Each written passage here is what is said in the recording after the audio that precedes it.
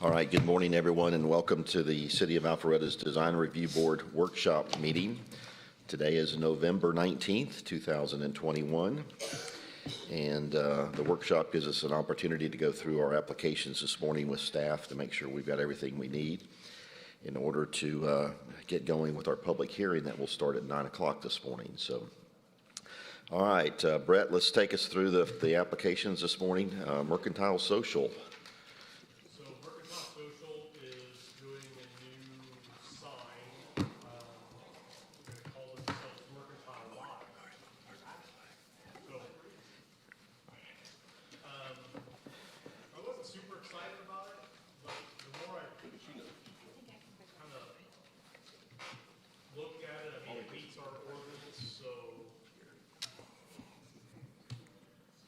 And it's actually pretty close, at least in configuration, to the sign they have there now. A little less verbiage. The only thing that's going to halo illuminate, which I thought they should have done a little bit better job, is the words. I thought they could.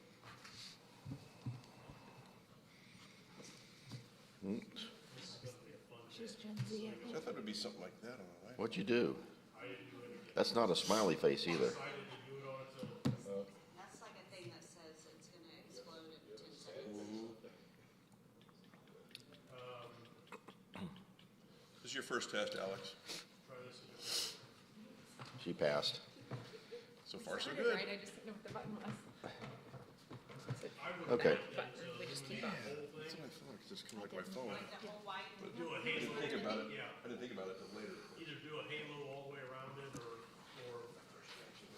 make that a small box and light that white all the way around the edges, and then the red roses. That's interesting. Meets the order. The photo that you have right there has it when they were the wedding dress shop. Sorry? Oh, yeah, they were a wedding shop. Yeah. Well, so that's an older picture. Okay, any questions about Mercantile Social? Nope. All right, then we got Pamelot Farms. Another sign, monument sign. This one, if you're not familiar, the Painted Horse Winery from Milton is moving into the little white house on Old Roswell Street. For they're going to do a wine bar there. So they'll have a limited amount of food and wine, no tastings and sales. And they're doing a sign. They're supposed to bring something a little more up-to-date. This one was better than their first rendition. They started out with just some aluminum posts going up in the middle of the sign. And I said that wasn't going to work. So it is a routed black and white sign, double-faced. So I think the center sign part meets the ordinance pretty well. It's just what they do with the posts. Yeah, can we get like a bed, base to it? Or some ground. Landscaping or something, yeah. So part of the problem is there's a potential plan that's being shopped around to develop this whole site, including this building here, Holbrook's building. Okay. parking lot behind it that abuts Main Street. So in that plan, which needs to go to council to do this, but not only for the plan, but they want to move this building. Move it. Is that what's Move it.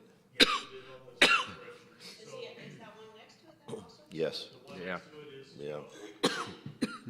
We actually looked at some changes to that building Yeah. a number of years Recently, ago. In the plan, this building goes away, this one stays.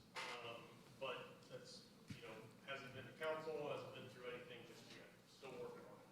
So they don't want to do a bunch to the sign, and they're not doing anything to the exterior of the building. So, Because that would just be a waste of money yes, and time. they are spending a fairly substantial amount in the building, because they got to put a sprinkler system in, they have to make the bathroom ADA accessible. Let's deal strictly with this. Well, her home is beautiful, so I'm assuming it's manufactured this way. Very well done. Okay. It wouldn't hurt it to, as Pat mentioned, to put a base that reflects the stone of the columns on the porch Yes. underneath that sign. or even mimic those homes. Yeah, but again, if it's, might be going away, I can see them not wanting to spend. Right. But- And but just we- putting- Can't be that much, so. But we can't, Well, I know, but it's not ugly, right? If they landscaped around it, you know, I would be okay with it landscaped. If it was ugly and we had to fix it, but it, Is this used as a residence right now, or is it a business? It's business.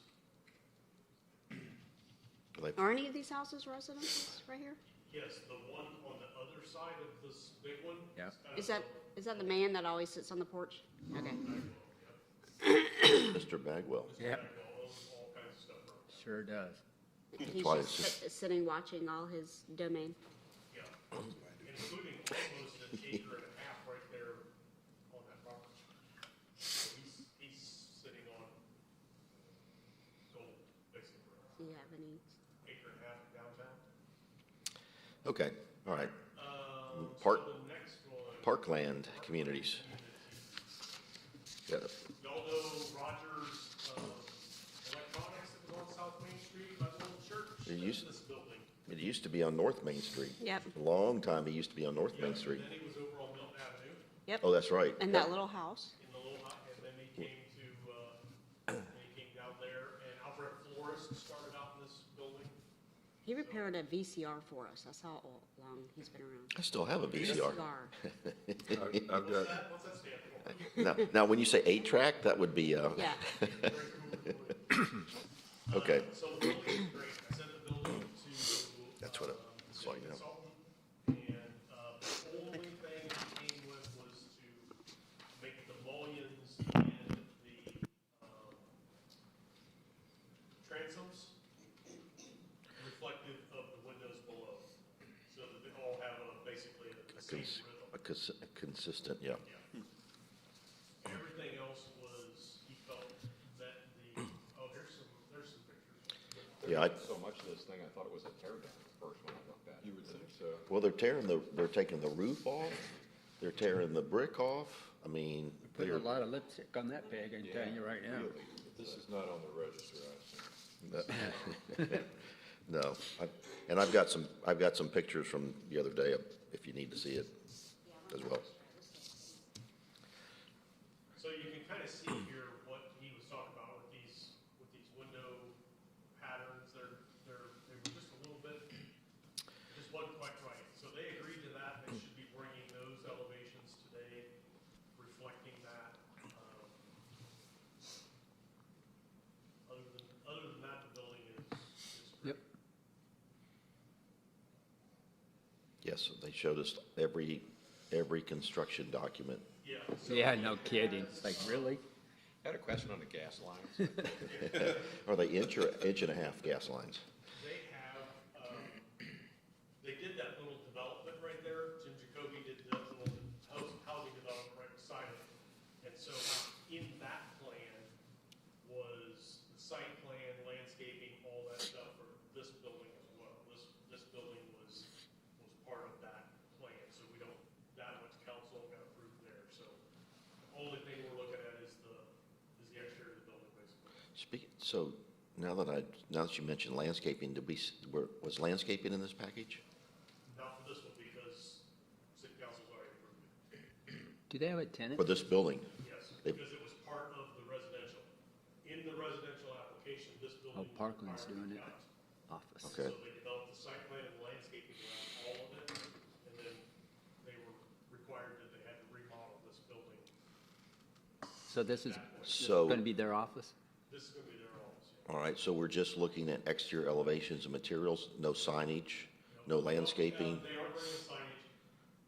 It meets our ordinance. I should have brought the paper up today. It's not this one. They're doing a rondelle on a hanging bracket. Looks very, very elegant, very nice. Okay, so we're not looking at signage, though, we're not looking at landscaping, we're not looking at site plan, it's strictly just exterior elevations and material. All right. Okay, any questions for the Parkland Communities Office Building? Uh-oh, we have to, it was only 70-something pages. And then, okay, Brockville Homes. Rockville Homes. Rockville is doing a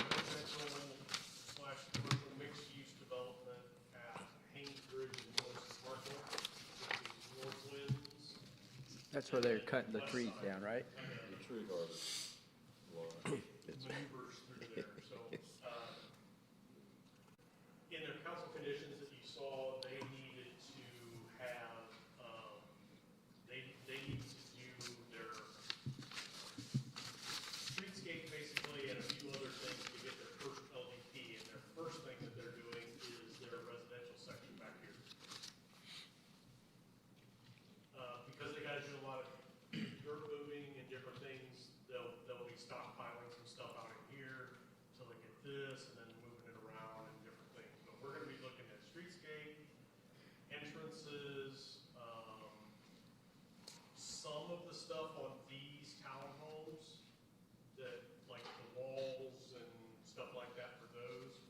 None of the elevations of the townhomes will we be looking at though. That's staff, isn't it? It's that, yeah. I left them in here to give you some context,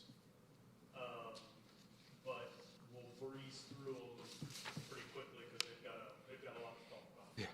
That's for sure. They do. Brett, there was some reference made to Vantage Point. Where is Vantage Point? Vantage Point is this right here, Okay, this subdivision that's right out here. all right. It's a, I think they're duplexes, a series of several duplexes along the way. Okay. All right, yeah, a lot to look at on this application, so, There's a lot to look at, there's some really cool features here. Excuse me, one of the townhome looks, there's some funky seating too. another one. Funky, This is yeah. the North Point District, so we can be more fun with it, and, you know, there's opportunity to. I don't either. To do that, so some of the cool stuff, we can get down to it here. And then there was that. I mean, some of the elevations of some of the stuff that they want to do, they're very well known for their residential product. They're not quite as well known for their commercial product yet, but this plan looks like it's coming together. It'll be a success. Personally, I don't like the residential look of the building. Yeah. Yeah.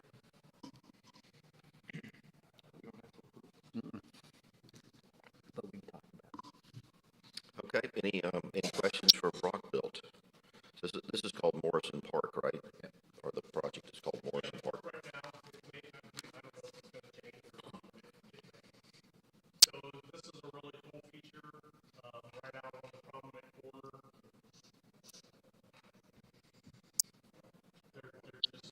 What's that? On that sign, those three posts sticking, no, go back where you were. Those three posts sticking up, what are they? They look like they're kind of random, attached to each end or something, it's bizarre. I know, but what? Three posts. They're gonna put See a the bottom right photo on that page? Yeah, that's it. I think that's the start of a billboard. digital. Okay, I think it's just a highlight of a trellis or something. We'll find out, I guess. That's right. And it may be like, it may be the sidewalk going through there, like this, and you're just seeing the sidewalk. Yeah, possibly. Lots of good stuff. Sure, a lot of amenities on there. yes, A lot of it's got one of everything, right? The Alpha Loop goes through the project as well. Can you show us where it does? Is it that curving, interior curving portion? Let's lay, there it is, yeah. Yeah, where the green is? That's where the green is, Okay. And across, let's see, across Lakeview. to that development we approved, yeah. Yeah, because across here is, Oh, we approved. Lakeview Towers, but then also the project that we've been working on, Leads to the amphitheater and all that stuff. TPA 400, yeah. whatever it's gonna end up being called, so. Okay, so on this one, Brett, we're looking at the site plan lands. I think right now what they're gonna want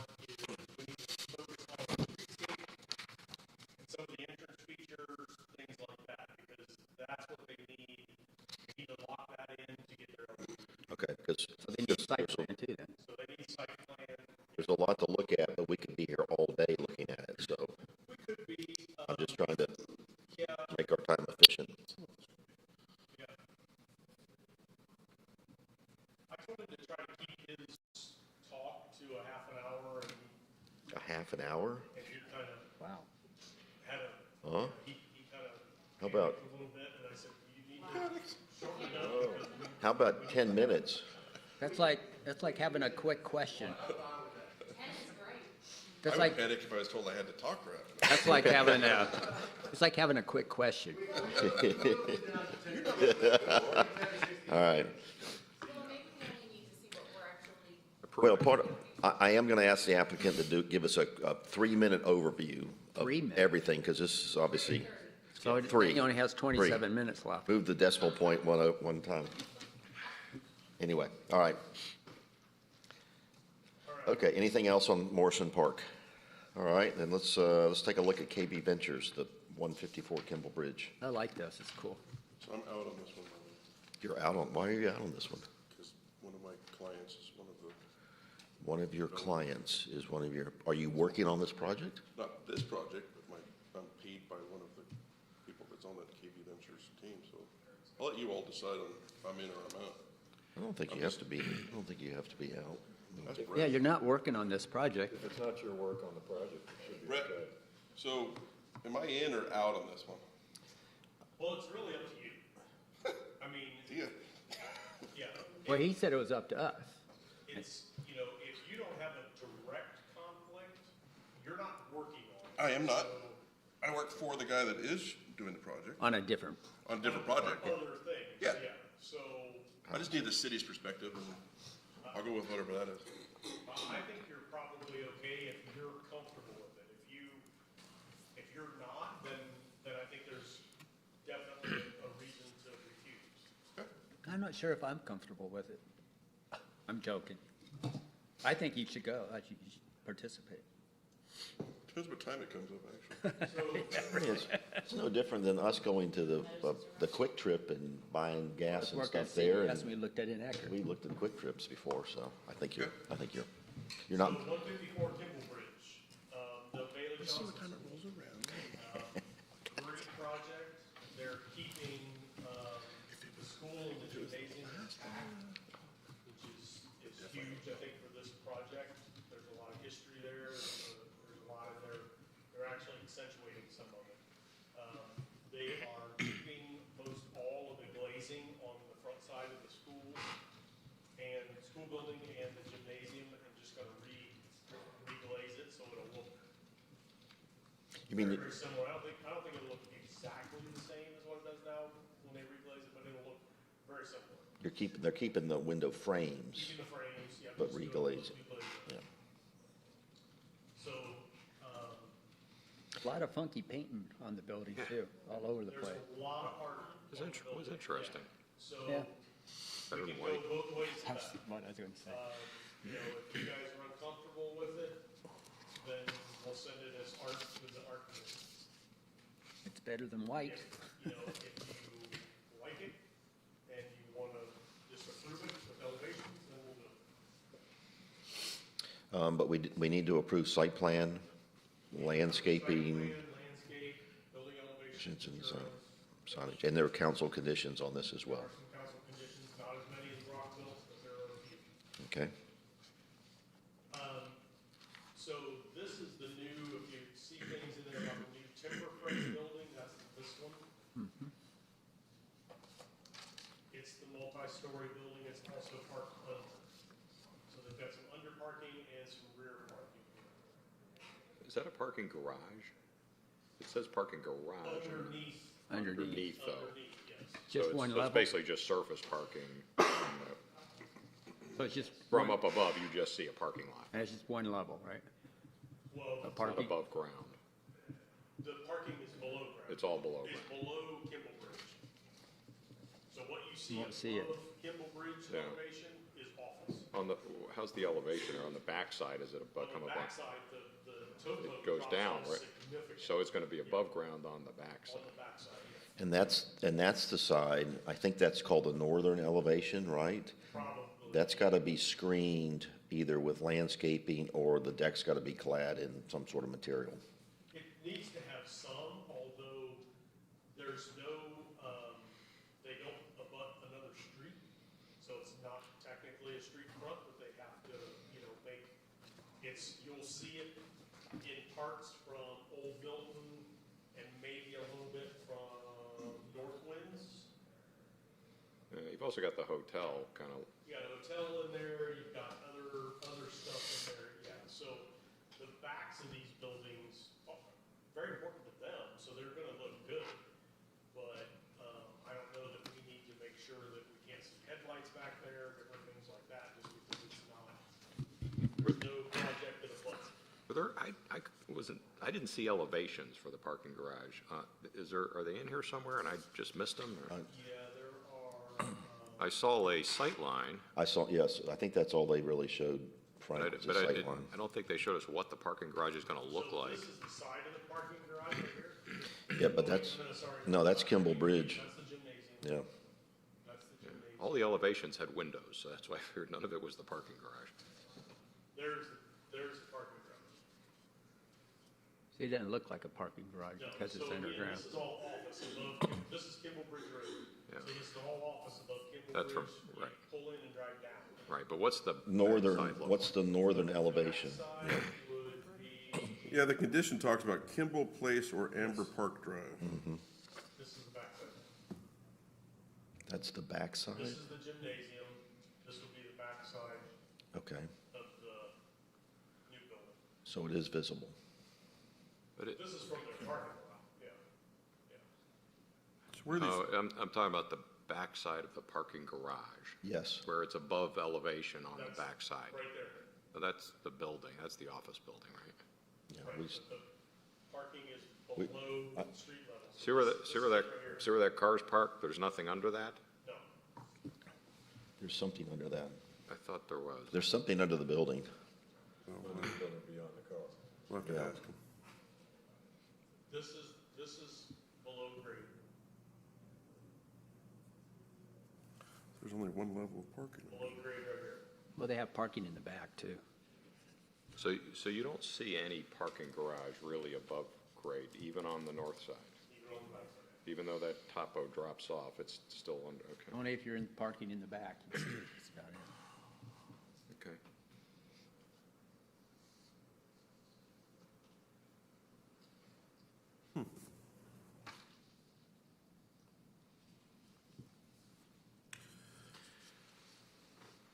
So it must be an enclosed deck and not an open deck. And it's just that parking lot was labeled parking garage. That, So I thought there was levels of parking below that you would see on the backside. That colored picture you went by, is that, it's looking out, but is that top one? No, go back down, go back down.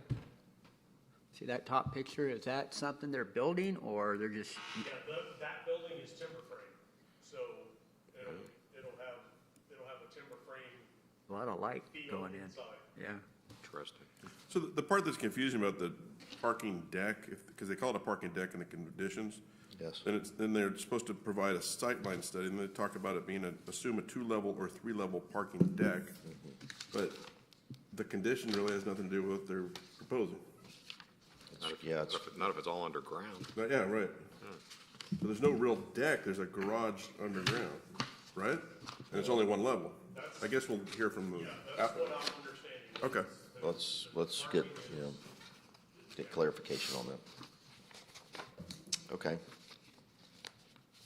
All right, any other, questions on Kimball Bridge Road or KB Ventures? Or 154 Kimball, I guess it's called. Okay, our last applicant then we're gonna hear from is Hampton Inn.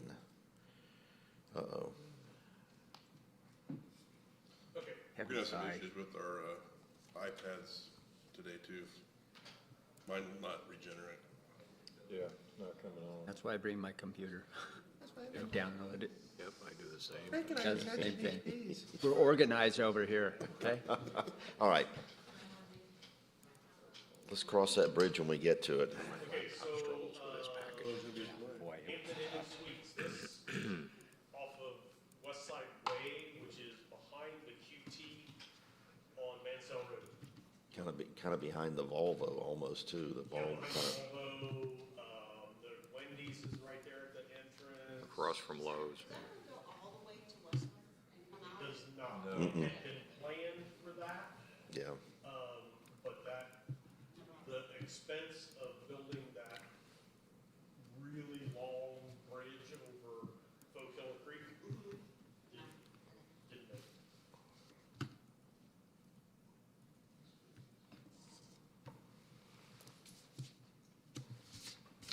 This is some existing pictures. It's an all brick structure, as you can see. I think you can see that it does, in some of these pictures, it needs a little help. Let's get a little tired. It Tired. needs Good cleaning and some maintenance on it. Their plan is to ephes the front and both ends. Yeah, what, I asked that, they said they have a system that self-drains, why not just paint it at this point?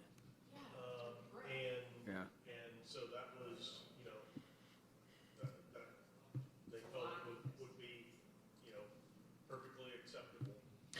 well, they must be having some leak issues because they're removing some of the windows and things of that nature. So, I don't know. They are painting the rear though, so they've kind of locked into that painting some of the brick, so I talked to them about why not just, if you really think it needs it, we don't think it needs it, staff doesn't, as a replacement, but they have, we haven't had good conversations about, why and this and that, but, because we think the brick's an appropriate color, and, it's not an ugly brick, so it's kind of, why are you doing that to it? inch and a half to two plus. This rendering to me almost looked like a reverse of a before and after. I don't know how you do it. This rendering 2x4? doesn't do any help. Got to put some channel framing in there. No helping in this one. This rendering is not going to do it. Well, I have to say that rear elevation that's being all painted, I actually drove back there to the Volvo Yeah, me too. lot, and you cannot see that elevation at all. There's some Leland cypress and some other, Yeah, this buffer that's back there. oh between my the gosh, two It's pretty thick. it is very thick. So now, when it lightens up, you may see the Roger through the trees, but Yeah, if you're looking for it. I wonder if that's a new look for them around the country. I've never seen it. I haven't either. It looks like the office sort of lost. To me, it just, I think it looks a little lofty, that kind of feel, but it just seems like a lot of money to spend to ephes three sides of this building. and I don't know that it makes it look any better. I don't know either, maybe they're trying, to make it look brand new so that, the local folks are like, oh, well, that's something new, and different. It's not the same old tired one that was there for 20 years. I don't really know, I but can see why they want to update. There's some other new ones going up and it does look old, but this is interesting. yeah. Okay, that's that. I have, can I get back to the tarp one? What color brick is that? It's painted. But what color? Like, I don't. Oh, It just said. they didn't say.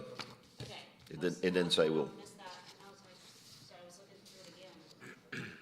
Same color it is now? Painted? it's painted, yes, it's painted brick. Yeah, They're it putting- doesn't say what They're color. putting It new just- brick on it and they're painting it all. I thought I saw Yeah. that it was, they were using, That's the way I understood it as well. Painted. Okay, so that's a question we can ask for done with. yeah, absolutely. I thought I saw that they were painting it. No, it's PTD. Well, them mixing all that brick in there, they're gonna have to. Well, but Frank, they're taking all the brick down. They're taking the Oh, they're brick taking off the of it. existing brick off? And it's only a brick on one side. The rest of it's concrete. Oh, I thought they were Box stuff. just adding to the brick that was there. So- Okay, I just was making sure I didn't miss something. Go to the, well, you just passed the elevation. Painted today, is it painted? Go to the notes on the elevations and zoom in. Yeah, I guess it is. Yeah, a lot of the notes say We need painted. like our glasses, Say- our reading glasses. If you can, The mass There. of the building looks a little like a restaurant. New New brick brick. Bullock course paint, new brick soldier Okay. course paint. New brick, But I didn't see any color. Yeah, okay, that was my question. I was just making sure I didn't Yeah, miss that's- something, like what color is it? no, they didn't, they haven't identified a color. Okay, because there are, I mean, there's the white church, it's currently white, but then the church is painted white, and then we have the white compounding. Yeah, the white compounding, it's like, you're gonna have another, I mean, it's already white, but 3 white buildings in a row. Okay. All right, thank you for that observation, Ms. Palmer. All right, any other questions? Okay, the workshop's hereby adjourned. Go get your coffee cups filled up. Let's get back here in a couple minutes and get our public hearing started, please. It was in the first pack. I didn't. You're in a good It's mood. really, I didn't see it before I got rid of it. it's really funky. Exit the car. You, the building's on the street, the pumps are in the back. And, I mean, it doesn't look like a convenience store. And it's 2 stories, office on it and everything. Interesting. Yeah, I thought so too. Okay.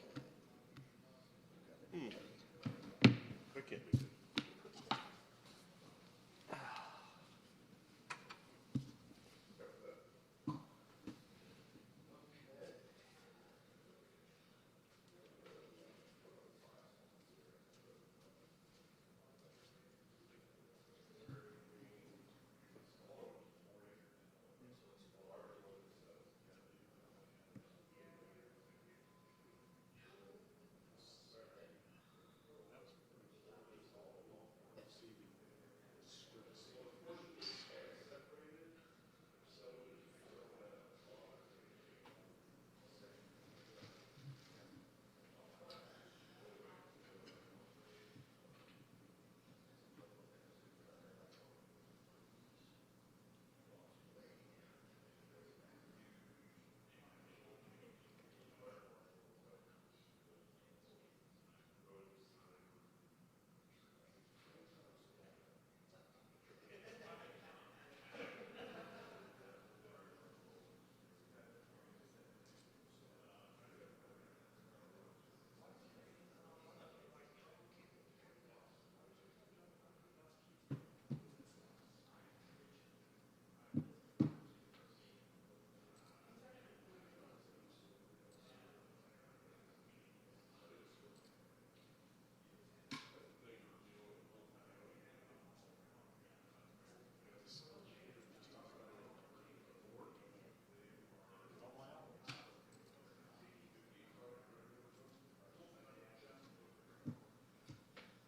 can't be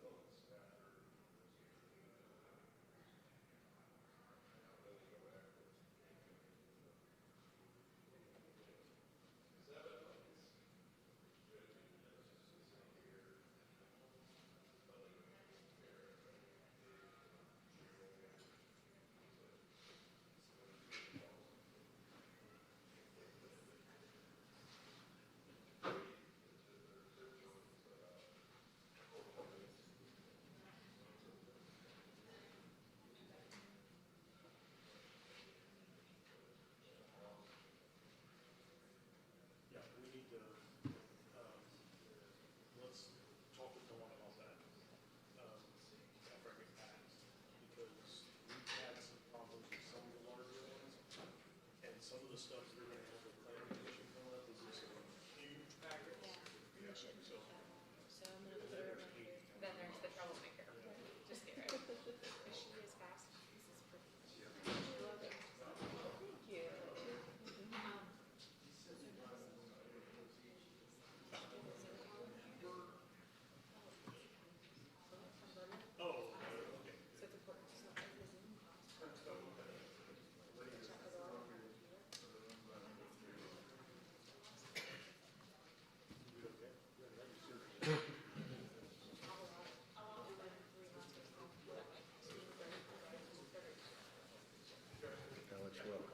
Thank you.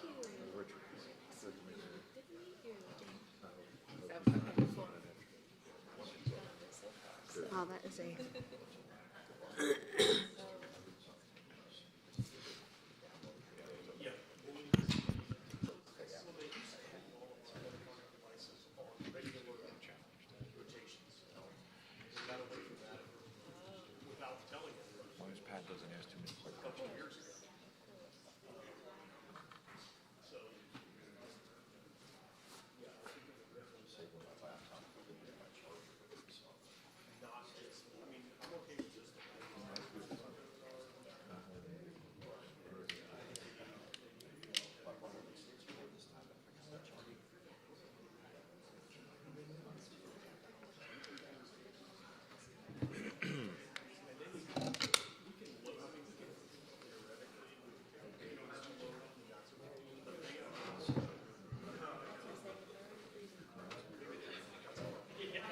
this is a really big package.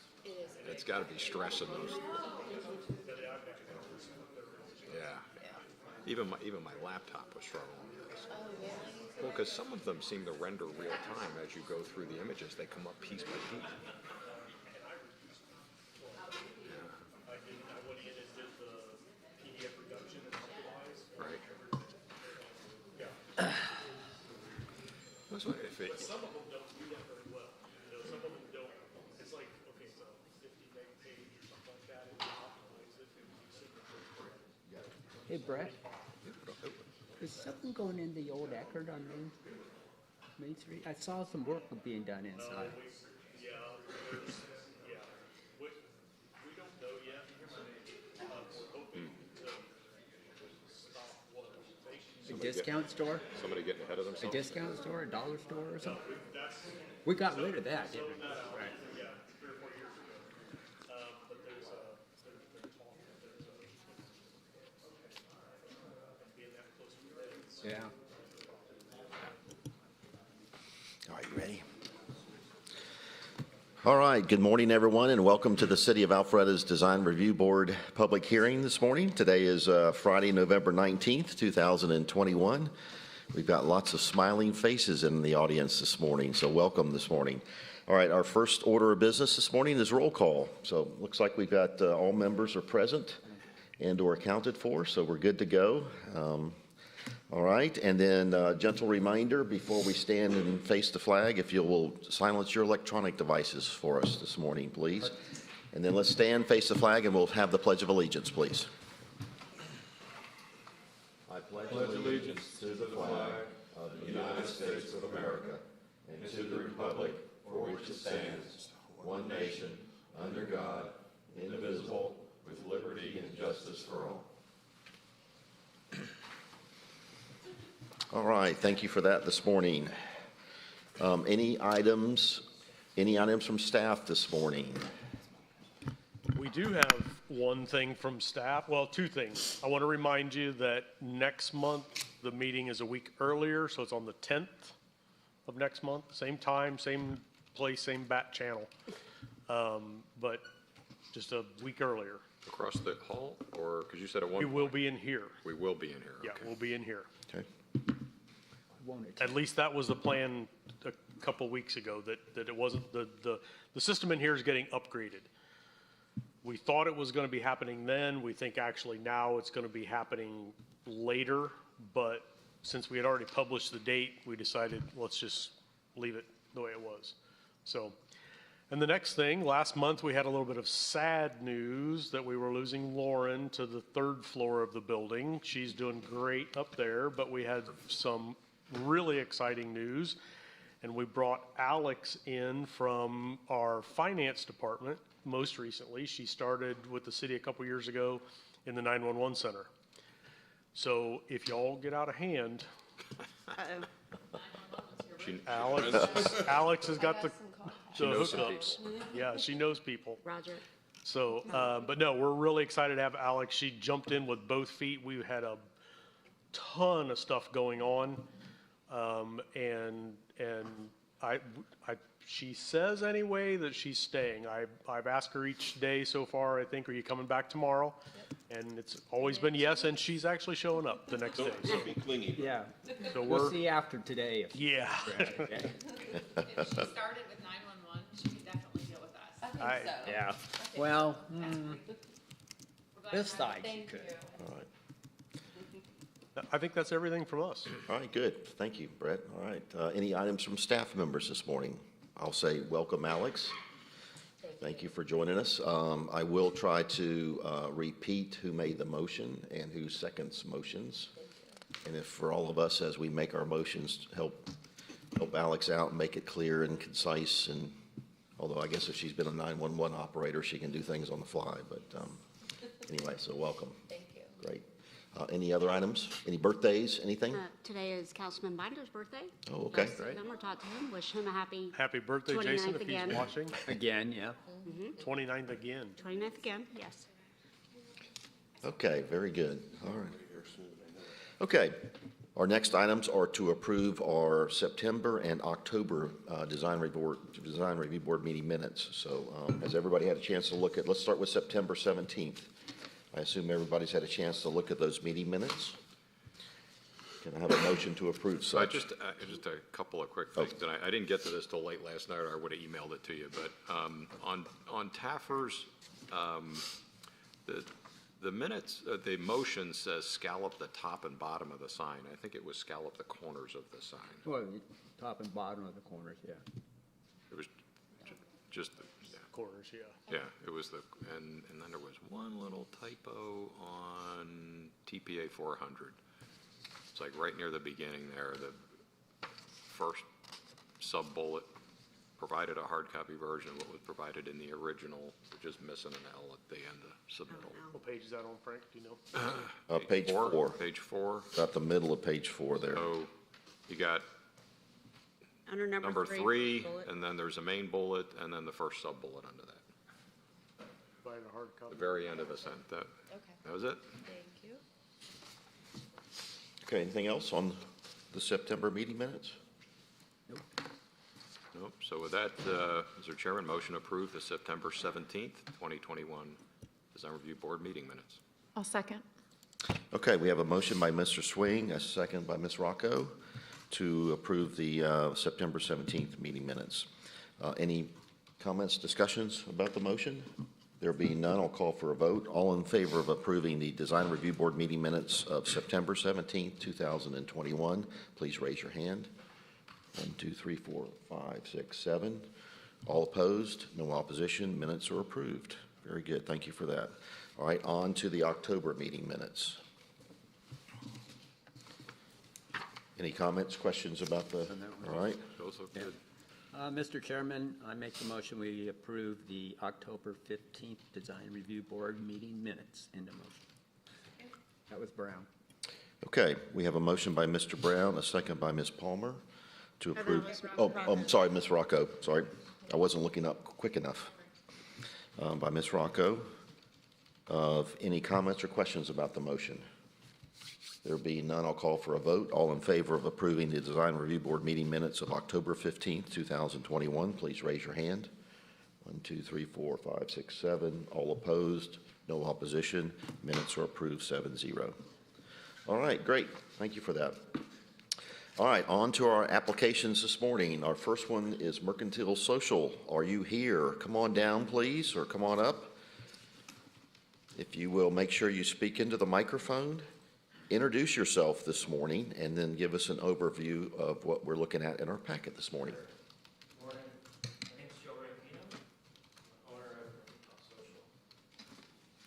This is our design, our example board of what we're going to do. Okay, do you have some actual color samples with you too that you can share with us? I know there's some red on the sign. The rest is black Rest- and white, right?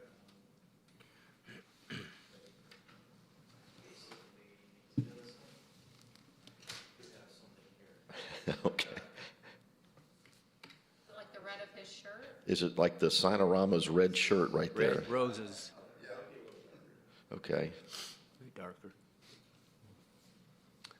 None of those illuminate though, correct? Only the letters are illuminating? Correct. The details will not be illuminated, kind of obscure. So Joe, the sign, the new sign's going over the exact spot of the old sign? Yes. The old sign, if you guys remember, was our very first Shot. vinyl heat-applied sign. It's a brick. It's a material, they put it up there, they heat it onto the brick, and it seals to the brick, so you, in theory, can go up there and peel it off. And we've done a few since then. More often, they're painting it on because it's a permanent, but we have done a couple more of those, that kind of vinyl heat transfer, and that's what this one was. Gosh, 5, 6 years ago, probably, so it held up really well, I think, for. Okay, and is the sign, the configuration of your new sign, the same configuration as your existing sign is up there? It's the same dimensions. Same dimensions, okay. All right. Very good. Yeah, the reason is it's a little dark in the park at night. We kind of fade into the park, so it's just a way to, let people know that we're there. Just makes it pretty nice. And you're only doing one building sign, correct? Or is it- Correct. There's gonna be on the opposite side, the same exact sign as the Mercantile 5, but it's not gonna be lit up. It's gonna be, exactly. It'll be that vinyl, a heel, which is what's currently there. So you're just replacing that one then, essentially? Okay, on the, I guess that would be the north elevation. Okay. All right. I think we do owe you a little bit of an apology. On our agenda, we put an H in mercantile social and stuff. So we apologize about that. Trying to change the name of your, all right, any questions, comments for the applicant this morning from board members? Mr. Chairman, regarding DRB 210052 Mercantile Social, I make the motion that we approve the signage that's presented today. End of motion. Second. Second. Nope. I think Holly got it. Okay, we have a motion by Mr. Brown. I think I heard Mr. Owens first, but, it's all right. So a second by Mr. Owens. Any comments or questions about the motion? There being none, I'll call for a vote. All in favor of the motion, please raise your hand. 1, 2, 3, 4, 5, 6, 7. All opposed? No opposition. Motion passes 7-0. Thank you for your time this morning. Appreciate it. Thank you. Oh, I don't hear approval. Okay, You won't thank you. really need that. Just Okay, file or something. next applicant this morning is Pamelot Farms. Are you here? Pamelot Farms. I did not see her, so Okay. It's all right. We'll jump to the next one. Parkland Communities. Are you here? Come on down, please.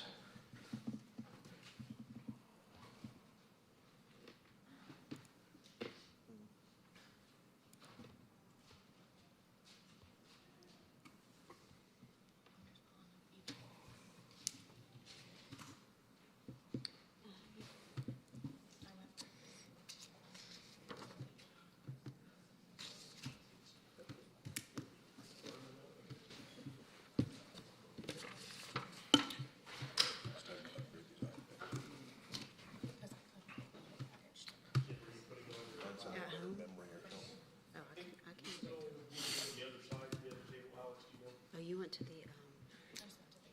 Well, let's try the podium, but it may, to the agenda.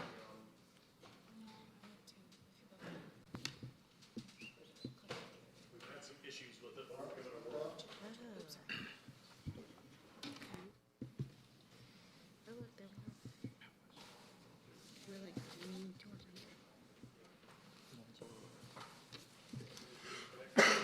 Otherwise, you can go to the side.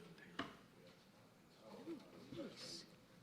Look at you being all smart. Look at you being all smart. Doesn't want it out. What? The whole system, whole building shuts down? Thank you. It goes dark. Remember when James was down there, it was that cool deal there, because all the monitors weren't working? Are you? Oh, yeah. Like kicked it or something, whatever they were. Way to go, Pat. High tech. Bunch It's like, bunch did of you try- extension yeah. cords. Been hitting it out of the park. Try unplugging it, plugging it back in.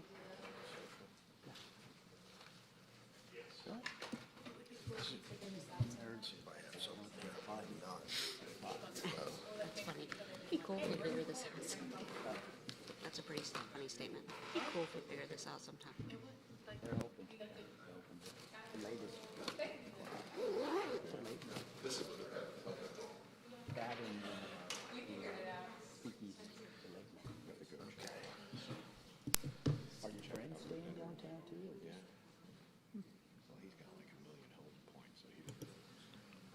Yeah, I only have Marriott. Yeah.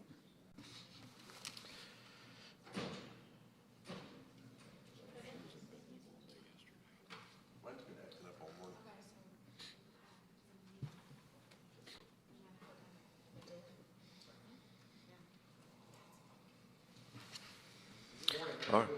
We're doing well. Good morning. My name is Jim Jacoby. I'm the owner of Parkland Communities. While Liz is pulling everything up for us, I'll just kind of give you a brief introduction of the property. This building is, will be my future office building.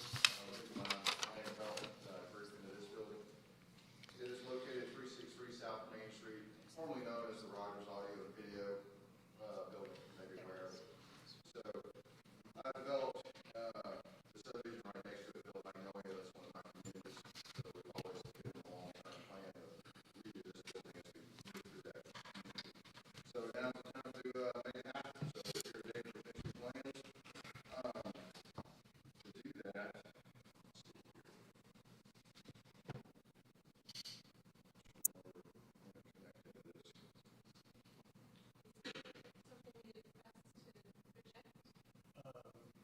Whatever your computer does to display out, and then, that screen up there should change.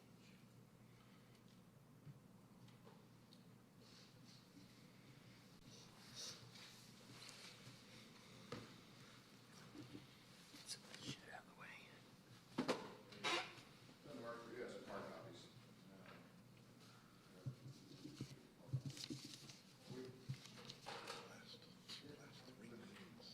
So we have a complete full set why of it's being construction updated. plans prepared. So actually, I've already permitted this building once before, but we had to change the plans. And so that was actually not required to go through DRB when we did our first submittal. So we have a full set of construction drawings ready to begin construction as soon as we get approved today, or ready for permitting, I should say. And ultimate construction. So we, as soon as we get this pulled up. Say, Brett, can you not go through the drawings for us? Are you presenting anything different than what's been? He's phoning a friend. The windows are gonna be a little different, I guess. You said that was different, so maybe we just look at it. There were some comments made by the architectural consultant on some of the window lights. Did you make some changes to that, to those lights, since you submitted the package to the staff? No, we're fine with those changes, and I just plan on using those red lines and order windows based off of that. So Okay. we're good with changes. So you have seen them, obviously, and you, okay. I'll send them back over to DSW, our architects, look at it. We all agree with it, that'd be just acceptable to us. Okay. I'll tell you what, Brett has pulled up your exterior elevations on our monitors on the screen.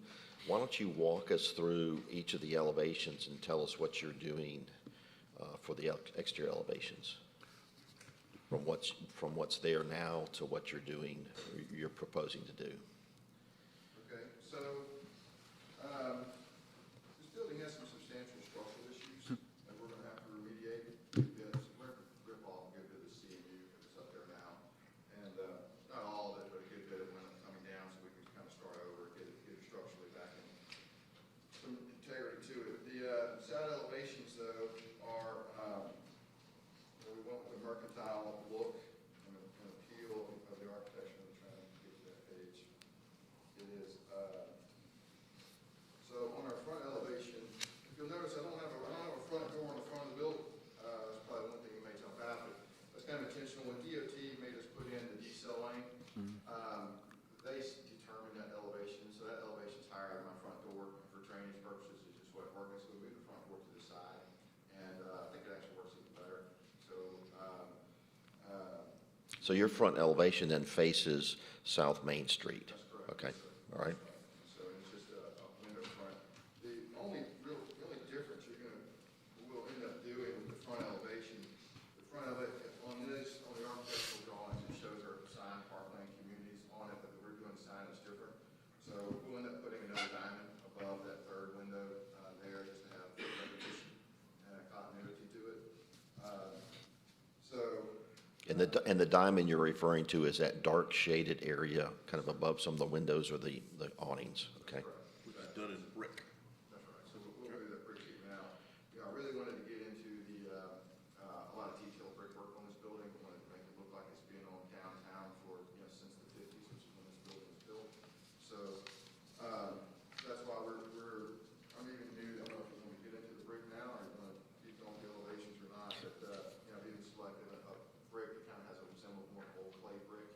Yeah, why don't you, it looks like you got some samples there. Just hold that up or prop that up somewhere so that we can see it while you're talking about it. What we're gonna do is,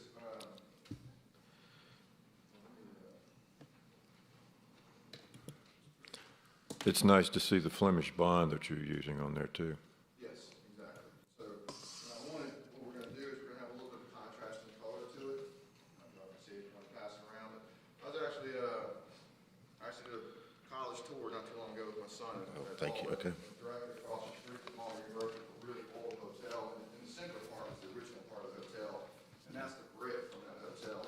That caught my eye, and I said, I'd like to do that on my building. So what we're gonna do is we're gonna have this color be the main, this will be the accent, a little bit darker, so it has that same kind of appeal.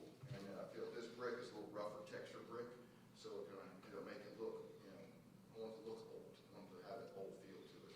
So that's the intent, is that this will be the cut brick, and this will be the normal brick, and then we'll do finish bond throughout the whole exterior. So when you say that, so the darker brick in here would be your accent? Yes, sir. Gotcha. Exactly. The cut. Right, and so that's the idea that we're going to come around with. We're planning on using with this building, in addition to the diamonds and all the other treatments we have on all four sides of the elevation. So now, Jim, that's interesting because it says all the brick is paint. Yeah, I keep saying painted brick. So you're painting the brick. No, I'm not painting on where it says paint. Throughout. Look at so on the monitor right now, if you can look at it, on the left-hand upper side, for instance, it says new brick, Roloc course paint, new brick, soldier course paint. No, I'm not painting, no, that's a mistake on the plans. No, I'm not painting. Even the down the bottom left, new Flemish brick veneer system paint. Yeah, that's an oversight. I didn't catch that. I never had intention of painting the brick. Okay, very good. The paint is gonna be there, so it's around the windows. We'll use our Urbane bronze color paint there around the windows to help match with the downspouts.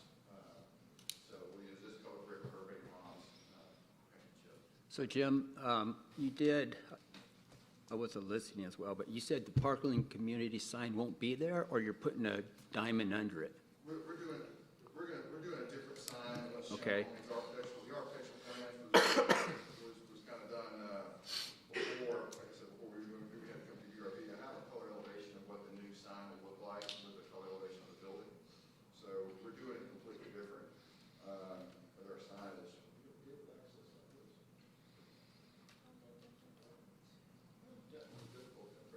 Yeah, I'm trying. Bless you.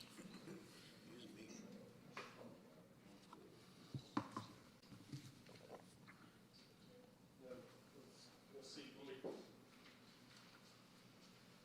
So he's only painting That, that 1x8 I fiber cement trim board. guess so. I'm going to ask him that question too.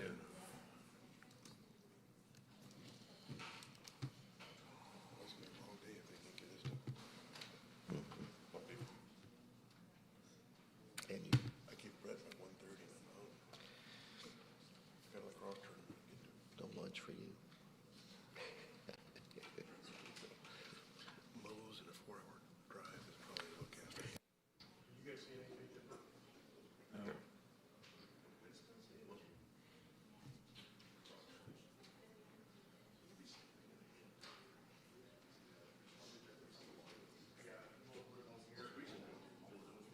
Yeah, if you'll put it there, I'll turn that on.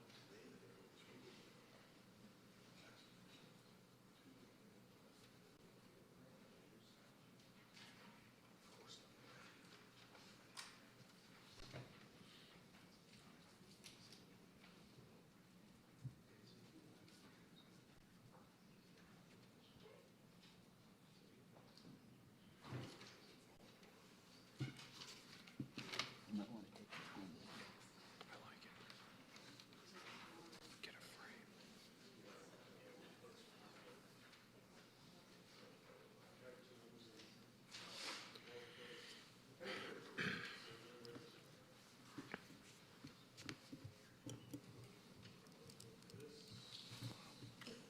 Just reverse it, it's upside down. Turn it around, so it's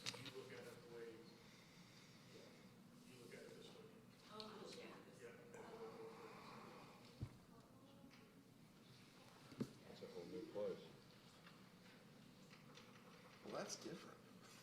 I wanted the sign to look, retro, so we kind Okay. of came up with a little bit different sign, kind of hanging pendant sign, off the side of the building. So I said, we'll move in that one of the other triangle, accents above that third window and have it, so that's what the building will look like. So that's the elevation that would be facing Main Street? Yes, sir. Okay. Our front door is roughly where that figure is.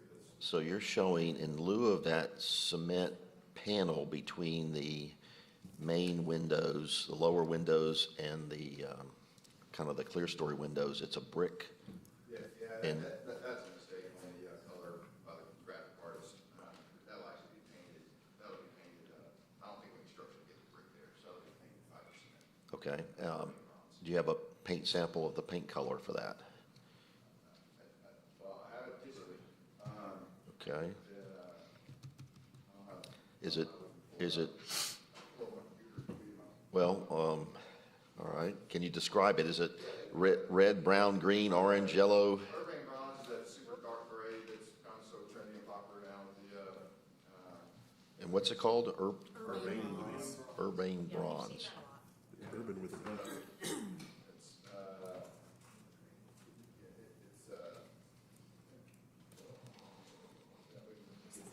So that color would be made to blend with the bronze of the windows correct, and do the downspouts. and downspouts? Okay. I don't see the downspouts. Okay. Brown. And do the windows, do they have a tint to them or anything of that nature? Oh, they're there. I'm gonna have to put up some sort of UV on the windows,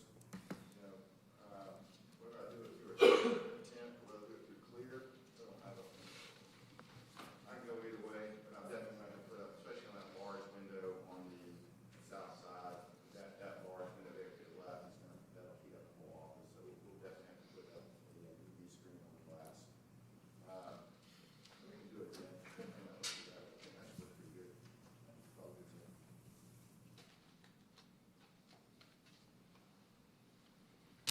Okay, and then you've got, it looks like on the south elevation, I'll call it the south elevation, you've got some canopies there. Yes, sir. What color are those? And what are those made of? The metal, resemble copper, it'd be a metal roof overhang on top of it, what it's same as in the coloring, that's, dark brown. Okay. Would it be done the same as the urbane? It's gonna be very close, very similar. Urbane bronze. Yeah. There's the bottom one. With this? So it looks like essentially you're going to, the building now has got some brick on it. You're stripping that brick off. And then some of the other elevations are just concrete blocks. So you're probably leaving the concrete block or repairing it. And then you're re-veneering everything in brick, all 4 elevations. Okay. All right, very good. And in some cases of the elevations, like the parapet are different heights. So you're going to raise it up there, okay.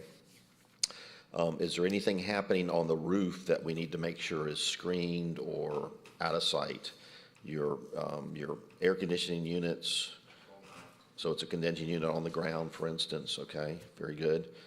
No satellite dishes, no, I'm trying to think, anything vent through roofs or something like that. We just want to make sure we're not seeing anything that's kind of unsightly on the roof. No, nothing, and if so, it's, it's a parapet roof, so we'll hide it, but we, no plans to put anything on the roof. Okay. So, and you mentioned some downspouts, so I guess maybe the roof slopes from front to back possibly, and then there are downspouts on the back, is that? Downspouts are shown on the elevation. Yeah. We'll have it downspouts. Okay. All right. And then again, the diamond accents, those are going to be in the darker brick color, okay, all right. Okay, any other, and all we're looking at is exterior elevations and materials this morning, so any other questions or comments? Mr. Chairman, here you can see the downspout. Okay, there we go. All right.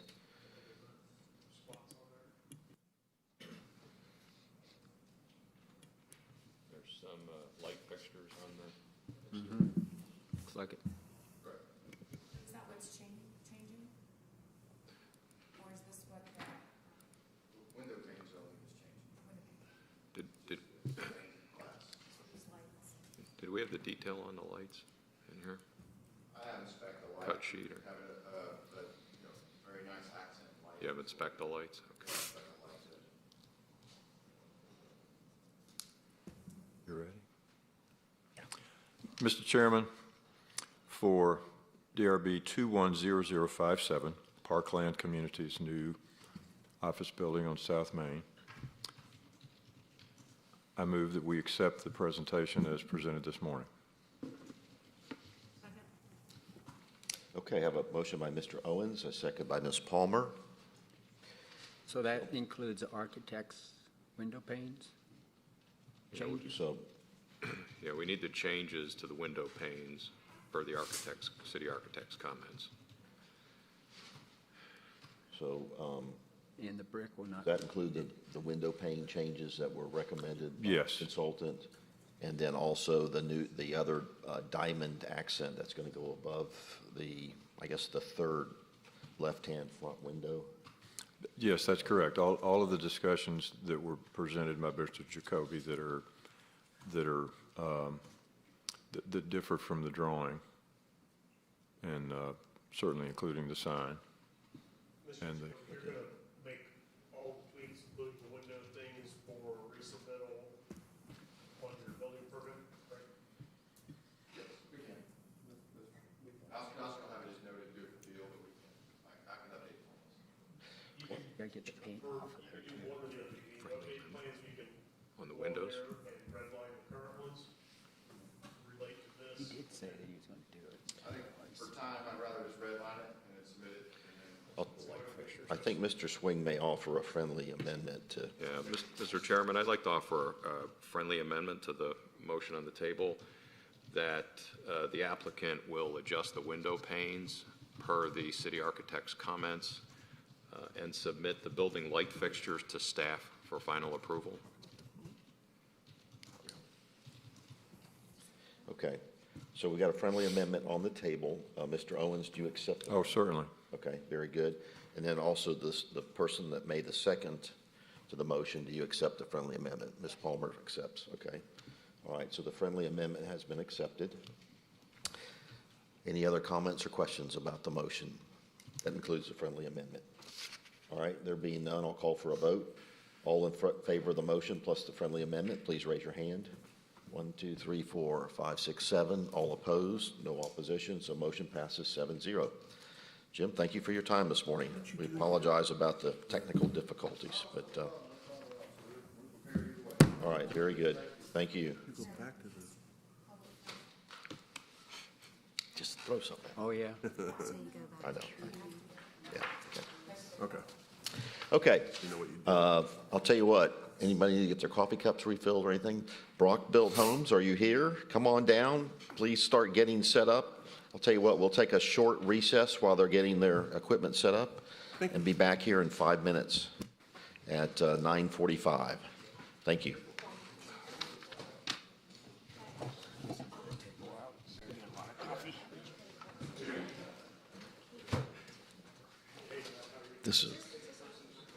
That's Brett's, or that's the city's.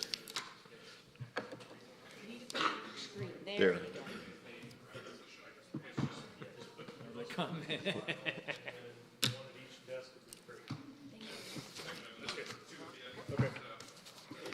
Just say, No, yeah. Holly, were you surprised that I had that? I'm like, Oh, what? That's what I said, it's like, is this ours? yeah, I think I actually had that picture printed out for me, but it wasn't in his electronic. Because when I saw that, I'm like, wait a minute, I've seen that picture. Where did I see that picture? It must be in his paper back. all right. That's why, Richard, I was like, no, they're not painting, because I'd seen that. Well, okay, But y'all had, okay.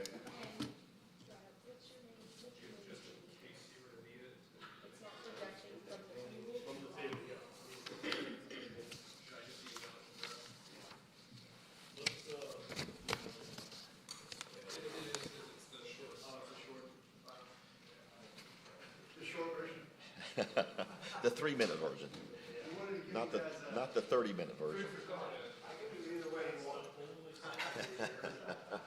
Well, if you know, in some cases, this is the first time we've seen this, so just give us a big overview, if you will, kind of the Cliff Notes version, so. Everything in this version. Okay. So you can refer back to it, Right. get context. Right. We're gonna keep it. Okay, that's good, yeah, okay, thank you. I used to be the commissioner on the city, UDC board for city land for 4 years. Oh, did you, yeah, oh, so you understand, okay. It's the world's largest state land gas. Cities, state's largest state land. It's just, Wow. it's an assault on the census sitting up there. Yeah, yeah, It's a well, we, few hundred people every The Wednesday. system's Just one getting up. replaced, but I thought we were. did some good, some bad, and, Some are just brutal. yeah, no, it's all good, but you've been working on this one for a while, we're just seeing it now, so. We've had, we came in, meeting with staff before we put that paper. Okay, Try to stay in constant communication. that's good, We're, tiptoeing yeah, down the right road. yeah, yeah, Too far down the money trail. you're right, you're right. Try to take a different approach to this whole, make it easy on Good, everyone. good, all right.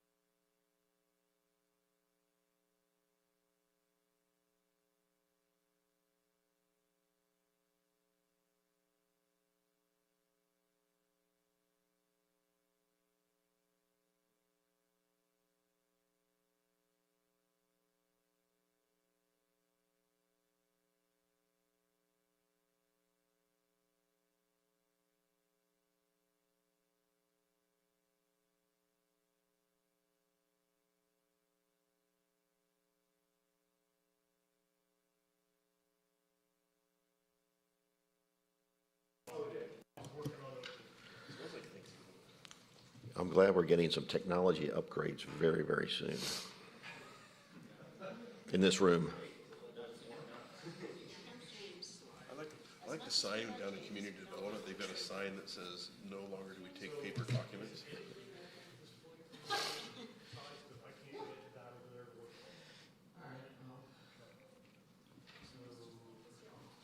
Morning, James. We're doing well. We didn't break it.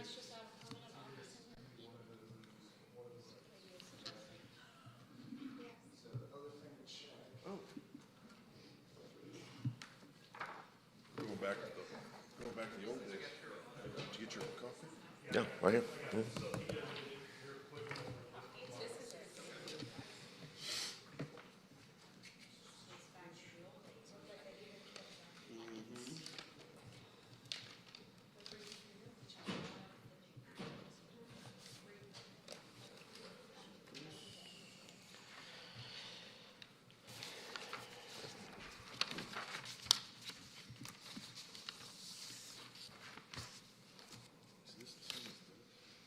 Yeah, there's two different documents. So we got this from Brett.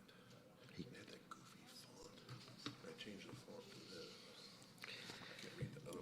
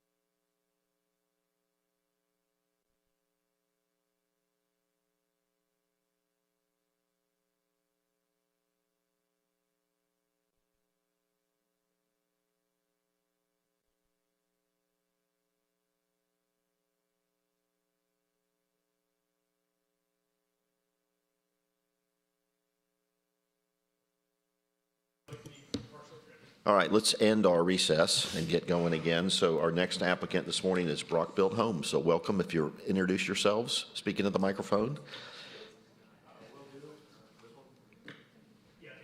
It should, hold on. There is a portable one somewhere too, right? Well, we're being recorded, so.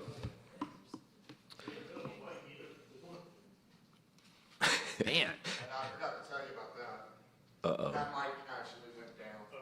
So we had to take it off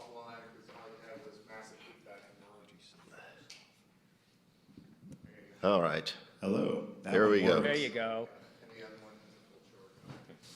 Okay, I'm Adam Brock with Brock Built Homes. We're a local Atlanta builder developer. With me today is, let's see, Jeff Brock, Matt Brock, Dan Koska, who leads our architecture, Jared McKinnon from Kimley Horn, he's our engineer, Tyler Ahrens from ADG. We're here to talk about Morrison Park, which is a 24-acre site at Haynesbridge and Morrison Parkway, about a mile south of the Avalon. We put together quite a design team for this project originally. We see it as kind of an opportunity to do something special and somewhat unique. Plus, the site has some inherent challenges, such as the power lines bisecting the middle. So when we looked at it, we said we can't make the power lines go away. How do we work with that? How do we incorporate it?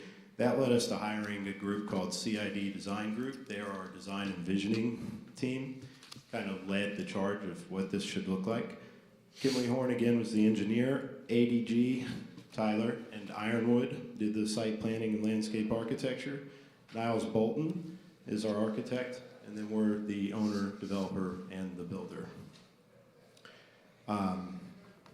The Alpha Loop will run through the site. Comes in from the south at Lakeview and Morrison.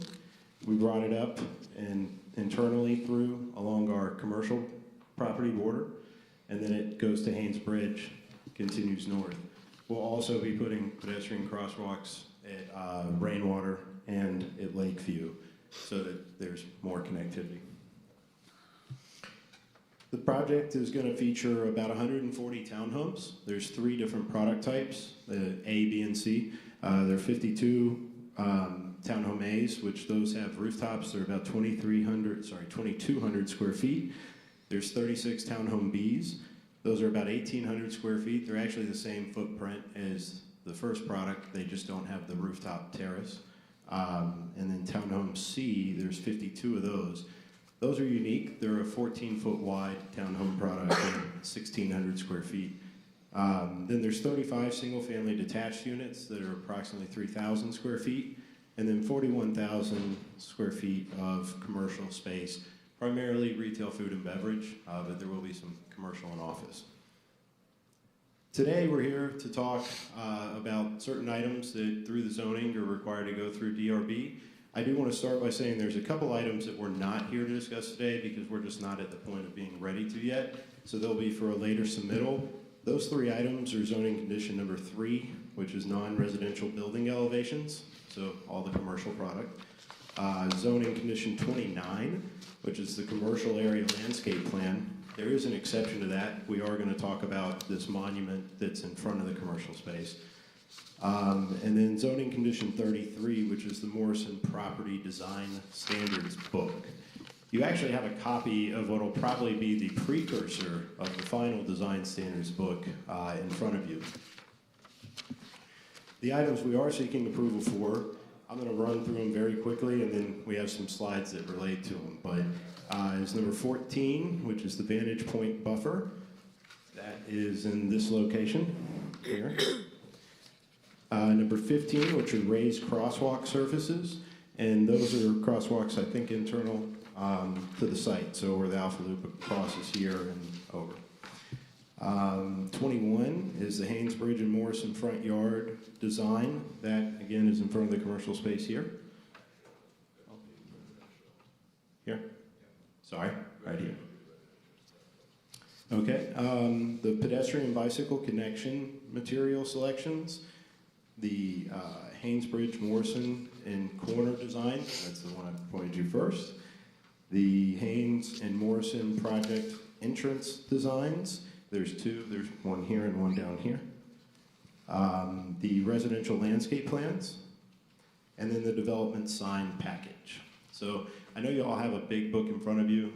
If you go to the first page is L104, which I think is on this projector. Actually, you may be able to just, yep, there it is. So this is showing you the overall site plan in the center. It's also showing the exercise loop in the top left corner, labeled number 1, and that's up here. So this is actually going to be deemed kind of a public space. It's right off of the Alpha Loop shown in pink on this board. And what that is just an exercise trail loop with fitness equipment that is open to the public. Number 8 is right in kind of the middle of the site, which will be located here. That's going to be a private amenity for our community residents, and that's a community garden and a small park adjacent to it. And then number 6 in the bottom left corner is the entrance, kind of the main, sorry, not entrance, but predominant feature, which is the signage at the corner of Haynesbridge and Morrison. We've felt like that's somewhat of a gateway into Alpharetta, and so wanted to do something pretty unique there. And that just gives you a plan view of that element, but there's a little better shot of it in a minute. You can go to the next one. This is detailing out our streetscape and planning pattern in front of the Haynes Bridge corridor. So the units you see on the screen are located here. We have a lot of street trees, planting. One of the zoning conditions was to have a wall or type kind of definition to the front yards outside the landscape strip and public sidewalk or alpha loop. So we've chosen to do that with hedgerow planting, which is what is detailed on the screen there. So this rendering we're looking at, where is that on your on the site plan, or what's that representative of? That's right here, this street frontage. Okay. Yep. So the sidewalk you see there is actually the alpha loop. Okay. Is the landscaping maintained by you or the individual owner? On all the landscaping will be maintained by the HOA for all the townhomes, all the common spaces. The only exception, well, most likely it will all be done by the HOA. We do typically allow the detached homeowners down here to maintain their own. An exception to that rule is where there's a common park between them, which is one of our Muse concepts. The Muses are maintained by the HOA. I only ask because sometimes if they're maintaining that hedgerow, sometimes things die and they're never replaced. Yeah, that's not permanent. Right, they take them out and they put back something that doesn't go. No, it'll be done by the HOA, and part of it will be a kind of a planning schedule in the HOA documents as well, or the design guidelines. And the landscape strips on both Morrison and Haynes, is that a 10-foot or 20-foot strip? It's a 20-foot strip. 20-foot, okay. Thanks. And just to point out, the image you're seeing is detailing this. In our booklet, there are details for the townhomes that face Morrison. We didn't include it in our shortened presentation for time's sake, but the only difference in the two is the type of product in the background. So it's the same planning schedule on both Morrison and Haynes. Go to the next one. So this is showing you our Morrison Park sign entrance at Haynes Bridge and Rainwater, which is right here. This sign, we wanted something kind of unique, different, special. The top images of the actual sign itself, and then the couple images below that are just examples of where the idea came from. That sign actually turns the corner here and acts as a retaining wall and will actually hold up grade. So you can go to the next. This is the fun one. So this is, again, just a larger image of the blow-up of the commercial space corner at Haynesbridge and Morrison.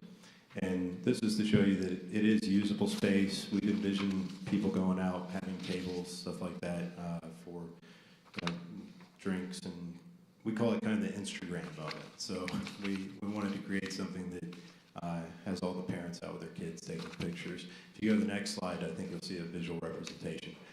So there it is, and you can see it's got actual flowing water features, kind of these wrought iron balls, spears stacked in it, and then steps that actually stay wet. One thing to point out is on the top, it looks like it's a straight sign. It's not. That's actually bending around the corner. So you're seeing kind of the Morrison wall, and then you're seeing the Haynes Bridge wall with the water feature in between. So it kind of wraps the corner and frames it. So you're talking these right here are curved around the corner? That's correct. Yes, sir. So there'll be straight walls, but they're going to be forming kind of a U shape around that corner with the water feature in between. And the water feature is going to be, steeper, chasing the natural grade we have down to the public sidewalk at the corner there. And then on the back side, it'll be much more flat. So if you look at the bottom left picture of the big sphere, next to that are some kind of slimmer steps. That's what I would kind of envision the high side of it looking like going towards the commercial building. So this side, because we want it to kind of have that play space and hangout moment. We can go to the next one. This is the Morrison Park entrance monument off of Morrison and Lakeview, so it'll be located right here.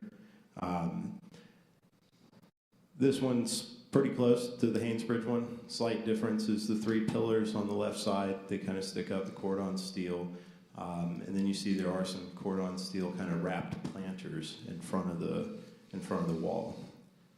So is that just 3 posts straight up, or is it also flat back? They're arches. Arches. So, yeah, Like the those in bottom the right corner. Okay, all right. Yes, sir. Is there sidewalk in? No. Not any sidewalk currently? Okay. Not in the current design. So it's just design? It's designed to be within the property. If, as you answer your question, if you'll speak into the microphone. Sorry, thank you. Not to get into the weeds. The arches are all designed to be within the property.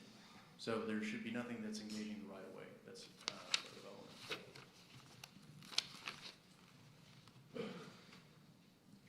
Okay.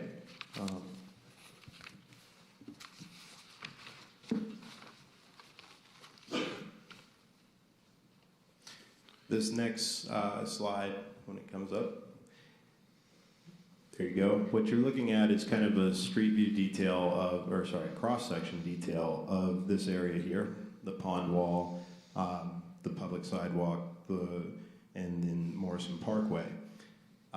One of the things that came up during zoning was the concern about a detention pond being located on the corner of the property. It's actually something our first plans we submitted did not have, and we tried really hard to engineer it where we didn't need it. It just was not going to be possible. So we ended up having to locate the pond there. It's the lowest point of the property. Just for reference, the whole site falls this direction. Because it's going to be low, it gives the opportunity to set it down, put the pond wall in, plant the berm in front of it so you can see it'll, no one's going to know it's there. It keeps it pretty well screened. We can go to the next one. Just going back to that, so that will there be water in that at all times? No. Or is this a kind of a detention pond? It's a detention pond. I think there's a difference between retention and detention, right? If I get my terms right. Detention is sometimes there's water, sometimes there's not, and retention is all the time. Jared's going to answer that. He's Okay. our engineer. All right, very good, thank you. Yes, sir. It'll be a dry detention pond. A dry detention pond, so it'll come and it'll, Stormwater, maybe. There's really not any opportunities for wet ponds on the site. We are looking to do a little bioretention pond in one of the areas of the site for water quality purposes. okay, And we're also looking to do some infiltration throughout the site as well for runoff collection. okay.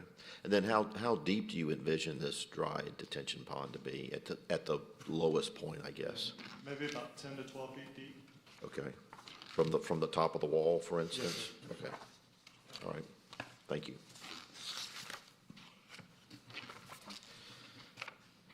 Okay. This slide is showing kind of a standard interior street detail. And this one is coming in off of Morrison. So as if you're driving into the property from the Morrison entrance, looking towards this roundabout. So in the center, what you're looking at between the 2 cars is this planting island. So we'll have kind of a divided boulevard that comes in up to the roundabout, runs across the commercial, hits the next roundabout, exits at Haynesbridge. So do you envision that route that you just pointed out being a cut through for those folks that are going to turn right from Haynesbridge on the Morrison? Yeah, that's a good question. So that's something that we thought about when laying this out, that there's really two ways you could handle this property, and that's a separate project here above the power lines and a separate project south of the power lines. If you don't do that, pretty much, I mean, I think we're probably the 8th developer to attempt to do this property. And what's kind of interesting is of the residential plans, almost every single one of them have a connection like this. And it's because that is the most efficient way to lay it out. So because of that, you can notice we put a lot of curvature. We tighten our streets. We use on-street parking as actually a traffic calming feature. We put the roundabouts to make it more annoying. And, you know, that, I mean, frankly, that's what we're doing. We want to tighten down the roads, especially through the residential corridor, so it doesn't become a cut through. And then same thing here in the commercial. We'll have moments over here where there's Uber drop-offs and places, bicycle racks, things like that. You know, my preference is people are using the Alpha Loop to come to the site. We will have ample parking, but we don't want to make it convenient for cut-through. So we've kind of thought about that. I also don't like speed bumps, I'll say that, because they annoy me and I don't think they're pretty. But there's other ways of doing it with raised crosswalks and slowing people down. Alan, did I see something in there that parking in the commercial is also for Alpha Loop visitors, or I read something like that in there? No, I think it was the parking in the commercial is all surface parked. Right. Our hope is that we'll get a large number of users coming from the Alpha Loop and not bringing vehicles. So kind of like what you would see when I go to Krog Street. I park there and I end up usually at Ponce or vice versa and take the belt line. So we're hoping to see some interaction on the Alpha Loop between Tech 360's uses they're creating, ours, and maybe even as far as downtown. Okay. All right, thank you. The next slide kind of deals with one of the topics we're seeking approval on, which is the crossings and the different material types. This is showing you this roundabout here. We're using different paving patterns, different surface materials within the roundabout itself, within the crosswalks, and then asphalt paving, obviously.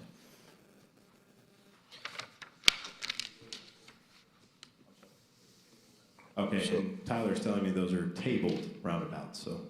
Define tabled for us. A little higher up. Just wanted to go on the record. To piggyback on what you asked about the cut-through traffic, the roundabouts are tabled, so you're going to ramp up to the roundabout, and you'll ramp off of them as well. At all the crossings along that commercial corridor connection, all the crossings are tabled as well. So they are speed bumps, but they are traffic calming tables. So all the interchanges relate that way. Okay, very good, thank you. So this is fairly typical then of the other cul-de-sac or the other roundabout that you have too, right? Yes, sir, both of them. Same detail would apply to both.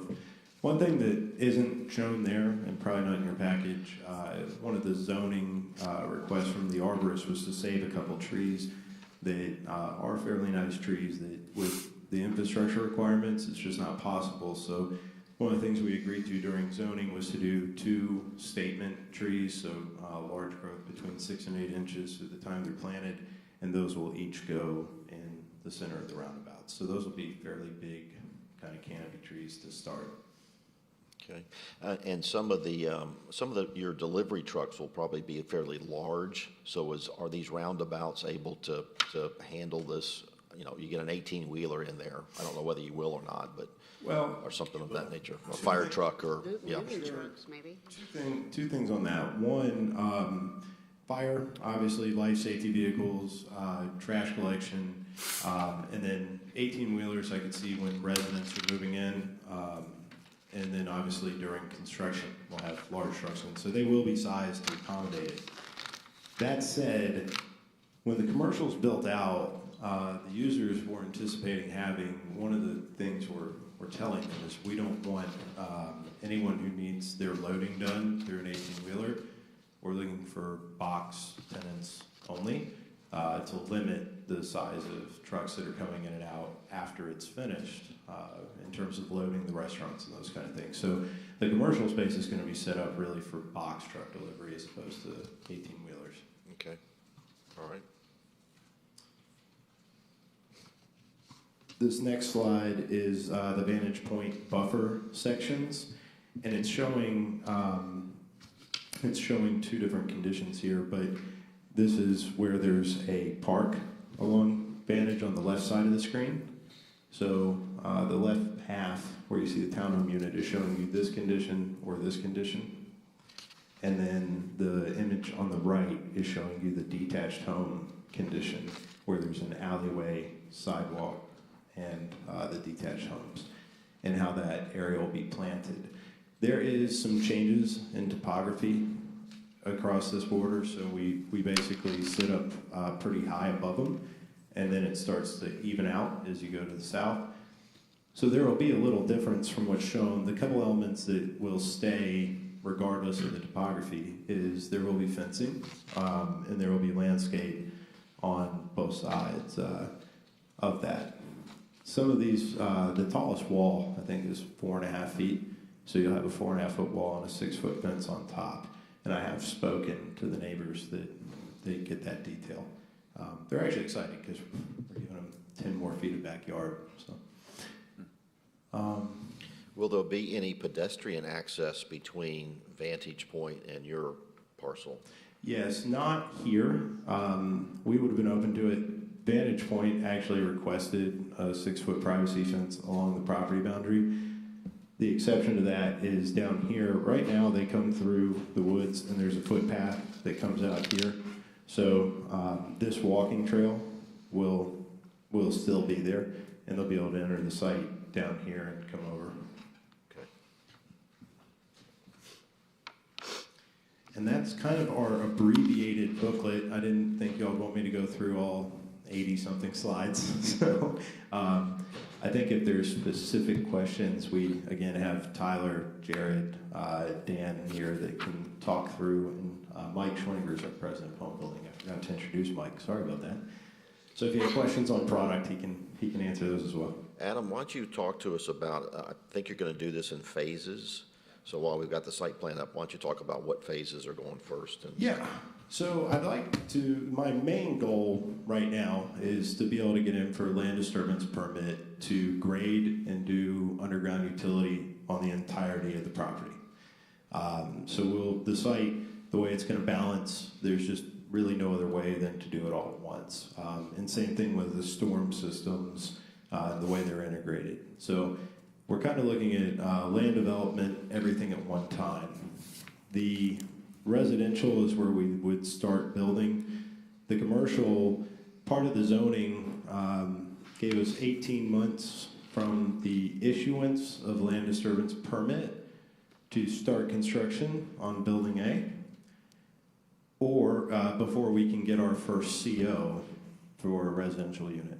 All right, so which one is building A? Just Building A is this corner building. All right. Say that one more time, the timeline there?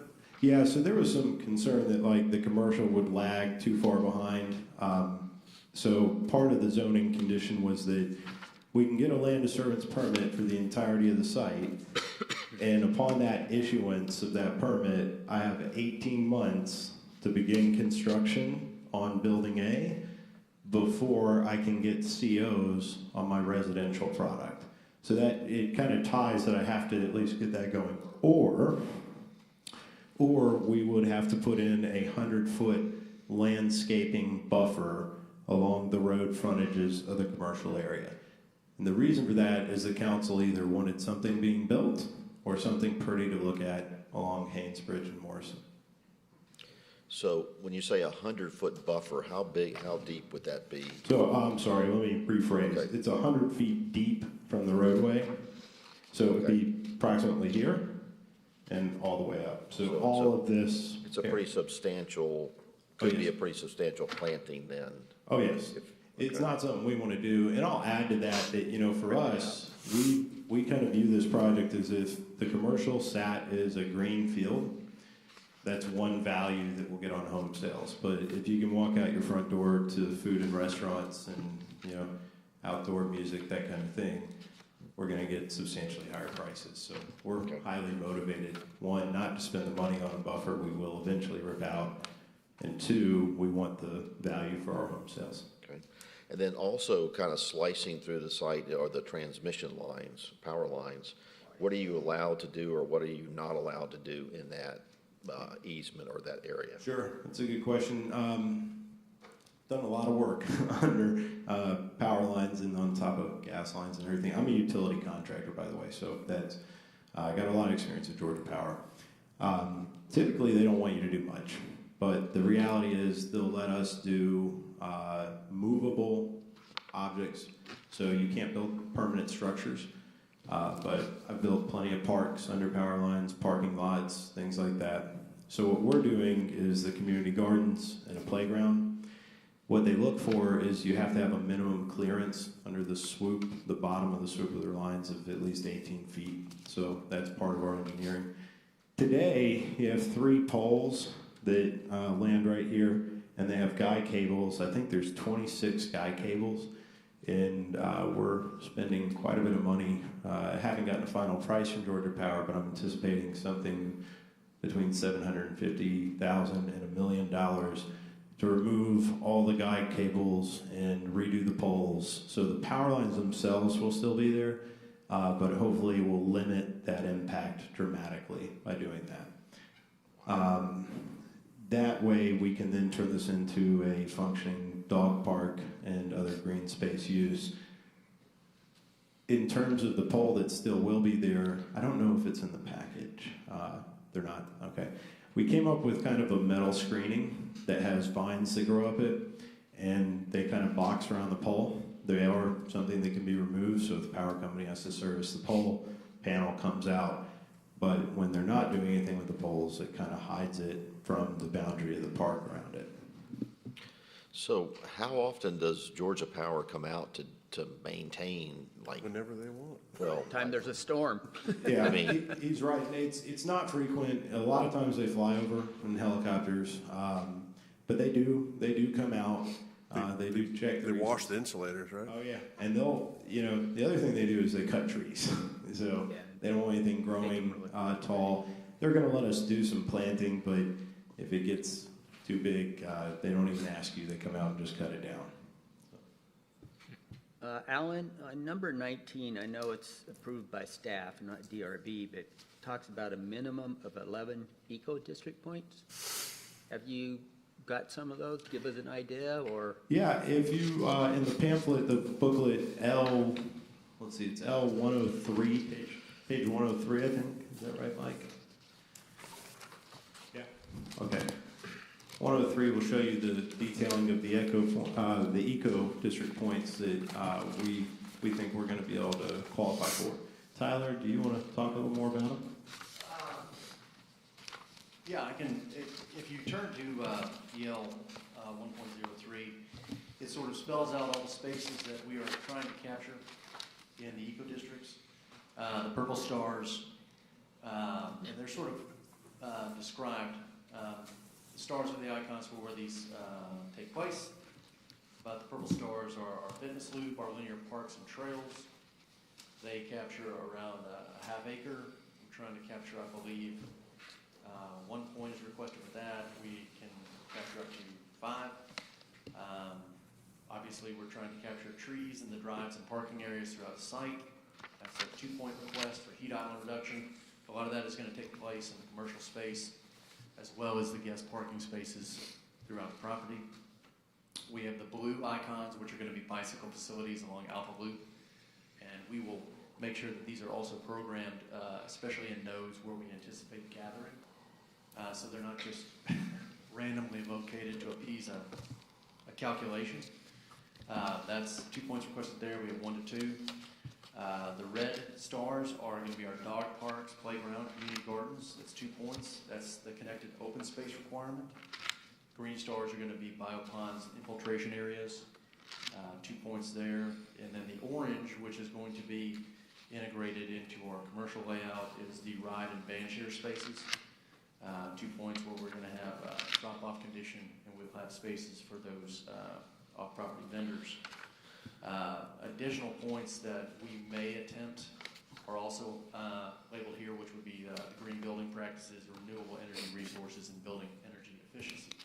But even without those, we should be able to capture all the points we need for this project by code. Thank you.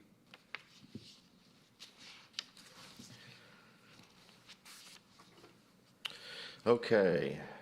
Can we go back to the end, to the feature on the corner of Haynes and Morrison? For a minute, the water feature.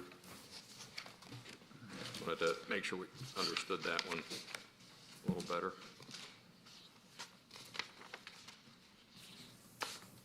So I think you said the water runoff is towards the back. So from the corner, you're not going to see any waterfall feature coming towards the the street. water runoffs towards the front. I'm sorry, I'll be a little more clear. So the front's a steeper condition. We don't want kids to be able to run up the feature, slide down it towards Haynesbridge and Morrison. So no, we'll have some type of, and Tyler may be able to explain better, but some type of barrier to where that can't happen. On the front side, however, going towards the backside, going towards the commercial building here, I do want it to be interactive. I got 4 kids, a 4-year-old and a 6-year-old, that if we went out to eat there, they'd be soaked in the first 3 minutes, and that's kind of the idea, is it gives them something to do and kind of an integrated splash pad without it looking like a kid's playground. So what does the street side of this look like? So that's the top imagery there. Yeah, so what is that, those ledges? There's no water running over those ledges on the front? Okay, so is this the picture you're looking at? Are you looking at this picture or the elevation? The one that's on the screen there. I think I can get that. What page am I right before? That's the one right before it.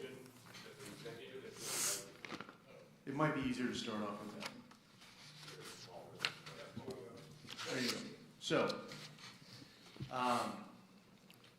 this fountain is terraced in both directions. It has a high point that's hyper elevated, super elevated in the center.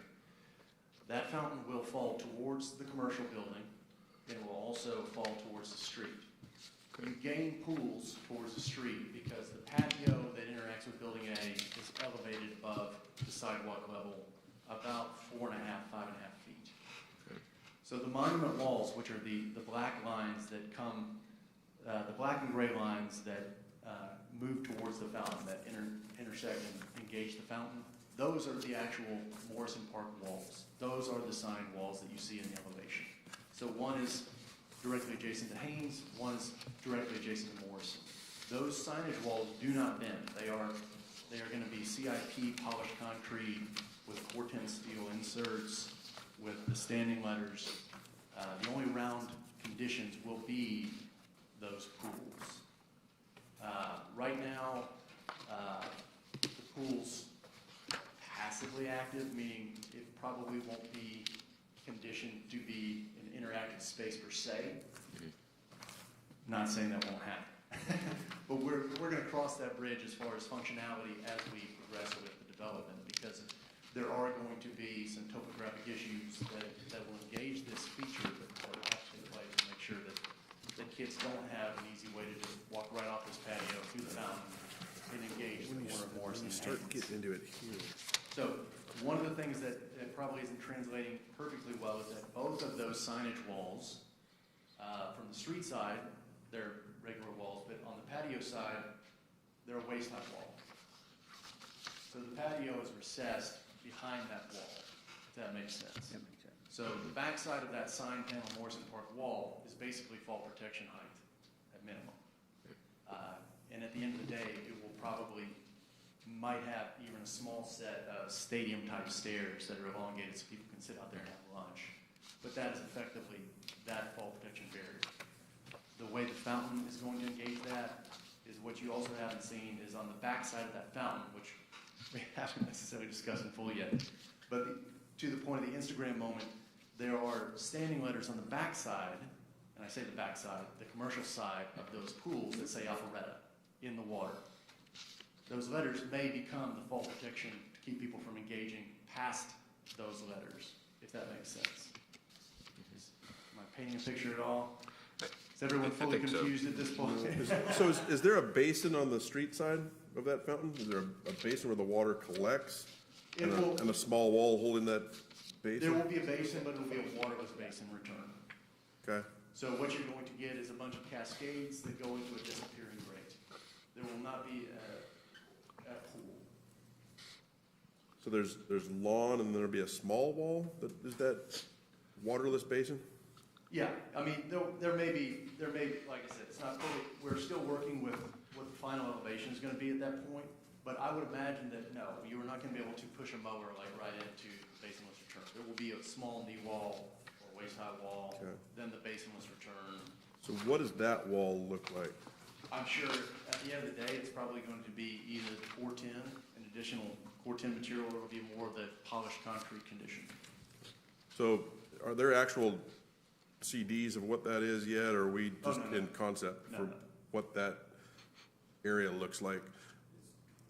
It's conception. So is that what all those options are, S101 through 1.04? You have like material options, lettering options, meaning they're Are not. you talking about the branding package? Is that S? Yeah, that's the branding package? Yes. Yes, site plan design and signage and branding.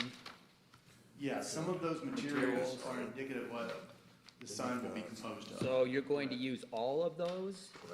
The options threw me off. I mean, for example, the material So- options. Again, this is the branding package to provide options. These, L101. That's rendering that, yes, is what you envision it looking like. correct. What would be different is for photography, you may have a slightly different condition. That's correct. You'll speak into the microphone.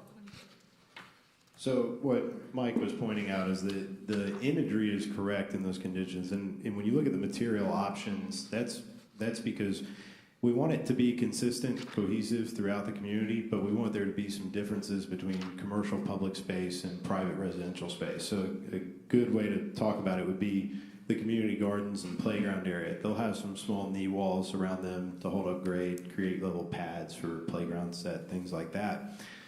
Those walls may be exposed concrete too, whereas the commercial walls may be exposed concrete one. So there's still consistency in the materials used, but we'll use tones and colors to start to differentiate where you are in the community. I need a timeout. Sure. Because I've got drawing here and a drawing here and a drawing. I've got 3 drawings that are all different. What drawing are you guys looking at to have the conceptual materials? So, S103. and you mentioned a concrete 1 and a concrete 2. Right. Well, then I've got this, which I'm looking at as well, which is a blow-up of what you just presented. S1.03. This is Core-10. These would be indicative of what. That's it. Yes, sir. Material may be. These are indicative of what the concrete. So where's the one for the fountain on the corner? Where's the materials for that? The materials, this is indicative of all of those materials are indicative of these. Okay. So all the letters are gonna be something of this nature in tone. All the walls will be something like this. So Brett, are we conceptually approving this, or are we looking at real drawings to approve? Because again, our task is, one of the biggest things I take on is what does this look like from the right-of-way? What does the public see? That kind of thing. So I need a little direction from city staff, what we're really after and what we're really trying to approve. Well, we need at least conceptual, because we need to get site plan, get them moving on their LDP. I think they're pretty comfortable that, as they've stated, that what you see is what you're gonna get. There may be very minor changes with some grade kind of things. You know, if they say it's a 6-inch wall, it may end up being none, or might be 8. But I think their materials are locked in, their look is locked in. So I think we could approve them. One thing that's gonna do is it's gonna obviously lock them into what it looks like on this paper, or they have to come back. Well, and that's the other thing, is I've got an image, plan view image of what it, I found, focusing on that corner of Haynes and Morrison. Right. I've got an image, I've got two images in this book, and then I've got another image on this of what it looks like. And I'm just trying to figure out which image is the one that. And they're not the same? Is that what you're saying? They are, they're different views of it, but the plan view one that you have, the two plan views should be the same. The other one that was in my short presentation is just to show a 3D view, or a 2D, 3D view of the sign itself. But to answer your earlier question, I mean, we aren't, again, coming back with final CD sets. These signs aren't going to be thrown together based off these plans exactly. We will have construction docs. I don't mind coming back to share those final details. To Brett's point, what we're really trying to get at is to get to a grading and infrastructure permit. So we're looking for a conceptual approval based off this, and again, I have no problem coming back and saying, especially with this corner, and saying, you know, once we get this to the CD. Which is why I'm hyper-focused on that corner, is just to completely understand. That's right. What you all are doing. That's why I wanted to go. Are you guys clear on what any of that is? No, I mean, they talked about a number of different, I think conceptually I get it, right? And you have. Conceptually, it's awesome. Right, and you have a set of potential material options, I think, which all look good. I'm still a little unclear of exactly what the fountain part looks like. I heard the water rolls off the front and the back, and the step size may be different depending on topography, and I'm okay with that. What is the material of the fountain? Is it concrete? It's one of these exposed concrete options? Is that what the? That's right. Okay, because the example picture showed something that looked different. Yeah, so if you could go back to The front, actual rendering where it's got the example picture. Yeah, like that one next to the ball. Ignore the bottom half, look at the top half. Okay, all right, because the bottom half was what was confusing me. It looked nothing like the. The top half is the rendering. It's a coloration issue. Maybe one thing we're thinking about here, we're looking at both ends of the cart and the horse, and so to speak. You're presenting to us the vision, the character and quality of your materials, and your next step, Adam, as you mentioned, is to return and present how those things are more formulated to the construction beyond the schematic. Yes, sir. We aren't, you know, today, sitting here right now, we are still finalizing our grading plan. We're finalizing utility locations, where those easements will be, what the exact topography is going to be here. If this ends up having an underground parking garage, which is not shown here, but was on our zoning plan as a potential. So we still have a few things to work through, especially as it relates to the commercial. And then I'd be a liar if I told you that I knew exactly what the commercial was going to be, because I don't know my tenants. Sure. And we're working with them, and they're going to have a say, right, in what they want to see designed and those type of elements. So I think you stated exactly right. Conceptually, we know we want there to be water. We know we want it to be interactive. We know we want kind of the Instagram moment. It's Corton steel. It's concrete. It has the the browns and the dark bronze and those. We know the kind of color palette, but it's not final. We're looking for a conceptual approval of this specific element, so we can go in and get the LD for the rest of it. But I'm assuming for the rest of the site, but correct me if I'm wrong, we think what we presented is enough detail for landscaping. Yeah, I think we need to quickly run through that streetscape. We focused a lot on that corner out there, and I think they focused on the fuzzy. Now it's time. Yeah, but let's walk through the landscape at the street, because that's one of the things you have to do first. Real quick, my real quick question. I'm on sheet L123, 1.23. So that wall, it's a concrete wall with architectural, assuming that's paint finish. What is that architectural wall with paint finish mean? What is that?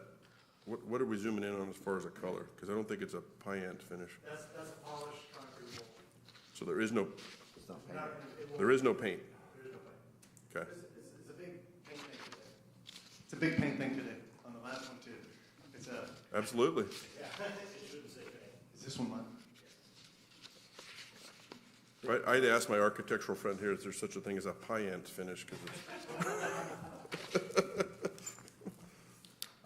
When do you plan to submit for an LDP? okay, polished. As soon as possible. As soon as they clear our hurdle. Oh, 3 months. 3 months. You're 3 months away from submitting for an LDP. Okay, all right, okay. So but looking at the conditions, is 29 the only one that has to be approved before LDP? I was trying to see which one said prior to submission of LDP, and I see that on number 29, is it?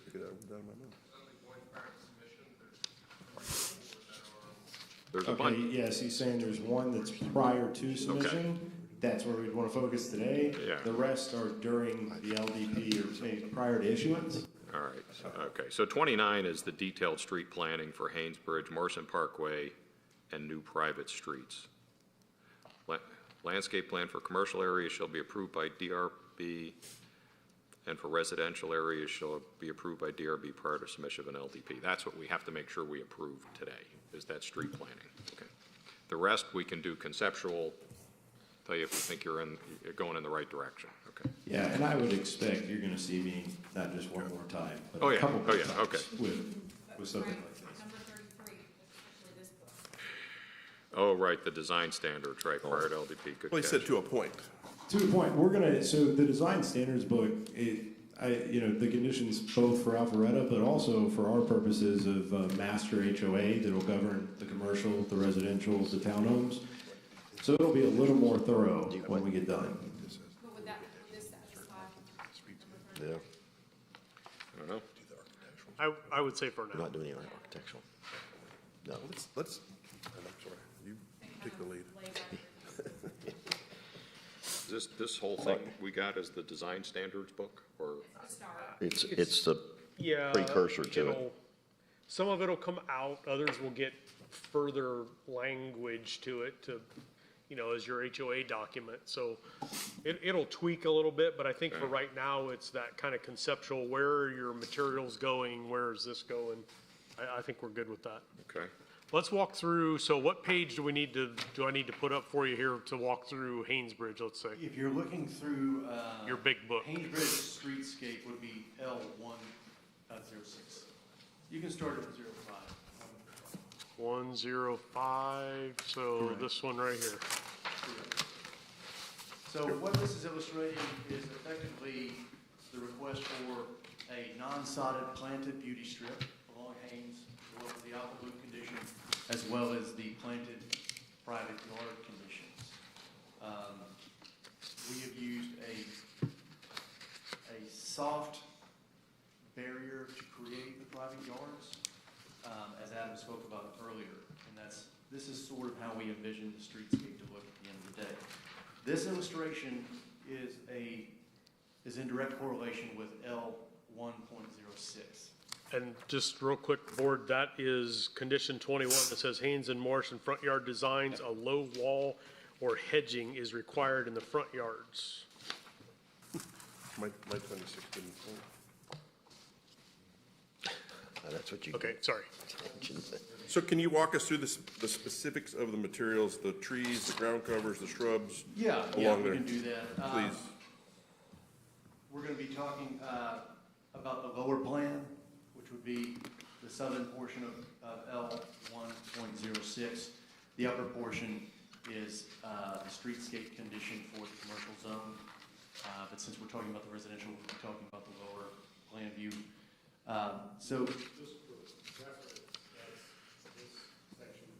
Correct. Yep, thank you. So our street trees in this case are willow oak trees.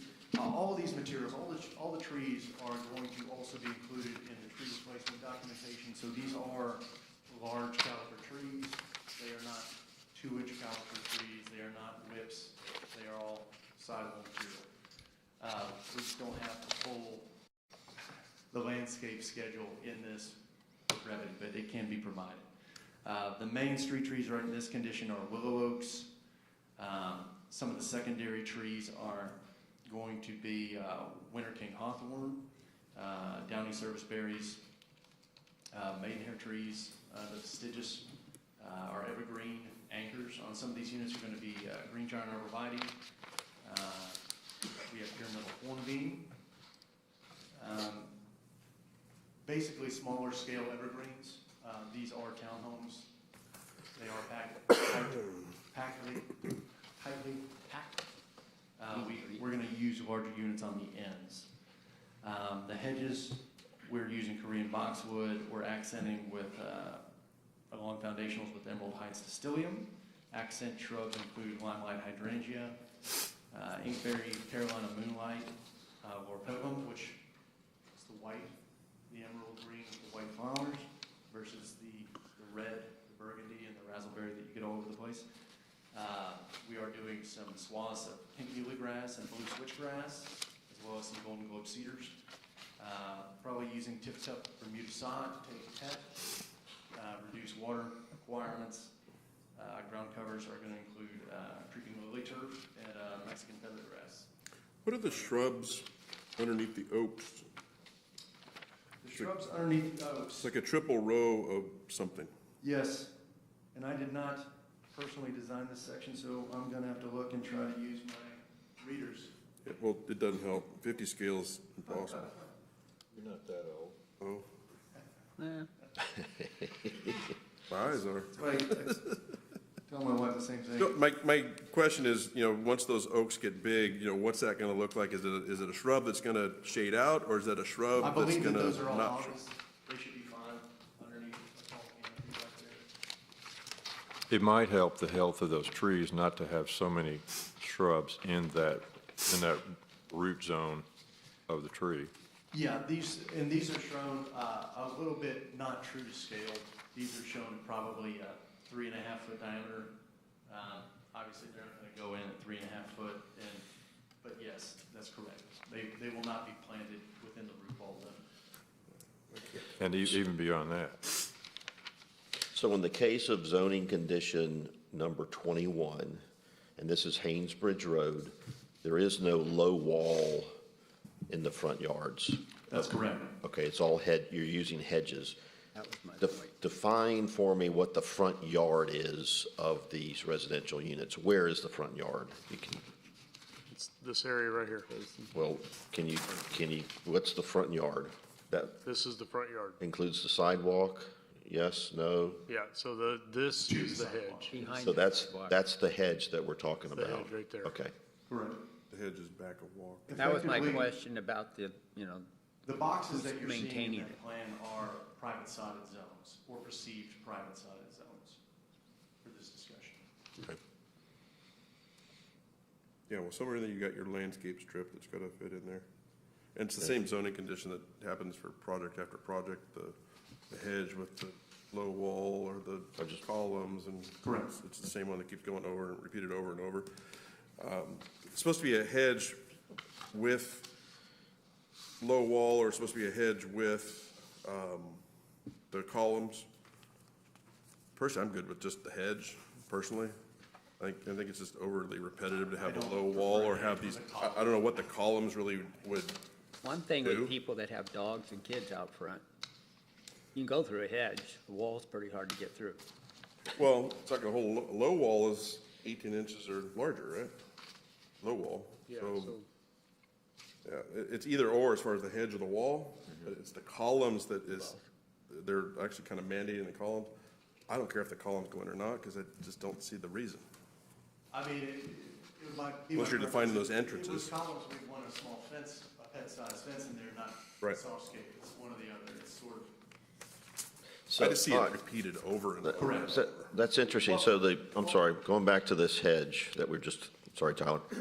So zoning condition number 21, and I'm going to skip the, townhomes oriented to Haynesbridge Road and Morrison Parkway shall have a front yard that is defined by a decorative low wall, comma, hedge with decorative columns, or decorative fence. You got three options. All right, so you can't just have a hedge then. You have to have a hedge with decorative columns. And, right, so you got the three options. Or a decorative And fence. My whole thing with this, it's this regurgitated condition that keeps coming out of staff. And if you want to put the columns in, fine. If you want to put the low wall in, fine. So I know we have to follow it, but there's got to be a better way than this constantly regurgitated. Do a hedge with columns. Right. you, Visually, from visual standpoint and maintenance. I mean, maybe you just, and if you do it, maybe put a column every 30, 40, 50 feet, or somewhere it makes sense, rather than highlight, a column after every entrance. Well, one of the other reasons why we did it this way is because we sort of have a unique condition along Haynes where we have a non-telegraph right-of-way. The right-of-way jumps much further off the back of curb in certain locations. On 106, that large black line running through this planting plan is the right-of-way. Yeah, and your landscape strip's behind that. Our landscape strip is behind that, so we were asked to integrate these private yards into the landscape strip due to space constraints. So in addition to that, if we were going to leave these private yards in their format, I'm sure you would want columns and private structure in the right-of-way. So we're sort of trying to split two hairs, so we figured we'd split that by using a softscape condition, which really shouldn't affect the right-of-way condition. That's. And you don't want anything solid in your right-of-way anyway. Like a wall or a column. Yeah, we've talked about, to Tyler's point, if we fence them because of the variation right away, you get a variation in yards that isn't very consistent. But that said, we could go in and put small fencing in the first, 20 feet outside of the units, and it'd be uniform across all of them. Some would just have kind of what appears to be a bigger front yard outside of that space because of the elongated right-of-way. So it's something we could do. We just didn't feel like it was the best thing to do, but we have to. I think if this board feels that it's a better design to have the hedge without a column, that we make that specific condition in our approval, and then we'll run that through the LDP and see, because normally, staff does conditions, but we're not design experts, that's y'all. But we have some standards, which is where you say the continual regurgitated, thing. So we hit them, but it normally is always up to this board, if it's in your purview, always up to this board. If it's a better design, then we can accept that. And that's one of my original questions, is what's your landscape strip distance in there early on Haynes Bridge? And because I saw that, Tyler's point, the right-of-way line going through there. Yeah. And it's basically a divider line. And you don't want to put any walls or columns. You don't want to put anything structural in that right-of-way, because it very well could somebody could come along and rip it all up for access to something underground. That, and normally we don't allow, structures in the right of way. So that's would likely come up in the future anyway. So I think when we get to that point, Mr. Corkle, if you just make that a very specific condition in your approval of that. Okay. And If everybody agrees, right, if everybody agrees, then I think we can hold to that. Brett, that's a good point, because we don't need to overcomplicate something when it doesn't need to be that. Right. Because it doesn't enhance the project beyond what you have here on paper now. Safety and health issues. Yeah. Tyler, we've digressed a lot. I just want to make sure that the shrubs out there, back a curb, between the curb and walk, underneath those oaks, is something that's going to take shade. Sure, absolutely. Zoning in or zooming in on that, it looks like I still can't really tell the item, but it looks like it's Carissa Hall. Well, when I designed it originally, 11 by 17 presentation doesn't work for big streets. Brett, sometimes give me big drawings to look at ahead of time. We can get blow-ups, and we can get, generally speaking, if we presented this in full, all these plans will actually have a label and a tag on them. Sure. We try to use the symbols to keep it simple and money. But one of my requests with the design team was actually to reduce the number of shrubs underneath those trees, because it looks too heavily planted to me. So I'm totally fine with that. We just wanted to make sure that we're trying to start building a rhythm and a rhyme, so the street pattern actually has a pattern, and it's not hodgepodge, it's not some wild mix. And I know that we were told that we really want to downplay sod conditions as much as possible. So currently, none of these beauty strips are planted with sod. Sod or mulch, unplanted mulch condition. So we're trying to program stuff that's going to grow together. Winter creeper's a good one underneath those trees, and They work. I'm a big fan myself. is the city okay, there was an image of a street light out there that kind of had kind of a bracketed light, there's an image of one. Yes, that's our new light for the North Point area. That Oh, is it the is? light for the Okay. North Point area, yeah. Are you okay with the quantity, Brett? I don't know what the spacing is out there, but it looks to be Talking about about. the street, or the streetlights? Right, are you okay with that quantity? It looks like a That's lot. interesting. That's interesting. Looks Yeah, like a so- lot to me, just looking at this Well, plan, but When you go, it's in Johns Creek. Johns Creek has, I forget what the area is. Maybe it's Kimball Bridge, but they've got these streetlights I and know where they're you're going. LEDs, and it's just, So the code is just 40. cacophony of light. 40, they're about 40 feet on center. 40, the code is 40. I actually have a note here that we discussed internally that we'd rather it be 80. Yeah. Because 40 looks like a runway. Code is code. Example of that, I think is on, I think Rucker Road has 40. yeah, Rucker Roads. It's too So much, I think what you do in that, my opinion. I think what we do in that case is you present a photometric study. Well, here's to- the thing about the photometric study. We can produce that, but the city has their own specifications for the lights.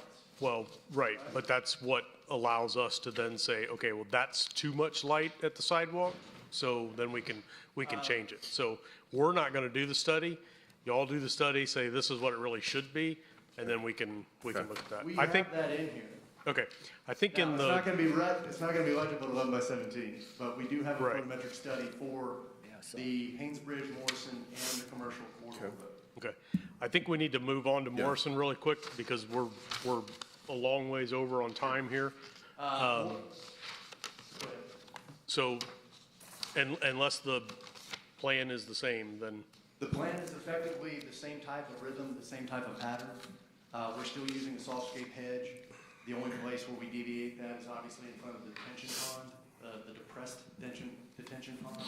So there is no visible wall from the streetscape of any of the detention pond walls.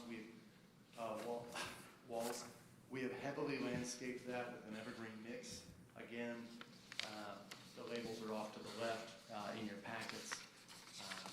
But we've used that landscape in that portion significantly.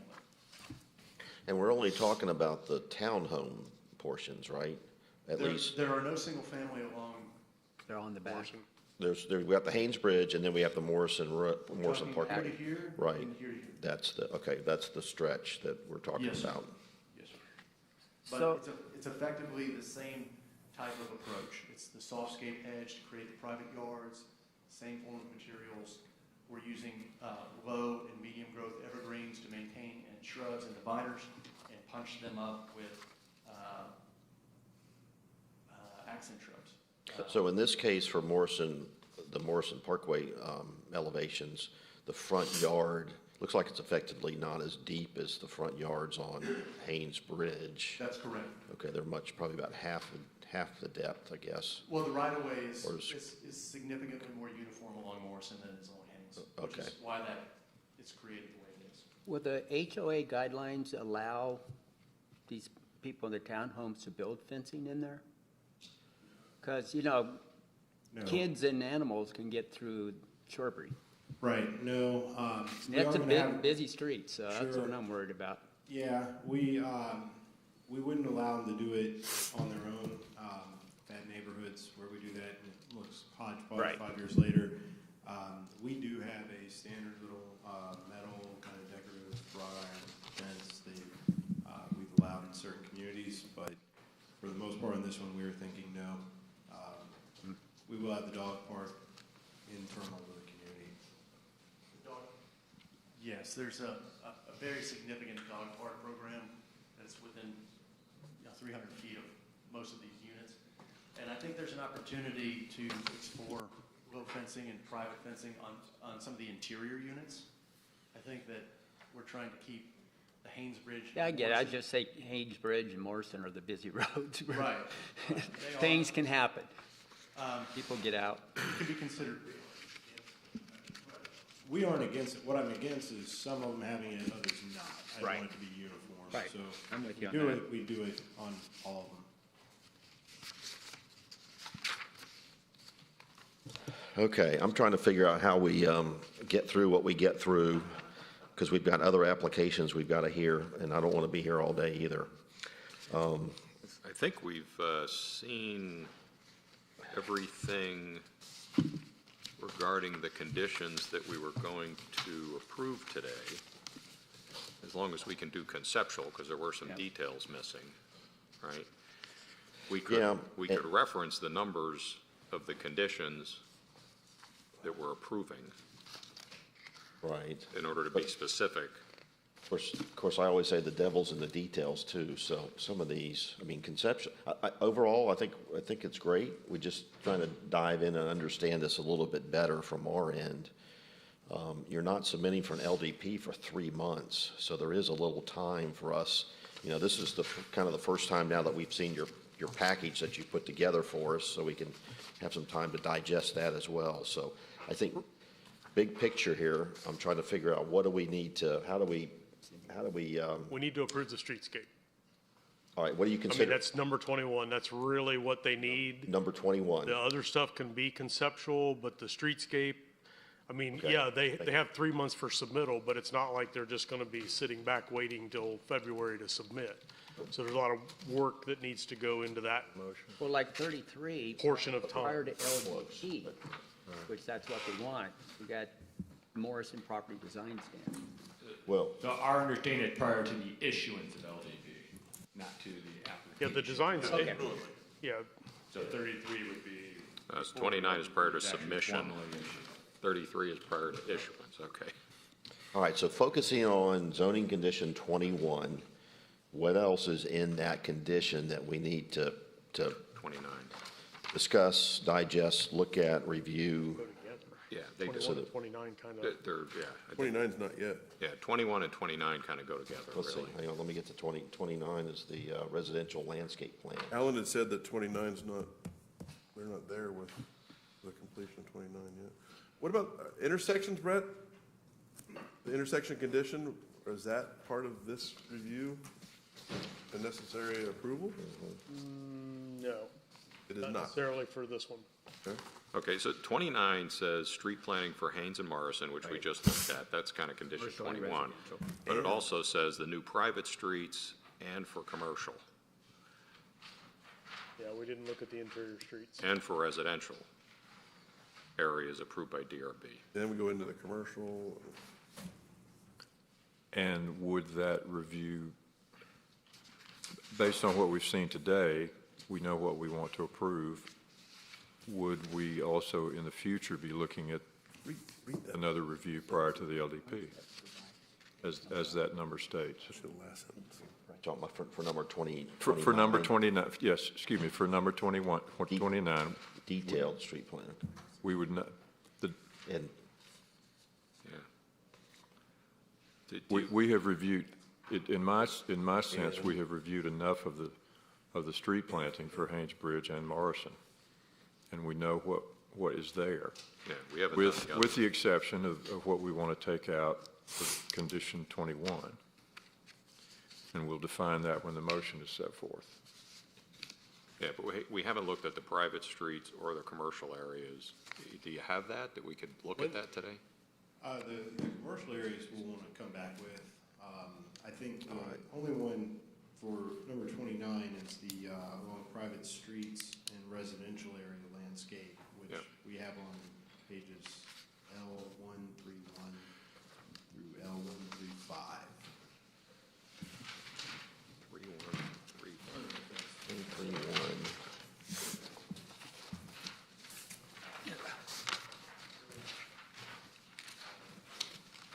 So this is sort of where this presentation departs a little bit. While these aren't indicative of all the internal streetscapes, a lot of these blow-ups are internal streetscape conditions. These were designed per direction from David Shostak and staff to, in lieu of designing landscape for the entire project, which would be exorbitant up front, we took snapshots of each of the street conditions with the units, if that makes sense, to do prototypical landscape plans for all our units and all our street conditions.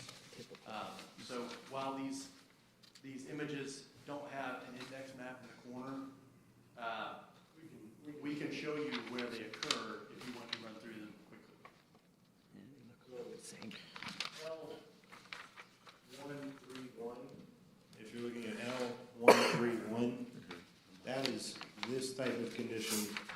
just north of the power lines. So when you look at the top of L131, you're seeing the rear yard and alleyway access. Right there, just south of the power lines. It actually does have the thing in the corner on each one of these that shows where it is. Oh, it does. On the screen, Our it copy doesn't. doesn't. Weird. Yeah, So we gave you all a better one than us. yeah, it's got, on every page it has it in the corner. I'm working off my rough draft. Glad I made it in. Okay, good. So you have it. So you can see the top of L131 is the private alleyway condition. They'll still have planting and trees. One thing to point out is HVAC units are on the back of the units, and they have kind of fencing and shrubbery to conceal those. Then if you go out the front of the unit, you'll see the typical landscape plan out the front door, and then street trees along the commercial boulevard. These plans also take into account all the AC unit screens around the items. When we actually do have AC units on the ground, some of them have parapet units that are not visible from the street. One more thing I want to point out is, as Tyler said, we went with this kind of sectional approach because we haven't finalized grading, we haven't finalized every detail.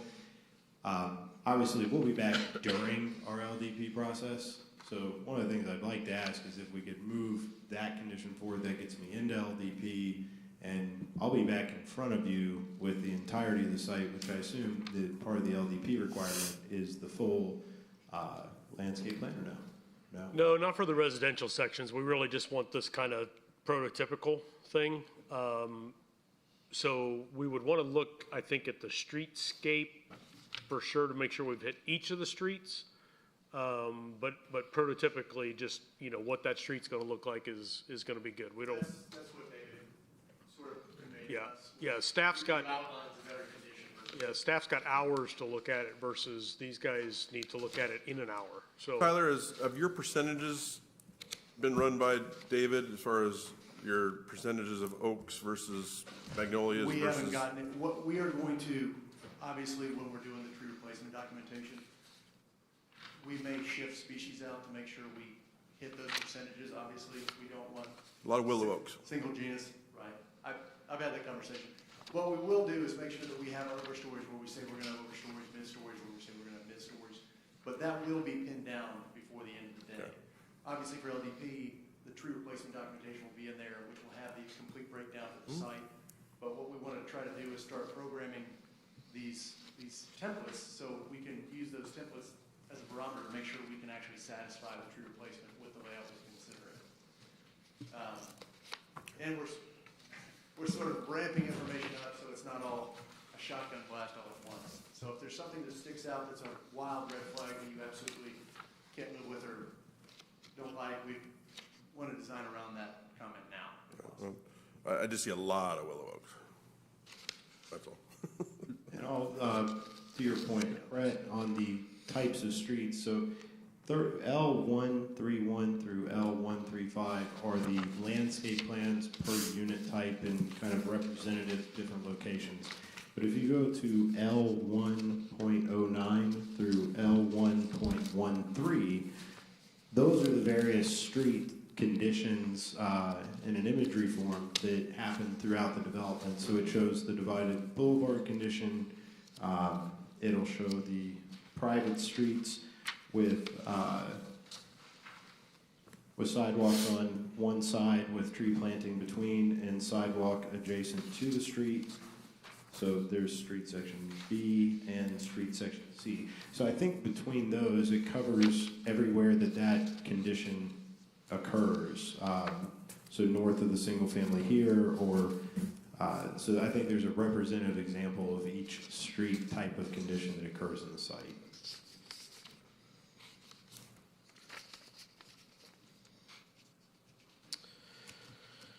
I want to Okay. ask quickly, a quick point to make, as we like to say, we do quick things here. I would suggest that you consider using a ginkgo tree that's not fastigiate, that's not columnar, because it looks like you've got room for them here, and it's not like we're trying to open up a retail front. Because when those ginkgo trees fill out and the leaves fall in the driveway, there'll be something pleasant for the residents in those buildings. Oh, I agree. I just planted a ginkgo literally 5 days ago. I'm sorry. In my yard. Yeah, yeah. It was a gift from my mother. Yeah, it's a great tree. They're fantastic. You know, they have them all, they used to have them in downtown Athens, and I literally watched them drop all in 2 hours. I mean, it's fantastic, but yeah, it's not a problem with that. Again, we're trying to get the rhythm and the rhyme down, and then we can start adding in all the goodies, so to speak. Yeah. But yeah, no problem.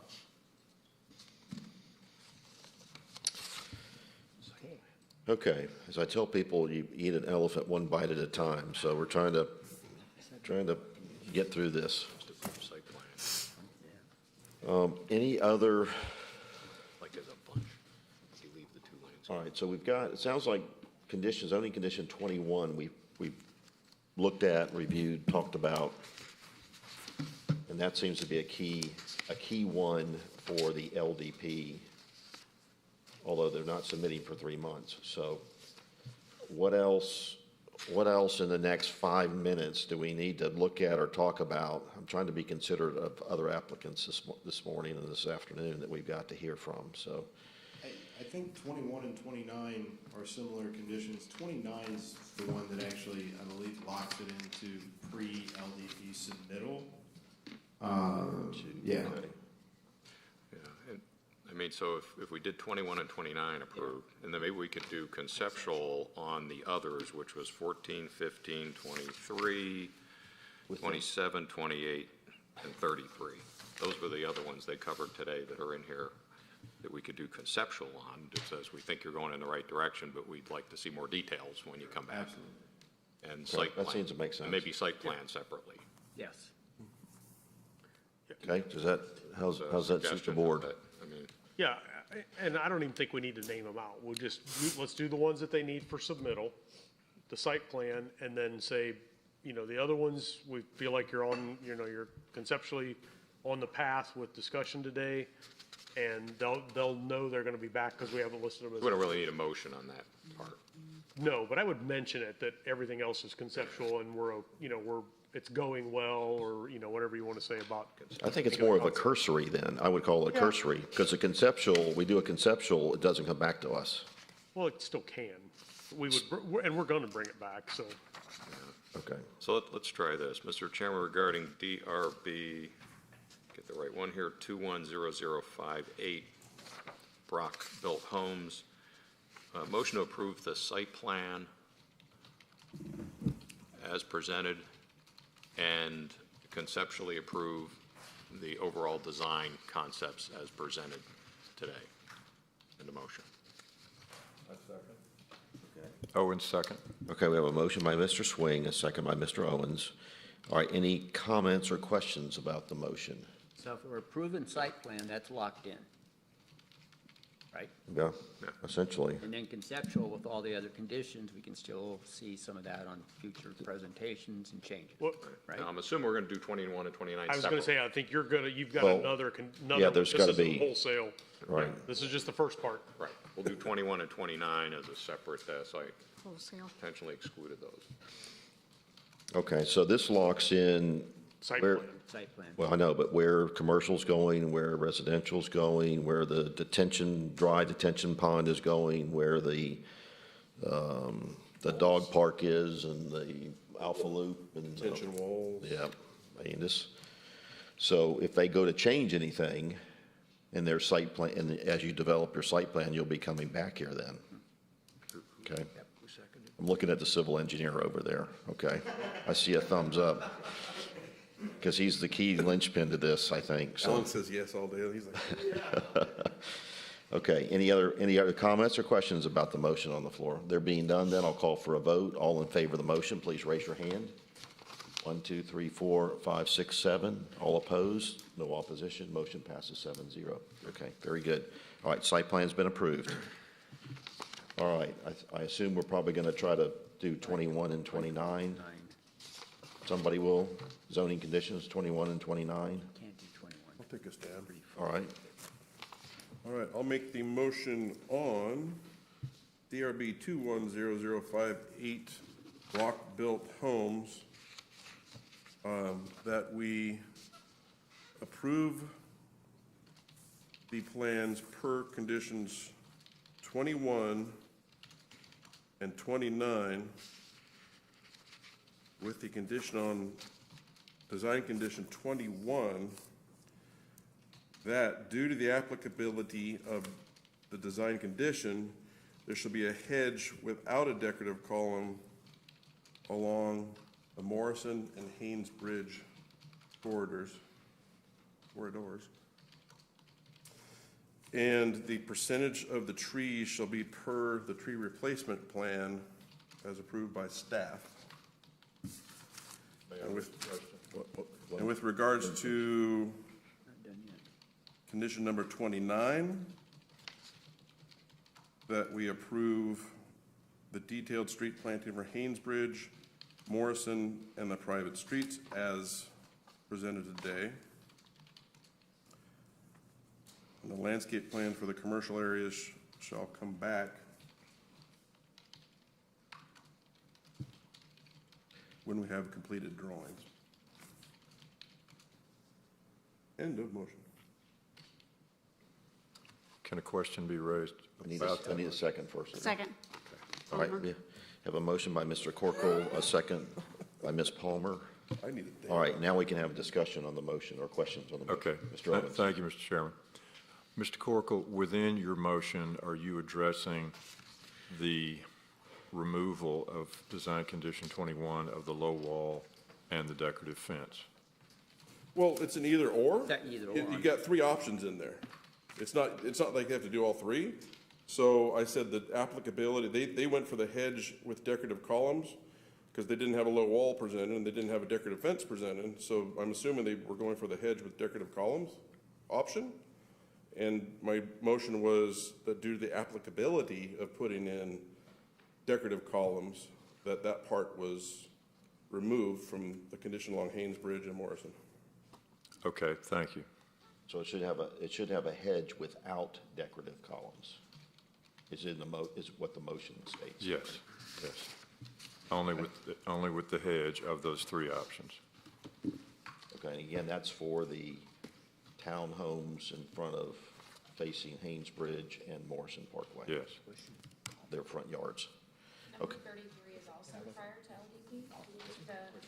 Number 33. It's the Well, that's, That's for the That's- issuance. They don't need that right now. That's before the issuance of the LDP. So the other ones they have to submit. That's what it would have created. So you've kind of got it in this, but they'll nail it down. Yeah, they'll nail it down a little more and take out what doesn't need to be in the design book and, yeah.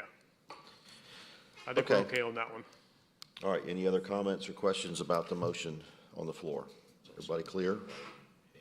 So this takes care of zoning conditions 21 and 29 that they need prior to an LDP. Okay? All right? Yes, thank you. As I'm looking at my monitor.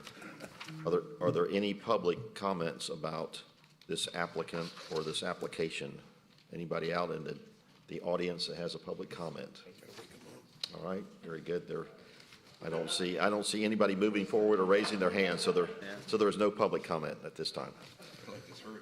All right, there being no further comments or questions, I'll call for a vote.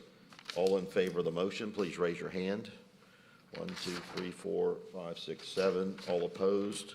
No opposition. Motion passes 7-0. All right, gentlemen, thank you for your time this morning. I'm sure we'll see you again, maybe not next month. If it's next month, it's going to be December 10th. So we're a week early next month. Tyler, go. So if not, it may be next year. So one of the. Okay, thank you for your time this morning. I'll tell you what, let's do this. We have another applicant. We have, let's see, KB, let me get, so we have KB Venture Partners. That's 151 Kimball. Why don't you come on down, start setting up. We're going to take a short recess, stretch our legs, get the blood flowing again, and then we'll be ready to go in about 5 minutes. Let's say 11:25 we'll get going. 11:25. Thank you.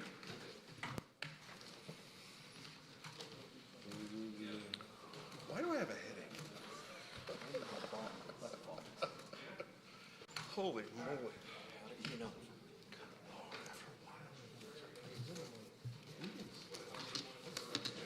Those are the conditions.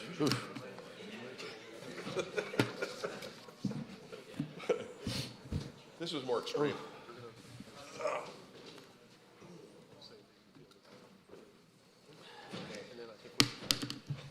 I'll show you more, but. Michael, we're here just for that. Morning. Might be gone. Yeah, we're gonna give it a whirl. They've been watching us. We're gonna give it a whirl here. Because we're having Are you saying they came down to water? definite technical difficulties. When it comes to conditions. Well, I'm wondering if we're asked to come down. So I guess Camelot never showed up. No, I don't see her. Okay, got it. I know. I need to wake up.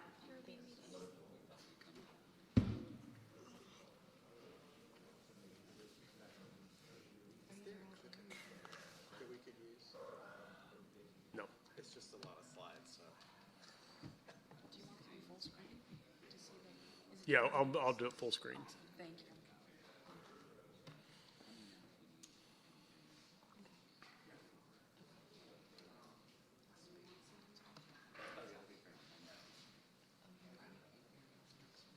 No. Or the next Monday.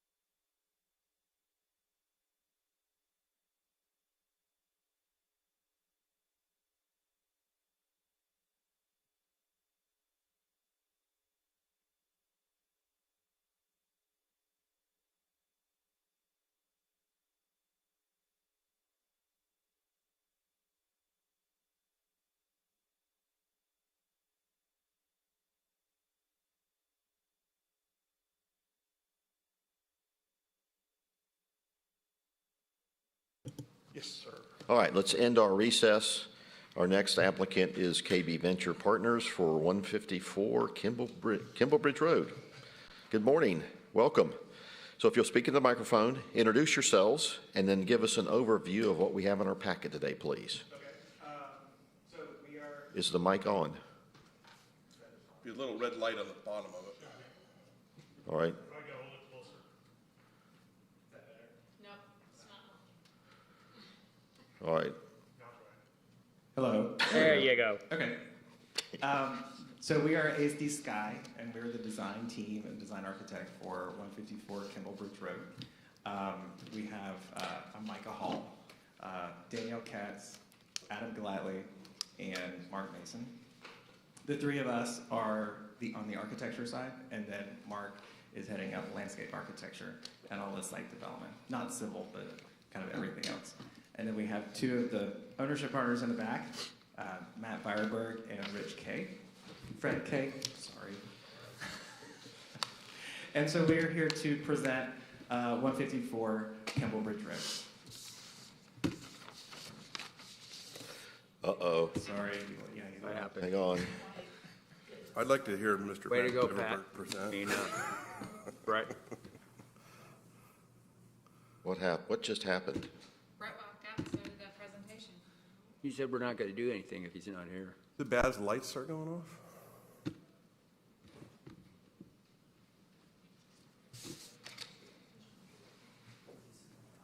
Brett, everything stops when you walk out.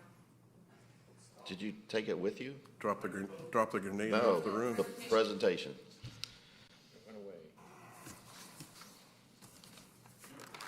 Someone called 911. Morrison. We could call 911. Well, let's don't do that. Christmas, can we get a new computer system? Okay, here we go. Okay, Mike? you can go 2 slides. Okay, so just as an overview, this is the site of the existing Bailey Johnson School on Kimball Bridge Road. We just had a couple existing photos on the next slide, just as a reminder of the condition of the school. It is actually structurally in great shape. It's built like a tank. It looks horrible. So what we're trying to, what our overall goal is to tactically improve and upgrade the school building while keeping the bones and the structure intact. So it's really a very adaptive reuse project of this building with the addition of 2 other buildings on the site. As we kind of looked at the project overall, since it is a large kind of campus project with multiple buildings and uses, we really wanted to create an overall vision and feel for the project that would create a destination in Alpharetta, but then also allow for creative office users to be on site and to really create an activity on the site where the community could engage, as well as the tenants and visitors. Just show them what they used to do. So really looking at playing off of the concept of the elementary school, really looking at using the concept of play in our outdoor activated spaces around the site. Go back one for me. So a large component of the project is a new ground-up office building. That building is concepted to be heavy timber construction on top of a concrete cast-in-place podium. And so architecturally, it's really kind of this vibe, this energy here, where it's very transparent, warm, but modern and respectful, kind of, again, of the Bailey Johnson School and kind of the surrounding neighborhoods.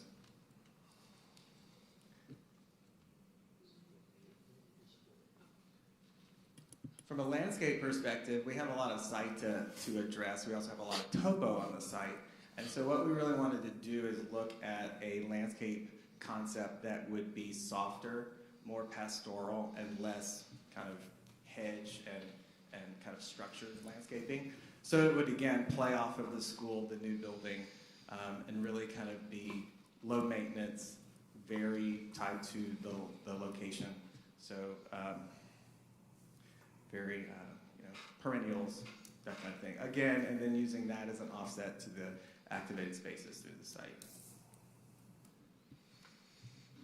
Overall site plan, we have the school and the gym that's fronting on Kimball Bridge, then the new office building, and then the shared parking deck in the back. So it's a pretty tight site. It's a lot of program on the site, but from a site planning perspective, it worked out really well. Tends to be a little more urban of a site design with access and connectivity. So Micah, there were some questions. So it is a parking deck then? Yes. So it's got multiple levels to it? Correct, but the top level of the deck is at grade. So it's this level, it's the grade level and then one level below. Okay. So in fact, you can see here on the, you can see the parking deck above ground on the back side though. Yeah, with the way. With the grade drops, it's gonna, how many levels of the parking deck will you see above grade on the back side? On the back, you would see the base level and then the elevated level, so you'd see both on the back. The elevated level meaning the top? Yes. Okay, you'd see one, you see the top level and one level below? Right. Okay. We have kind of some site view corridor studies from the back showing that. Okay. So in this image, this rendering, just who's got the mouse? Who's got the pointer? Show us where the existing Johnson Bailey School is.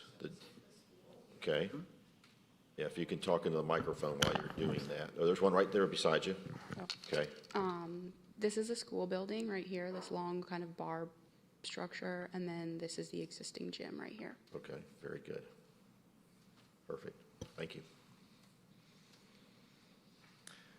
In this rendering, you can kind of see the main programmatic components of the school and the office building fronting Kimball Bridge and kind of architecturally how they kind of work down the hill there with the parking in the back.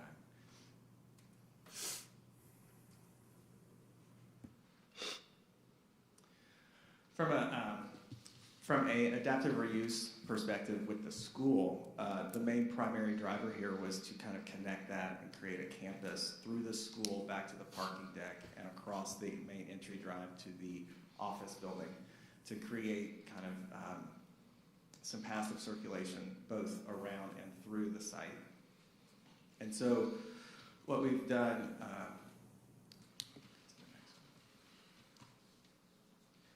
is we've used the geometry of the school relative to the site to create pockets of activity zones, both on the back, which is a level below, and on the front, which is a level above.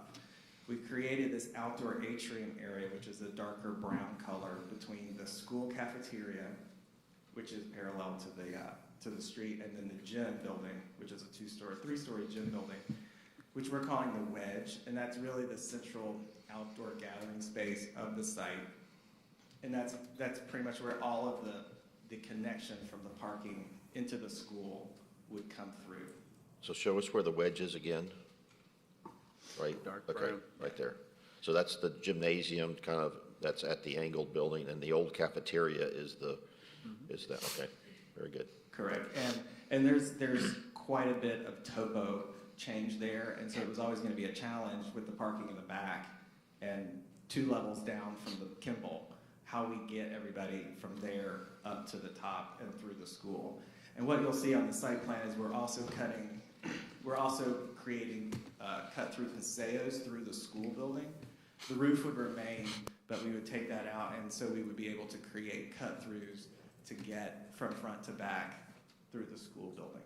Those provide at-grade outside access to those office suites that would be in the school. So the school's designed not to have an internal corridor or lobby. Everything is accessed from the exterior, from around the site.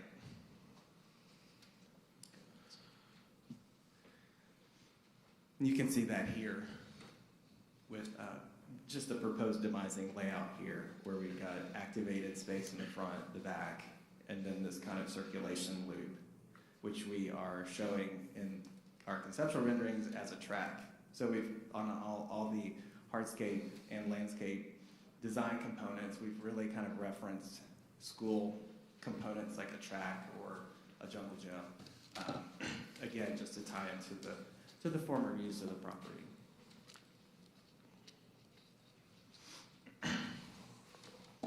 So from an architectural rendering perspective, this is kind of the entrance from from Kimball Bridge.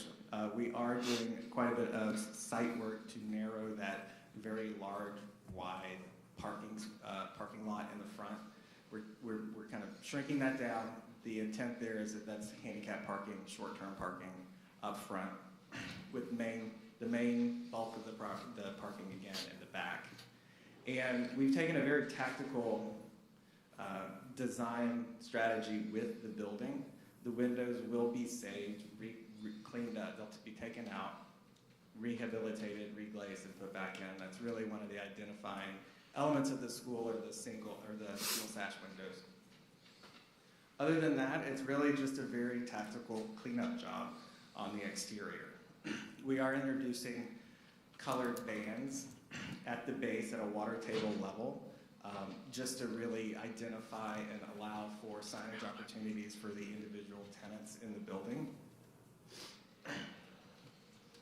And we are proposing kind of a rooftop sign that references the site. We also have a site monument sign later in the presentation and in the DRB submittal that is not shown here.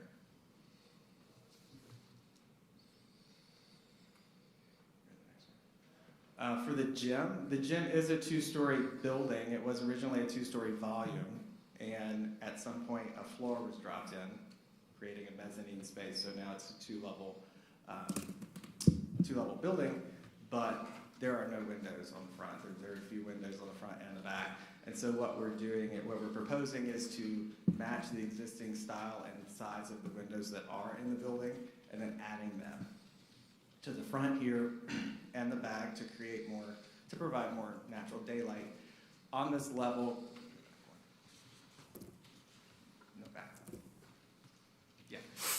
we are creating an at-grade entrance to that lower level that you see along the side of the gym. And as the parking lot kind of grades up, that's kind of we pulled the wall back and created kind of a sub-grade patio area for that tenant. Along the front of the classroom portion of the building, we're creating kind of an outdoor area in the front of the building. We would grade that down and install some retaining walls there to create outdoor meeting space, outdoor space for the tenants here to use and program. And we've shown the S2 there. We've shown a concept of signage for those tenant spaces, installing kind of a steel plate which is colored with the color on that block of the school to create a signage opportunity as you come down parallel to the face of the building. This is the back side of the school building? This is the front. This is the front of the school building? This is So there's 3 large trees in front of the school, which really you can't see the school a lot until you get down to the large parking lot. And so what we're doing is it slopes down and it flattens out against the school. So we're kind of pulling grade back to create this zone. The intent is to keep the trees, the large trees, and then kind of activate between them and the school. Didn't think it sloped that much. Sorry. I didn't notice it slopes that much. Yeah, it does, yeah. On the back of the gym, we do have the lower level, which is where the locker rooms were. Again, this is really just, taking the windows and the proportion and the style of the windows that are there, and really kind of creating the maximum amount of natural light into those spaces. The geometry of the site allows us to have a small triangular plaza here at the lower level of the gym, which can be activated by tenants, or that can be just an area for somebody to take a break. We are looking at programming amenities on site, and so this is one of the locations that we could see, a tenant amenity like a gym or something like that being, so that there's an activation there on the lower level. So in this elevation, for instance, on the existing gym, are all these windows currently there? Are all these openings there? They are not. Okay. forget which ones are there. Okay. The bulk of them, The bulk of them are new. There's only a okay. few, and then some are sort of, they're broken. They have like a left and a right, and what we've done is enlarge like take out the center section to match the proportion of the ones on the upper level, on the third level. so you're able to bring a lot more natural light Yeah, into exactly. each of the spaces. Right, and then it would be coming, from both the elongated sides of the building, so reach further into the space. So, but you envision this, for instance, you said maybe the lower level is a gym or a workout area. It's a half level Okay. with the way that the grade works, so it doesn't go, it's not the full size of the building. So Okay. it's very shallow, it's shallow and wide. So it could be a tenant space for a smaller I see. tenant, Okay. but it's kind of it's a kind of a perfect spot for kind of a site property amenity because Okay. it's right there in the middle. And the intent for all of the spaces is to lease out these spaces to companies. It's not like a Thrive or a Roam where you, Correct. It's just a general, okay, so it's specific leases to companies for spaces. Okay. That's correct, right? Okay, I see. Okay. Phone a friend. In this rendering, you will see new construction on the side of the gym. We are installing an elevator and a two-story kind of vestibule there. That is the ADA access from the parking level as well as for the gym building. So it kind of serves public and private use there. Okay, and you're even leaving the old boiler flue or something there as well, Yeah. right? On the other hand, on the right-hand side, kind of, okay. Yes. The chimney, what looks like a chimney, okay? Right. I will say that the graphics shown in kind of all these renderings are kind of, they're stand-in. We're not proposing those specific graphics. We just do want to get them in here to kind of reserve the right to have a layer of graphics in specific or potential areas throughout the project. Okay.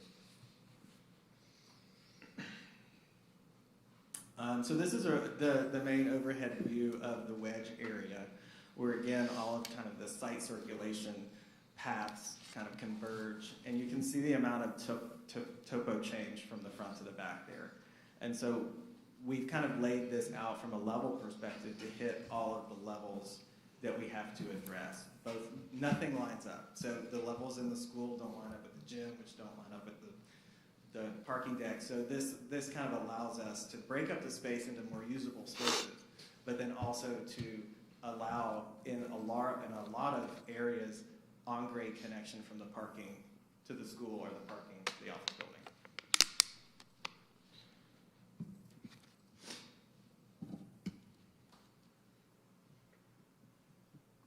And then we included all of just the straight elevations here. The buildings are large, so I won't dwell on these too long. So let's say just which one is the Kimball Bridge, what I would call Kimball Bridge Road elevation? Is that called the west? Elevation, Okay, correct, yeah. all right.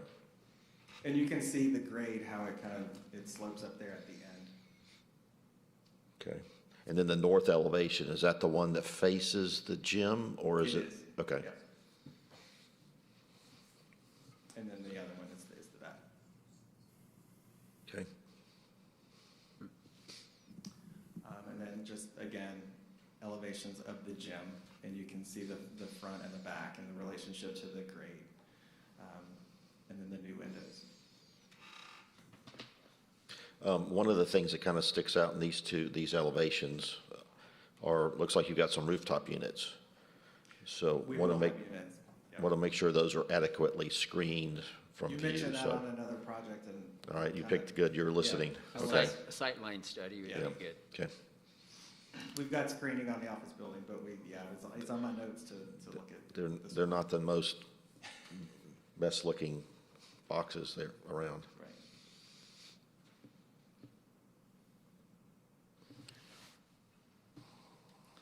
Then moving on to the office. So we're showing two office plans. The one on the left is the podium plan, and so that's the lower level of the office building, which is subgrade on the left side, and it's exposed on the right side. And we have tucked parking, service, and trash underneath the building.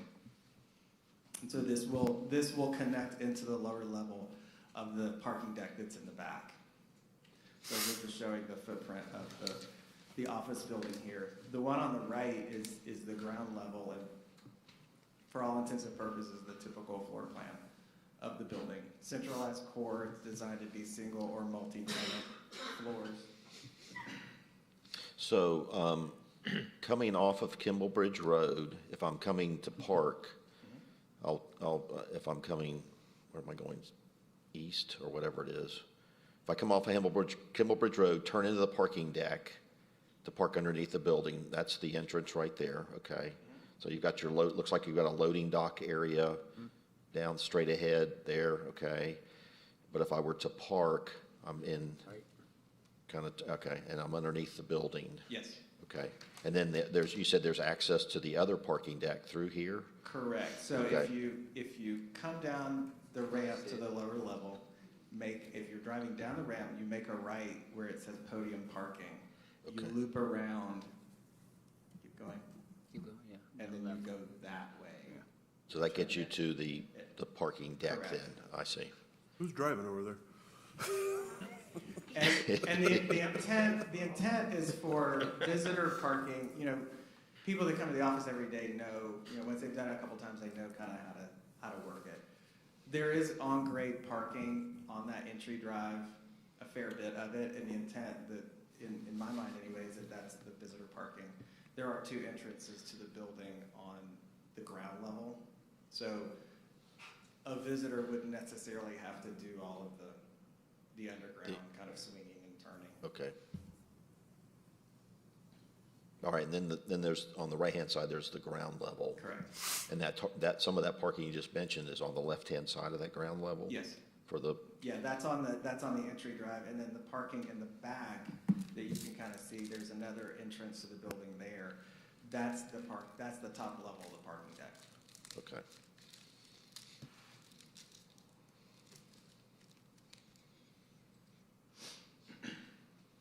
Architecturally, what we tried to do is, it is a large building, but what we tried to do is break up the mass on Kimball to kind of correspond with the massing of the gym, so that they kind of work in concert and that there's kind of a massing continuity along the street. From a finished perspective, what you'll see on the exterior is metal panel for the base volume of the building.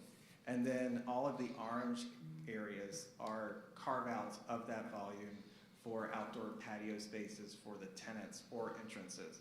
And so that'll be kind of the very textured cement panel cladding there to provide a contrast to the metal panel kind of box. What we've tried to do also from a glazing perspective is create wider windows so that you from the exterior can see the wood structure inside. So you'll see kind of the wood columns and the bracing in front of the windows. Often all of that's covered up with like the typical bay that works with the structural grid. So on the image that's on the screen right now, where are you talking that is located? The material you just pointed out? This here? The yellow area. Okay. It's the stuff that looks like brick, I think. Yeah, that's okay. Yeah, and we're trying to kind of tie back in color or texture to the Bailey Johnson School. You'll see a plinth wall kind of underneath the building. That is currently clad with brick, which is this one. We've kind of color matched the brick to Bailey Johnson. Again, we wanted to create kind of a base to this building as it kind of the grade goes down, and we wanted that to tie in from a volume perspective with the gym and the school building. So that's really the only other exterior finish other than the metal panel and the cement panel. Had you thought about, instead of the cement panel, matching brick to the school to try to tie the two together a little more? In the picture, it almost, I thought you were doing brick, looking at this rendering, and I thought, oh, that looks good. It sort of ties it into the school. We didn't look at brick for a couple of reasons. We kind of wanted the building from grade up to kind of be a family of material, which is panels. The other it is close in color. I wonder if we could get closer, but it's also, we're cladding the columns and the beams. I think if we use brick, you're gonna end up with corner conditions and, you're gonna have to hold brick up in the air. And I think with it being on level 2 and 3, it kind of floats, which masonry doesn't really want to.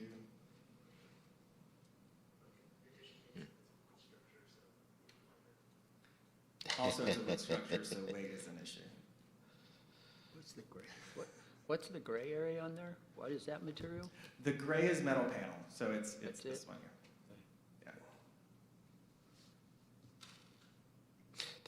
The condition of the existing brick for the gym and the school, is it in pretty good shape? I mean, I guess you're probably gonna go in and pressure wash it or do Yeah, something. it's- I mean, I know you're painting some of it. Yeah. But in some cases, you're leaving it exposed. It's in pretty good shape. I'm sure there'll be some repointing needed. Okay. But it's not what you sometimes see with adaptive reuse projects where it's starting to pull off because there's no angles or tiebacks behind it. Yeah, so it's a. Okay, so it's a pretty good, shape. so, and then, for instance, the more, on the low wall that you're using in front of the new school, new office building, I mean, you're trying to use the same mortar color, and so you're kind of trying to closely match. We are. Okay. I mean, that's a 50-year-old, 60-year-old school, isn't it? I don't know when it was. Yeah, we'll have to pressure wash it first before we do our final spec choice for the brick. Okay. Fair point. It's a fun solution to something that a lot of people have looked at over the years. Oh, I've been trying to. This is, Well, it's a much better improvement than yeah, what's there, so. it's exciting. 1949, okay, so Yeah. 70 years old. And real quick, that image right there of the wall, what is that wall material along the front of the building, between the sidewalk and the building? That's the brick That's we were the- talking about. That will be the brick. Yeah. Okay. Has a cap to it. What's the floor elevation behind that wall? That's at grade, so the wall is also it's 42 inches above grade, so it's also the guardrail.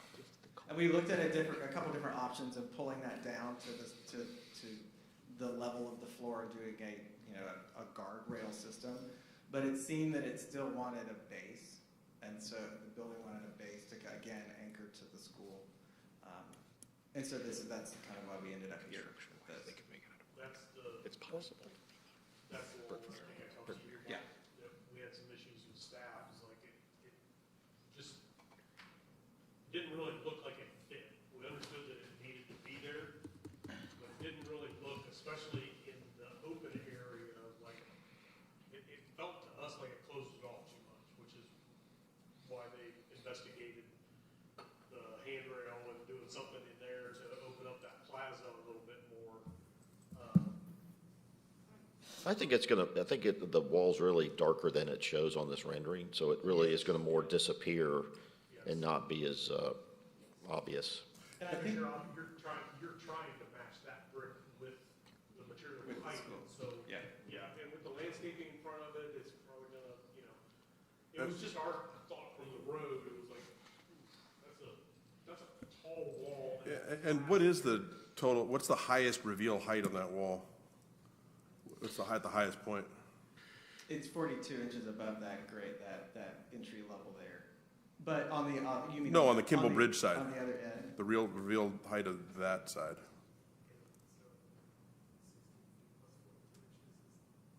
So 19 and a half feet. At its highest. Wow. Yeah, Which would be that's- the well, far that's end the- according to what's on the screen. On the far end, correct. Right. And so we'll see that in a second. Yeah, it's not the next one. Here Oh, you there can we see go. it. There Okay, you well- go. And that's just because of the grade. Now, final finished grading in that landscape zone between the wall and the sidewalk, we can burn that up. We can kind of reduce the scale of the wall. I think that's not, there's some opportunity there to kind of lessen the impact on the street. Organically, are you guys open to putting a vine on that wall? Yeah. I know staff likes that. Well, go back, flip back to the rendering was just before this one, there we go, so you can kind of see so again, on the office side, it's only 42 inches tall, 3.5 feet, but on the Kimball Bridge side, it gets pretty significant there on the left end. But yeah, when we looked at this, it was hard for us to really determine what we were gonna see, because from the road, you're in your car or you're walking with a pedestrian, so you're gonna be looking under the canopy, so you're really only gonna see 4 or 5 feet of that 16-foot wall. From this image, it's really not true, because unless you're flying your drone around, you're not really gonna see this, because a lot of the canopies, the way it looked as a quick review of the landscape plan, a lot of the canopies are gonna come pretty close together. Except in this time of year through spring. Yes. Yeah, and that's a landscape strip that will be heavily planted and Sure. revegetated. And Okay. Well, I don't want to focus too much on it, just Yeah. ask the question. so Well, I think there'll be Are you some open to greenery putting a and blind on vegetation to bring that wall down in scale and soften it. Yeah, and that's where, when we saw it in staff, we were kind of like, well, maybe it needs some bump out columns. It's or gonna something be to give it a little 13. dimension, but then we didn't, because the building was a little simple behind it, so. Yeah. Usually there's a condition of walls having lines on them, stuff like The geometry does work I thought it nicely was there. piers, decorative columns. Well, I think this addresses, or we're kind of talking about council condition number 13. Yeah. Okay, all right. So this is the entrance down into that lower level parking area. So this is if, that little Mini Cooper that's turning in there, that's if you're one of the office workers, or you're one of, Yeah, okay. and that, I think that there's a layer of signage and wayfinding that will come, which will help to identify and direct. And I would just say too, that's a very large Kimball Bridge road. Yeah. Yes, it's not that- yes, it is, 'cause it's, Yeah, it's not gonna be quite that expansive. okay. That's a boulevard. This is the main entry drive into the site. You can see the parking at the end of the driveway there. The gym building on the right, and then the office building on the left. This little carve out with the terracotta colored cladding, that is an entrance into the building on the front for visitor and guest parking. And then there's an entrance off of the back for employees. Oh, that's an interesting rendering right there too. It looks like the paving pattern for the automotive access entrances. You've got some pavers, and then you're doing some maybe pavement, and then Pavers again. you're Right. breaking things up. The intent is to break this up from a material perspective so that it is more of a in-concept plaza you park on as opposed to just a driveway road. Okay. And so at the end of this, where the main circulation, pedestrian circulation connects back to the school and the wedge, it is a raised sidewalk and a speed hump there. And so we've just continued that rhythm with the tree wells up towards the street. And it would have a landscape strip between the parking and the sidewalk on either side. Again, to kind of identify that as an outdoor zone. And thinking about the overall site, is this all being done in one phase, all at the same time? Or is this gonna be phased? For instance, you renovate the gym and the school as phase one, then you build the office building as phase two, or The intent is to one phase. everything all at once? Yeah, Okay. delivery may be different between the school and the office building because the school is there and the office Okay. building is not, but all one phase project.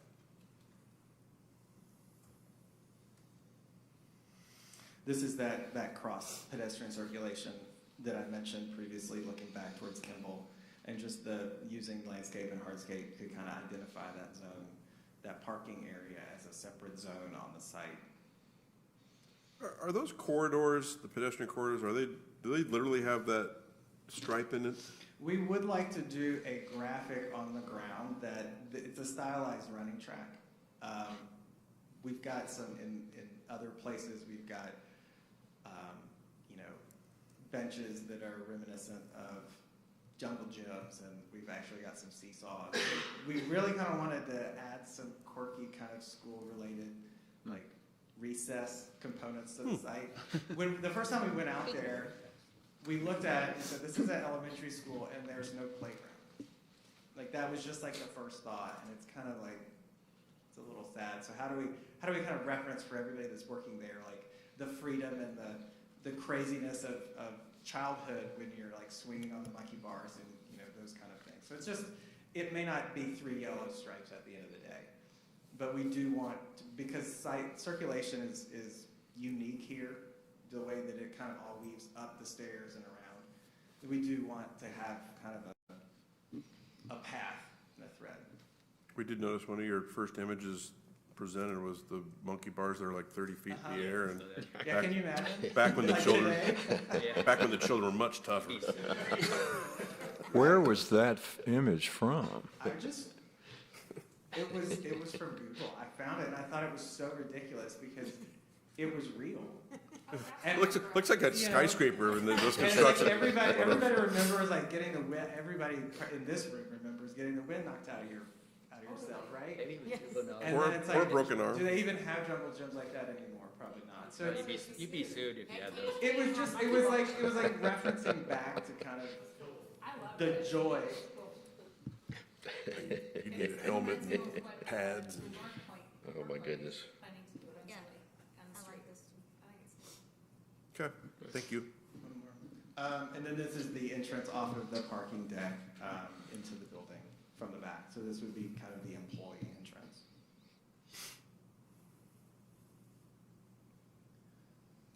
From a massing perspective, we did just want to drop this in here for reference on the just from the elevations of the new building relative to Kimball Place to the left and the gym to the right, and kind of how it kind of fits in.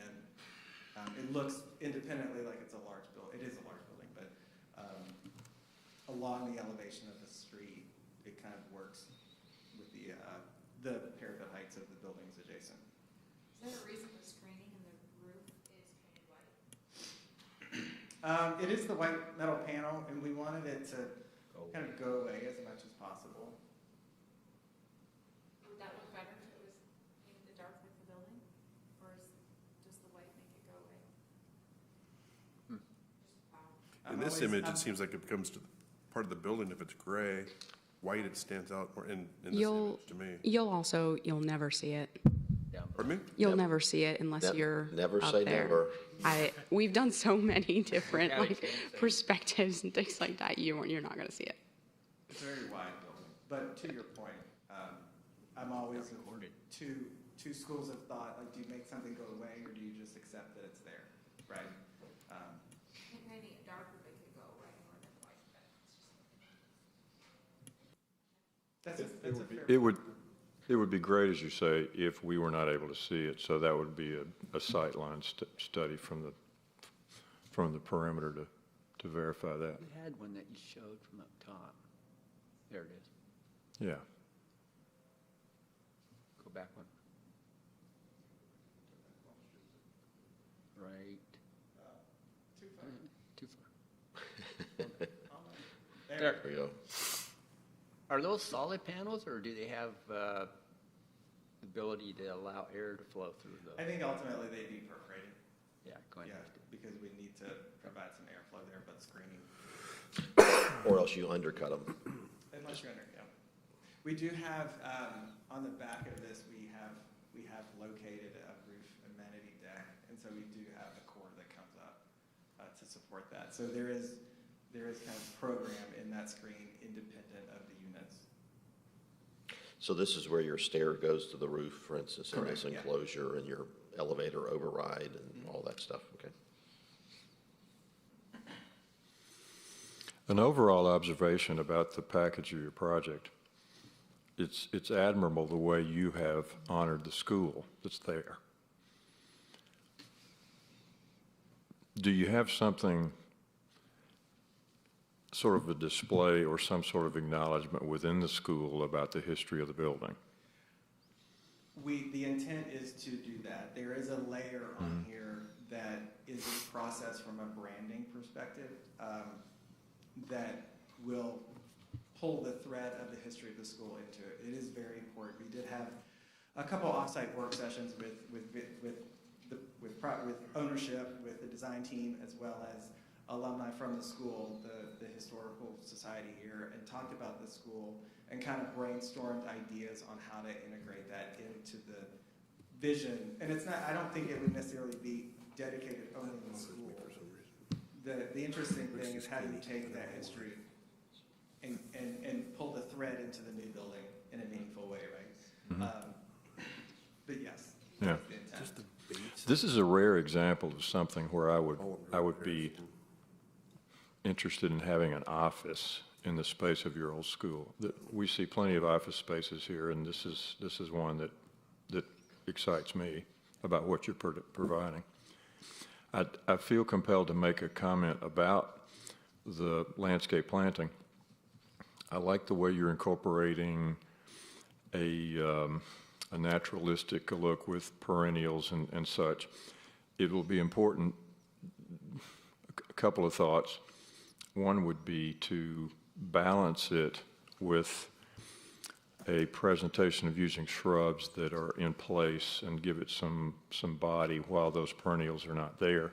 And the other thing that's going to be a key factor here is to engage the landscape contractor to cut these things at the proper time. For instance, so that if they're ornamental grasses, those ornamental grasses are not cut down to the ground in early October just because it's a part of the building they want to have as a part of their contract. So there's a lot to engage there, and it would be wonderful to put that sort of approach together as a program. Yeah. Agreed, 100%. I think we haven't really gotten to the landscape slides yet, but the landscape is, in the site in general, is really responding to the unique aspect of the project and the adaptive reuse. And so we're trying to respond in an ecological, sustainable way, and we're doing something that's not so suburban and traditional, and we're really focusing on using high percentages of natives, whether that's grasses or perennials or even shrub plantings, but creating a balance between perennial plantings that aren't, in bloom or leafed out in the winter with native shrubs that are, so that we get this seasonal response to the site. And we see the plantings in big drifts, and I think these renderings do a really good job of conveying sort of the just general character of those moves. So I think we're going to be mindful of the maintenance aspect of it, and that's a real big part of the sustainability component to this. So we're intentionally leaving turf grass and sodded areas out, and really increasing the quantity and the diversity of the planting scheme to promote like habitat and wildlife, and just really kind of appreciating the seasonality of the landscape.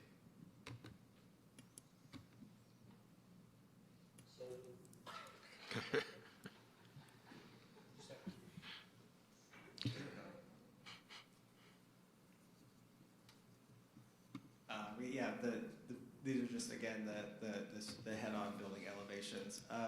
On the top one, this is the north elevation facing Kimball Place, and you will see the lower parking level is open. It's open for ventilation requirements. All the parking deck screening that's required will be vegetated, so that along the side and the back. I just wanted to point that out there. As far as that condition goes, that's just for that lowest level, correct, Brett? Anything that's seen, I think, by the commission. In the other two elevations. Condition 8. The graphics on the building, you said that's not exactly what you're necessarily going to do. That's just sort of a representation. It's a representation and a placeholder. So the intent is to have the opportunity, again, to tie into the history of the site, potentially through, building mural graphics. Nothing, we're not talking like graffiti graphics or anything, but something that's a layer, that's a layer on the building or in other certain locations, just to be able to kind of tell the story of the property. Yeah, I mean, I personally like it. I think it's kind of a playful way to go about it, but I think we'd have to approve exactly what you're going to do on the graphics at some point. Yeah. I think signage is another component that we would have to come back for approval. Looks like it, yeah. So the thoughts on that, would it be painted, do you think, or do you think it would be kind of a heated latex? Heated vinyl, or mixture thereof? We've done both in the past, and I think one of the ideas that's kind of kicking around with branding and the story layer? Is there an opportunity for, you know, a rotating art component where it kind of changes over time and you engage the community artists to kind of do something and, you know, reinterpret or whatever? Or is it permanent? And I think that would kind of, depending on how we land on that, would kind of dictate how it's installed. Paint would sort of go good with the whole school vibe. Sorry? Paint would kind of Rotating go arm, with Yeah. the school vibe. Canton and Yeah. the one that's never changed. Doesn't run. We do have a small Non- section on the parking deck. It's non-rotating. not The A was painted on the most jazzy part of the project. It but got we do cleaned wanna up. include it. It got cleaned Um, up. Did it? Yeah. The basic one time. two-bay parking deck. And we did include some site sections here of the deck, just so you, again, could get a little more information on how it kind of works with the site and the property. Is that a precast deck or a poured-in-place parking deck? It is drawn as precast. It most likely, depending on construction costs and those kind of things, will go either way.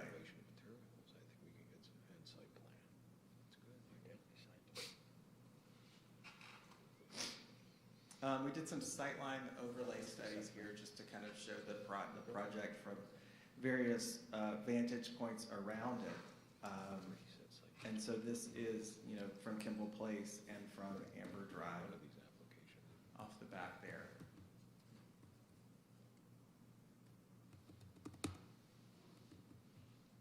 And again, it's really for scale. I think that, you know, again, we'll vegetatively screen the parking deck on all the sides that are visible. It's, I mean, the deck itself is really only visible on the back side, but then you got the parking lot, I guess, on the Yeah. top, yeah.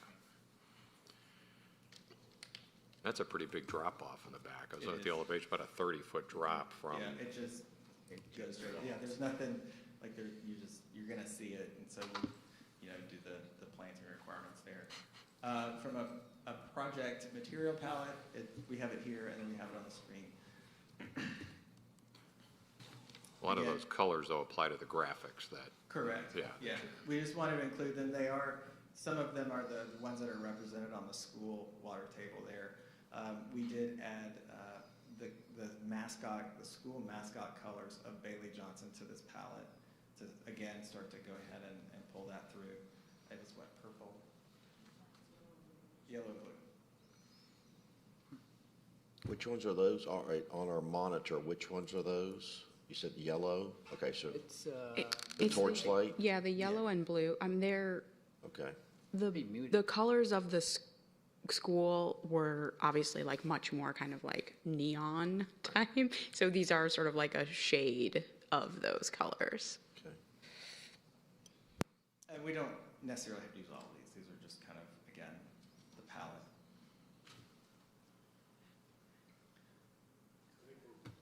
yeah, we're doing, yeah, okay. Well, let's go through, let's keep going through we Okay. got some, I didn't know how much included in this versus the DRB packet we submitted.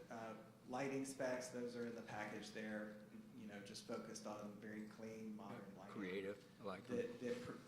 That has a family of fixtures, so we don't have too much going on, and it kind of, again, is great lighting, but it's not the star of the show. And then we're up to landscape.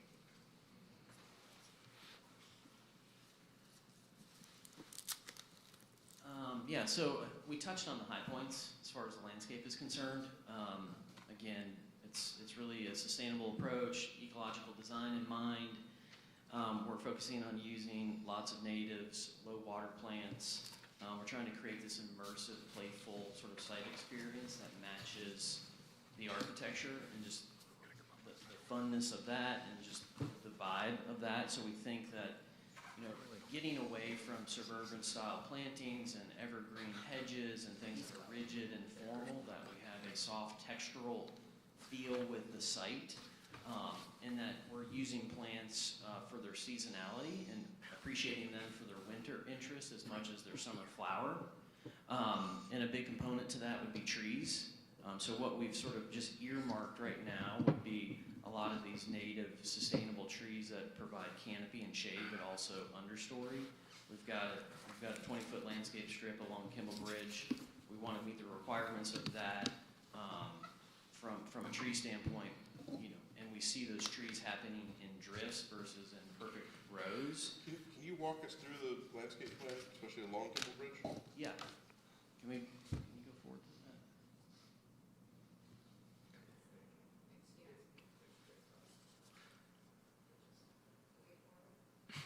Wait for it. That's what my iPad's doing on here too. So. Landscape images like crash the computer usually. Right on cue. Like, yeah. Uh-oh. Uh-oh.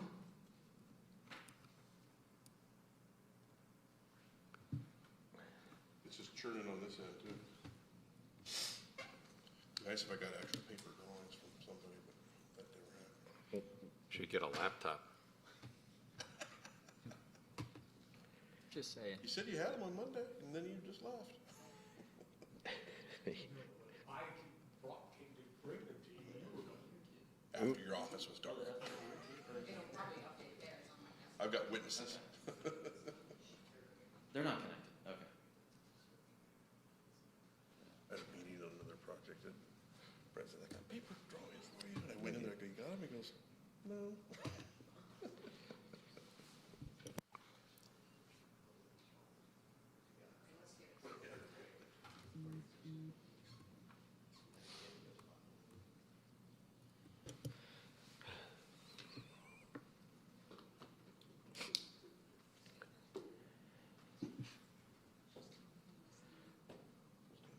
I get that too.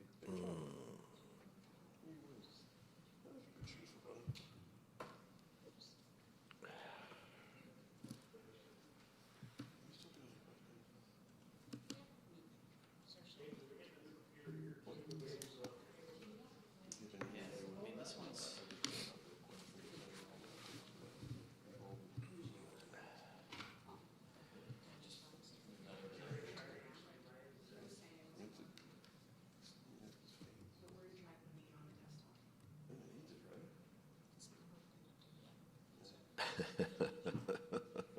Not enough space. I think you're out of space.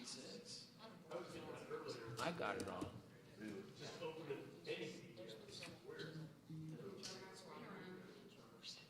I think the landscape plan killed the presentation. Usually does. I know. There's a lot of plants on here. Yeah. Do you guys have that in front of you? Mine just churns away too.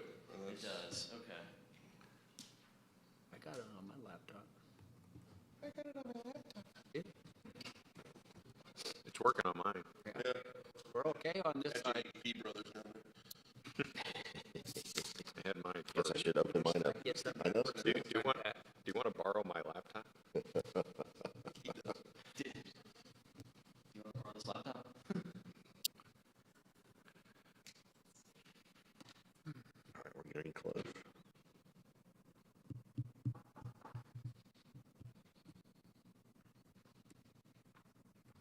I'm just, we've got to look at the conditions and make sure we hit the conditions, and then there's some others. Have you seen the comments that came from David Shostak, which are dated 11/9?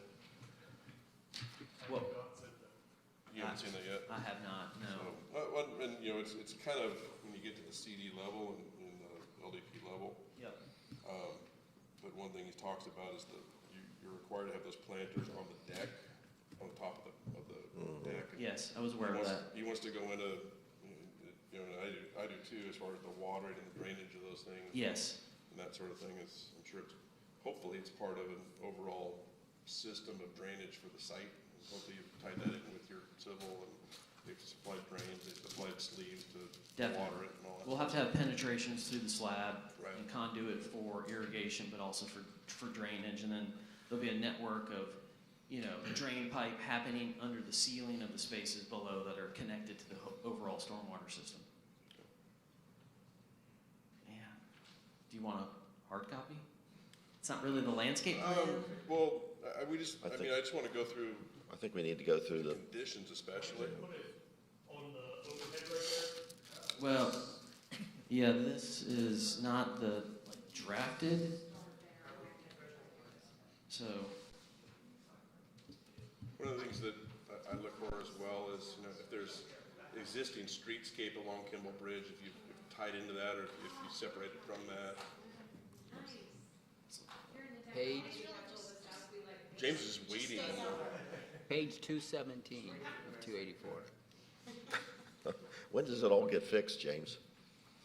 We have a meeting tomorrow. We originally slated to replace everything in here in December, and we're running into supply chain. So now we're looking at probably March. Is there, Just get that one guy with jet ski to go Does- worship, go in the water and pull our stuff out. There'll be a lot of jet skis out there. Frank will do it. Move faster than one's doing it. He'll always be on the water too. He'll do it for them. can you guys see that? Yeah. Okay. This is just the plan palette. This is what we use as a stepping off point to just, you know, analyze the site, understand the exposure requirements of the various areas, and then to develop a palette or a species list that we're going to pull from to respond to each area. And you can see it's populated with lots of native trees, shrubs, ornamental grasses, and perennials being one of the main layers that we're focusing on, and then ground covers. I don't know if you can see down here, but we do have some calculations that are specific to the landscape strips around the site, the total linear footage of that, the number of trees that are required. Okay, sorry. I'll let David worry about it. Yep. So what we can't see is this plan is coded to the sheet that we were just looking at previously, but I think what I'm hoping is jumping off the page is the varied condition of the planting plan and how the plant species are proposed in these drifts and sort of this mixed condition. And it's really hard to see here, but we are really sort of studying each of those microclimates from an exposure level, from a layered condition from public sidewalk to the building, so that we're going from low to high, but also blending flower colors and leaf color and texture color, just the textures of the plants. Is there any continuation of streetscape on either side of this site as far as trees, or any of that, or is this its own separate? Not to my knowledge. Has it been looked at? You mean the adjacent property owner, or? Just if there's a streetscape tree, for instance, whether it's an oak or an elm or whatever, is there a continuity of that, or is it just kind of stopped for this site and then continues on? Has that been looked at? So with our site, we're not proposing like one species as a typical tree condition. Yeah. But is there any continuity of Oh, that? that we haven't looked at. I'm unclear of that. Got you. The other thing in there, and I can't see on the side, rather than continuing to churn away time, you know, it's very interesting, it's very cool. As long as there's not an overabundance of perennials, ornamentals, and all that stuff that goes away in the wintertime, Yeah. that the land, and Richard mentioned this earlier, maintenance guys, grasses are cool, and they got the little plumes, all that stuff, the maintenance guys come in there and they cut them all down. Yeah, agreed. So as long as there is a reasonable percentage of evergreens, not trees, but shrubs. That hold the day instead of just a large mulch area along the front. And ground cover layer too. And then the other thing I'd like to look at is that we haven't even talked about is the wedge. What'd you call it? Did you call it The wedge. Okay. The surf spot in California, but there's what's all going on in there, because there's walls and there's all that stuff going on. I kind of like to know what all of that is, regardless of the plant material, but you know, So aside from the different landscape? materials that are in there. Yeah. That I we mean, did not talk about. From a landscapes perspective, we're focusing a lot of the more unique plantings in that area because it's very pedestrian and it's a main destination of the campus. From a hardscape and kind of landscape architecture perspective, we've got a primary rubble wall, which will be kind of this here, that will be the main retaining wall in the space, and then we have we have some planters that step down. That's the image I'm looking at. Yeah, the planters step down from the. Wish we could pull that up. I think we broke the system. The planters are steel plate, and then the bleachers are kind of the e-paint wood. We've got kind of amphitheater bleachers, Oh, okay. seating area there in the Hey, back. it's up. There we go. Yeah. Oh, perfect. And I'm sorry to rush through this stuff, but No, that's okay. the technology here is driving me nuts today. It's everything, having little wheels just churn and we just gotta move on. And So the seating, I was mentioning the seating is we've got amphitheater style bleacher seating, which is kind of a location for an all hands meeting. If a company wanted to have a meeting outside, we tried to use this space and break it up into smaller gathering areas. Since, the reality of office moving forward post 2020 is that a lot of people are going to want outdoor space. So we've tried to, in all aspects, new building, school, whatever, provide outdoor space adjacent to tenant spaces, and then have the common outdoor spaces here so that somebody could have a meeting, somebody could reserve it, somebody could, have a breakout area. so you've got the stone wall with the cat. Yep. Ground materials, looks like there's a paver in there. Yeah, so we would use kind of a granite cobblestone paver to accent specific areas, and then concrete in others. And whether the concrete is banded with exposed aggregate or my mind. Thank you. I think that's like the next level of design. And there. the Kimball wall, that's a steel? That's steel plate, yeah. So we've done, sometimes we do steel plate retaining walls.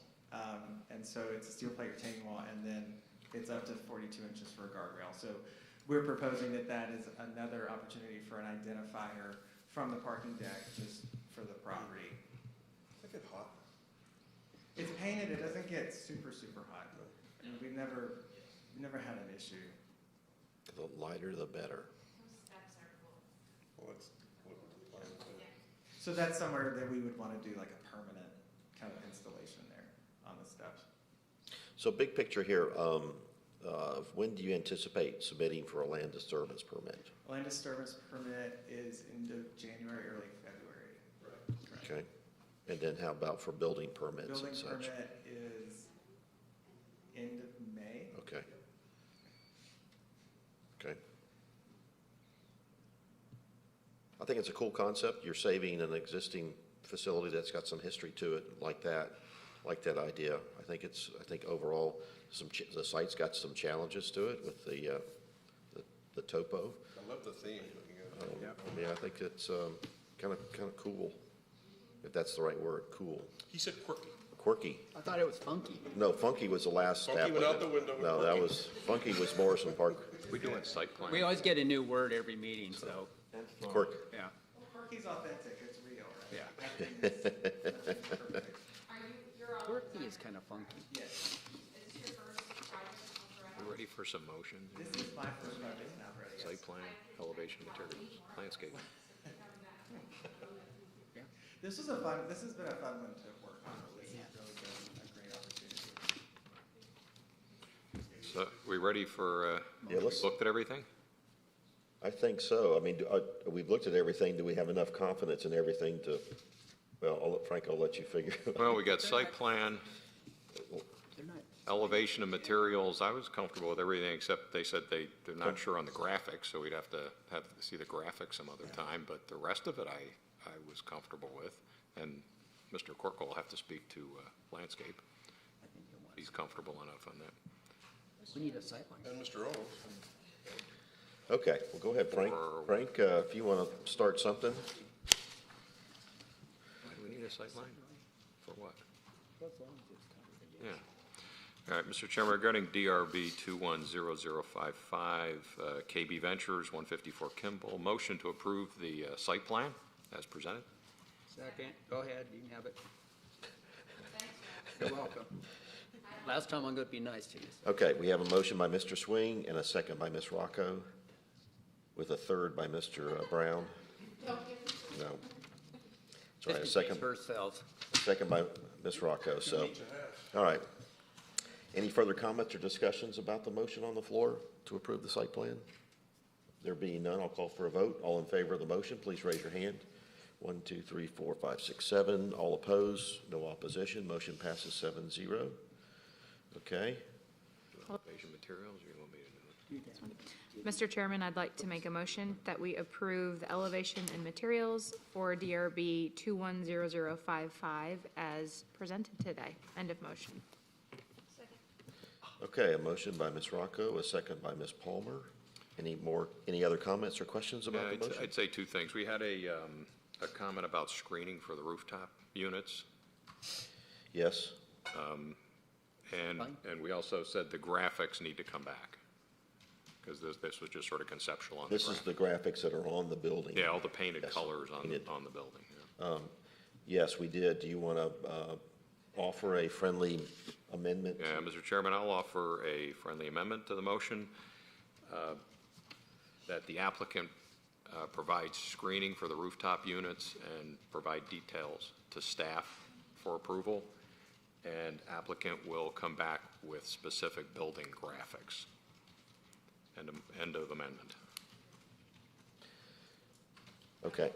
You accept that, all right. And then Ms. Palmer, do you accept that as? Okay. Friendly amendment has been accepted. All right, any other comments or questions?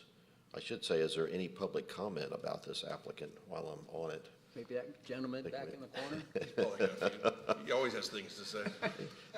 He's gonna, only about the technology piece. Yeah. So, all right, there's no public comment. The color that I commented on the screen, is that what you were referencing? Just, No, the rooftop unit screening. On the school, on the gymnasium? On the gymnasium, we said we needed screening for the rooftop units. Not on the new building? No, we're talking about on the existing. that was, building. Okay, perfect. Okay, thank you. okay, any other questions, comments? There being none, I'll call for a vote. All in favor of the motion, that includes the friendly amendment, please raise your hand. 1, 2, 3, 4, 5, 6, 7. All opposed, no opposition, motion passes 7-0. All right, we got site plan, elevations and materials. We looked at, gave us representations of the lighting, the buildings, but we didn't really go through where they're all located. Maybe we can see that. As part of Even that photometric wedge area, Right. if you look at what's on screen, it's got those hanging lights. Cable on the lights. cable. Has there been a photometric study done of the site? Or- Yes. It's on the parking deck. Okay, oh, on the,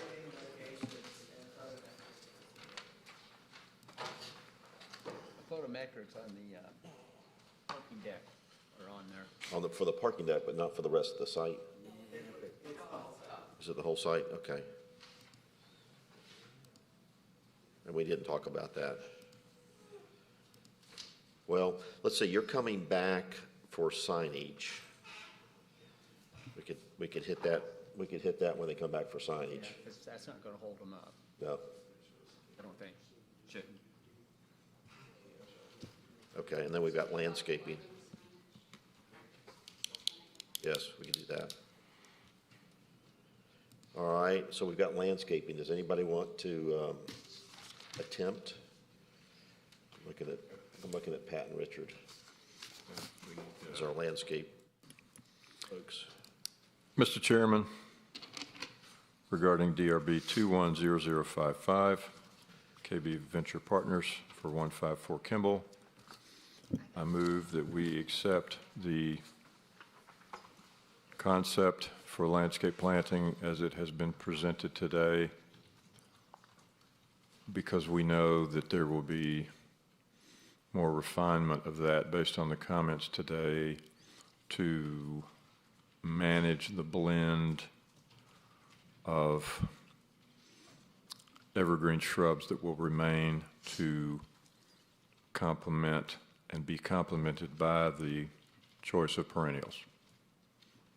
And Alex, pardon me that were so many words. I'll second. You need a rest.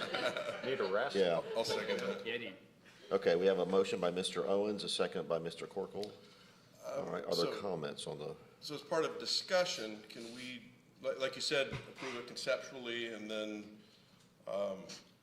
that they meet with staff as far as the details of the planting? Because what we didn't do is really, it was difficult because our technology failed us up here, but to march through specifically the conditions and how you guys address the conditions and, my concerns and that sort of stuff, so, So the motion was conceptual. yes. So I think that still means that they can come back with what we need as far as details. Come back with, or meet with staff, whatever's most, I think it's up to you guys. It sounds like most everybody's pretty comfortable with the theme, but I do think it bears need for a little bit more. This is going here, this is going here. I think staff can do that. I think if we wanted to do it, maybe we had Mr. Owens and Mr. Corporal, maybe in that meeting with staff and the applicant, just to kind of get those finer things where we can look at a big piece of paper and.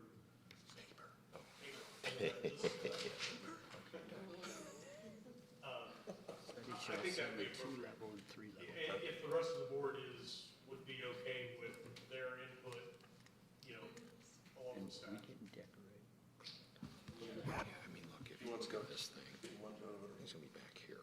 All right, I think you could see. board members, do you feel comfortable with staff then reviewing specifically for especially the zoning condition or the council conditions that staff will take care of? Like 8, they were talking about a sightline study of the parking decks and cladding and. Well, they had the sightline study in there. Yeah, I don't see any way you could see that parking deck from Amber Park or Kimball Place. I mean, it's pretty far away from those streets, and you got a huge parking lot. I think the parking deck looks like a parking lot, right? Yeah. The top of it does, yeah. Yeah, I think and that's what staff is here for, is to dive into the details and make sure these conditions are all met on our behalf. So I don't have any problems with staff. We've conceptually approved it, or will be, if the motion passes. Staff looks at the details. Yeah, I mean, from that parking lot and maybe from Amber Place, you maybe could see some cars parked along the top edge of that parking lot on the top level. Some views, you can see cars at Apple. Yeah, I mean, it's, because that thing's 30 feet up in the air. Don't tell anybody. Yeah. You're not gonna be able to screen, you're not gonna be able to screen at 30 feet in the air, yeah. And some penthouse screenings, you can still see the tops of cooling towers on top above the screening, so. Side metal panels. Okay, all right. Any other comments or questions about the motion on the floor? Alex, did you get all that? Yes. All right, there being none, I'll call for a vote. All in favor of the motion, please raise your hand. 1, 2, 3, 4, 5, 6, 7. All opposed? No opposition. Motion passes 7-0. All right. Thank you for your time this afternoon. Thank you. Appreciate it. We'll see you back with some signage. Thanks so much. All right, we're going to take a recess to grab a bite to eat. Let's get back here at 1 o'clock for Hampton Inn. Got to be back here at 1 for Hampton Inn. Okay? A recess. We missed that one. All right. I think I'll turn this baby off.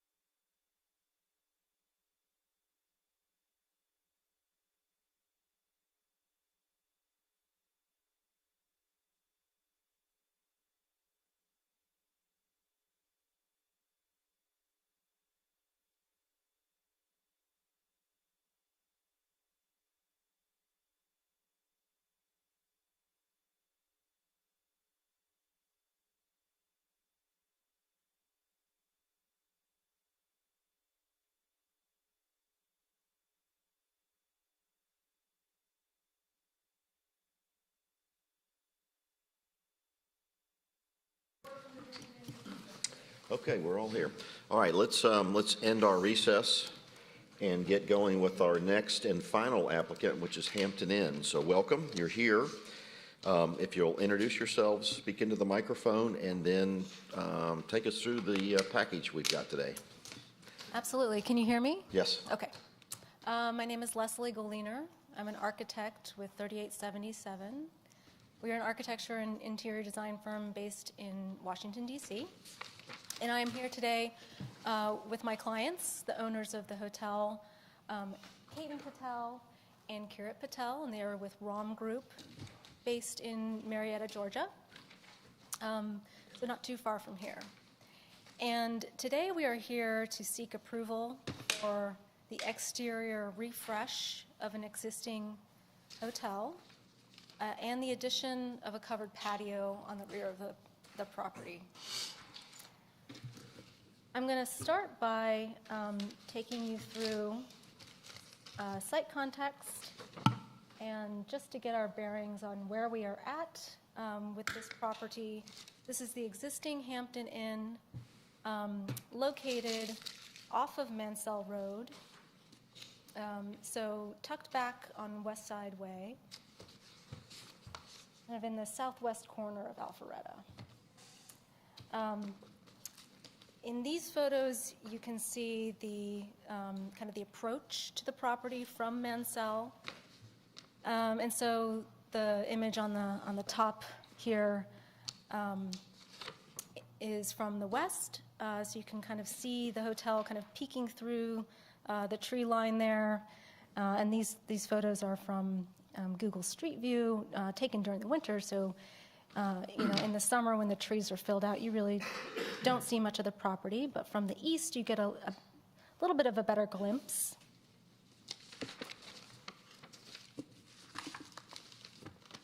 The approach from the south is a little bit more concealed. The property sits back from Mansell quite a ways, behind a gas station and next to the Volvo dealership. The corner here at Mansell and West Side Way is occupied by the gas station there, and then you can just barely glimpse the hotel behind that tree line there. So that's just to give you some context as to how the property is viewed from Mansell. And now I'm going to move into the full presentation. Okay. Oops.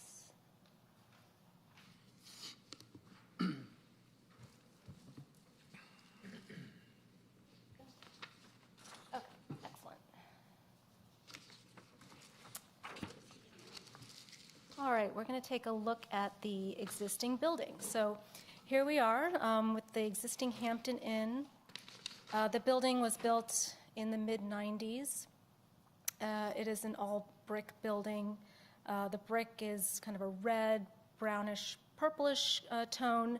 It's got some banding at each of the floors. The facade is articulated with some bay windows, some of which have kind of peaked parapets and peaked roofs.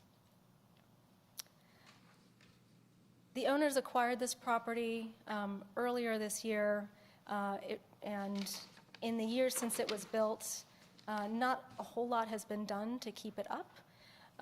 So with the new ownership group coming in, they really want to look to do a complete refresh of this entire building, really bring it up to kind of more contemporary standards of what guests, what travelers are looking for, make it feel fresh and modern and clean, and in line with the context of the neighborhood, which has a lot of modern, contemporary-leaning architecture, as well as neighboring hotels nearby.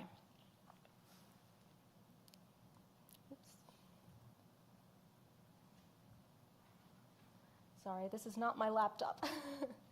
Okay, here we go. That's right, it's working. Don't use ours. Yeah. So this is a civil site plan. It's a little bit difficult to read at this scale. But at the bottom of the site plan is where Mansell Road is, so that gives you a little bit of context for how it sits back from the road. Okay, and this is an enlarged site plan here. So at the bottom of the sheet is the main entrance into the hotel. We're doing nothing to expand the footprint of the hotel, but we are proposing to add a covered patio on the rear of the property. This is about an 1,800 square foot covered patio sitting adjacent to an existing pool that we are also proposing to renovate. We think of this proposed patio space as kind of an extension of the lobby, it being more of like an outdoor living room with seating areas to lounge, some outdoor fireplaces, a TV, and kind of a barbecue area as well. So it's really meant to be multifunctional and a place for guests to kind of congregate and relax in the evenings and when they're enjoying the pool as well. We're also placing a couple of enclosed restrooms out there just for convenience, and adding paths in and out of the rear of the property to the parking lot and public right-of-way.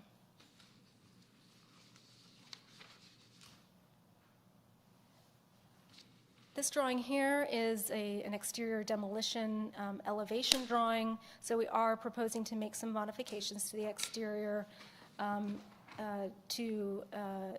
service to the new finishes that we're proposing. And this is our proposed elevation, main elevation of the hotel. And so what we are proposing to do is to we're proposing to cover up the existing brick with new eaves and paint finishes. At the bottom, at the main level of the building, we are proposing new brick and a wood-look aluminum siding.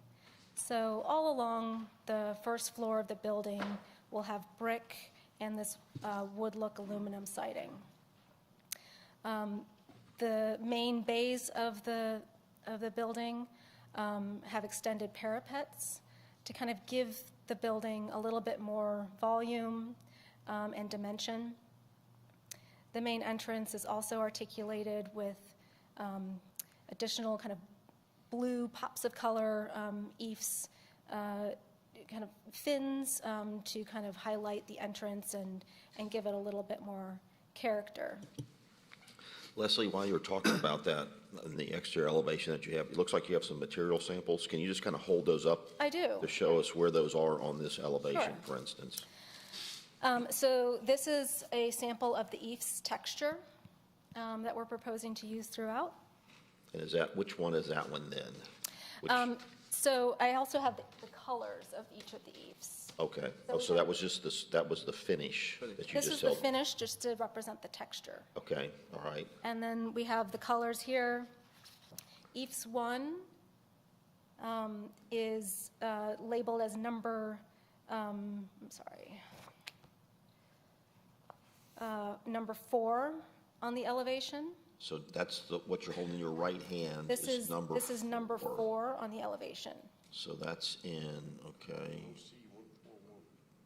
And so this is the brightest white of all the finishes, and this is being applied to the recessed portions of the facade. Okay, and then this one is, this is number 3. So the two larger bay expressions on the left and the right, as well as the stair towers. And so it's just it's an off-white, kind of a gray color. And then this one is where you see number 2 in the center of the building, the largest bay. So it's just a even slightly darker gray than the other one. So It's really more of like kind of a soft off-white kind of color combination. Okay.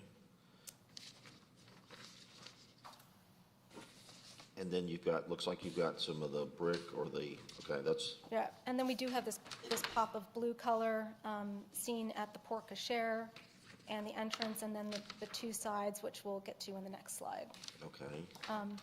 And This then- is the proposed brick at the base of the building. And the board kind of got destroyed in transit, but this is the. And I'm happy to send around any of these materials. And then what, how about the, you have some wood Yes. or wood look? Yes, it's this aluminum product here. It's got a wood look finish to it. Super, super durable and easy to maintain, so it'll look good for a really long time. And it'll be done in a horizontal. Horizontal, correct. All right, thank you.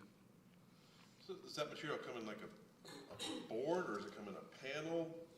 It comes in individual planks, just like siding. So they come in long pieces that then get hung. So in doing all this work, you're leaving all the existing brick in place? Is Yes. that correct? That's So you're just, you're putting all this on top of it? That's correct, yeah. Is this the Hampton Inn branding look, or is this the owners, having a designer create a new look for this building? Yeah, this is the branding look. So this look is coming from the brand, based on their prototype for a new build hotel.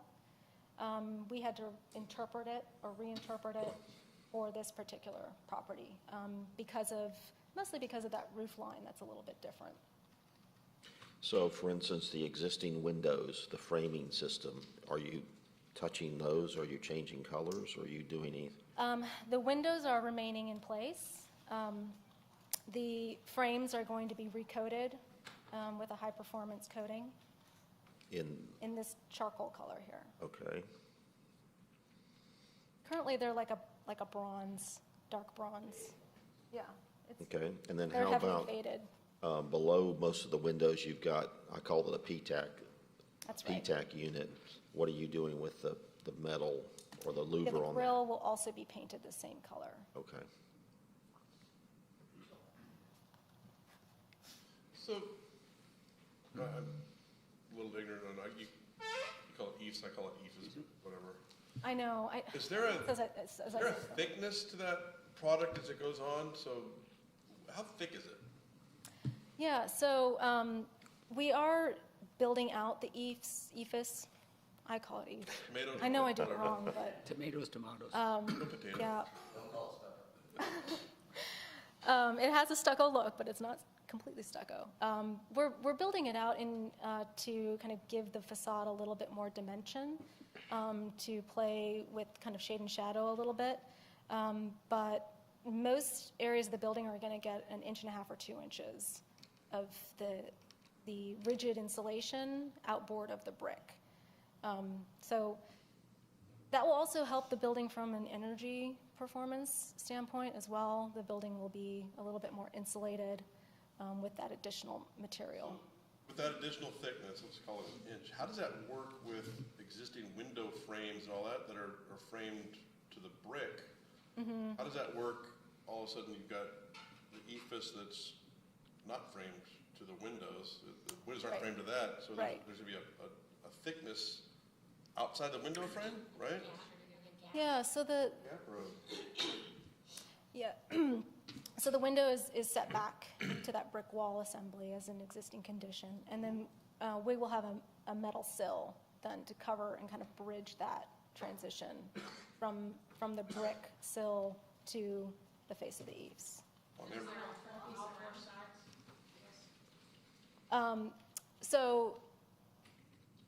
So from on the sides, it's a little bit different because we can return that material in a very thin kind of direct applied. So there's a technique that you can use to basically apply this finish directly to the brick as well. So it's called TAFs. It's just another way of applying an EIFS without the build out of that rigid insulation. So you've done this on other hotels? Mm-hmm. So if I'm, excuse me, so if I'm sitting in a room and I'm looking out the window, I'm not gonna see like, hey, there's brick. I mean, I'm not gonna be able to see that there's No, brick. no, it'll be a continuous surface. It'll be the same. Soft edge down, Mhm. right? Curved in. Yeah, sometimes they bevel the corners a little bit, yeah.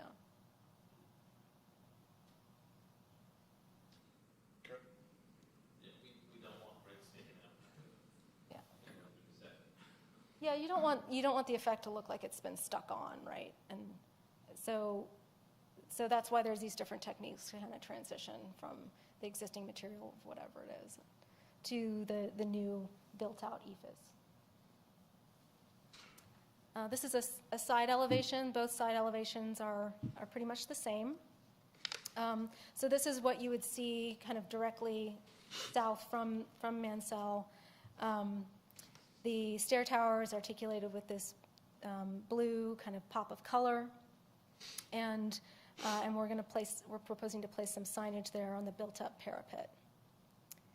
To the left, which is the rear of the property, is where you see an elevation of the proposed outdoor patio. And that patio is enclosed by a low wall, and we are proposing this ground face CMU. It's called Gemstone, and the color is Glacier.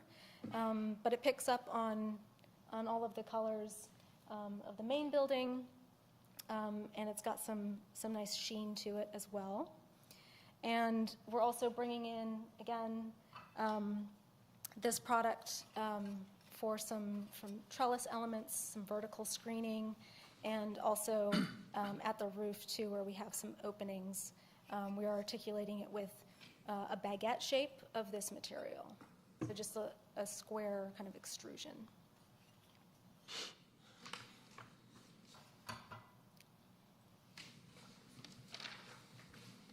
And on the rear of the property, we are proposing to carry the EIFS around the corners and then transition to painted brick.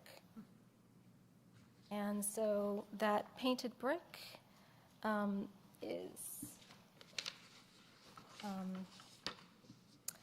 this color here.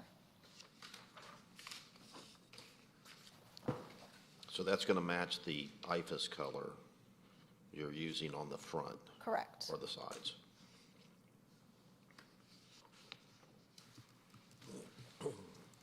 We included these elevations in the submission. I think it was a requirement to show where we might have integrated lighting into the building facade. So you're going to see that in kind of concealed cove lighting around the blue EIFS expression, and then at the entrance as well, kind of framing the entrance. So I'm going to drop back a minute. What's the thought process? You're doing three sides of this, the hotel IFAS, and then the fourth is painted. Why not do all IFAS? Right. So the rear of the property is really not visible at all from any vantage point. And so we really just want to make it look clean, but we don't feel like we need to add the EIFS there, but just paint the brick so it looks nice and clean and blends well with the patio that we're proposing, and transitions nicely to the rest of the materials that we're adding to the sides and the front. Okay. I'm just thinking too, it's kind of it's an all one color in the back here. Why not add a little bit of interest to it while you're maybe change up a paint color or two to. Yeah, I think we'd be open to that. Is the brick damaged at all? Or I'm just curious what the thought of covering brick, which is typically a more desirable, expensive quality product. Yeah, the brick is in okay condition. Structurally it's fine. It's just a dark, kind of out-of-date color. understand. And that's really the motivation, is to give the whole building kind of a fresh, more contemporary look. Was there any consideration of painting the brick and incorporating some of these colors with the brick that's there, but keeping it brick instead of ephes? Yeah, I think the reason that we prefer to add the ephes is so that we can build up the parapets at the front of the facade and bring those back to the existing roof and give the building more kind of volume and dimension. The existing bay windows have these kind of funny peak-shaped, triangular parapets, and they just look kind of outdated. And so we're trying to, this is our solution to cover those up and to kind of give that whole roof line a little bit of a cleaner, fresher look. Are you doing anything to the roof? We do have to modify the roof to receive the new taller parapets. And so those existing overbuilt portions of the roof, the dormers, if you will, are going to be removed, and then a new kind of overbuilt roof will be put in place so that we can shed water properly around the newer, taller parapets. But I think it's a shingled roof, right? You're not doing anything with the shingles, the main roof? We're not doing anything with the shingles to the main roof, correct.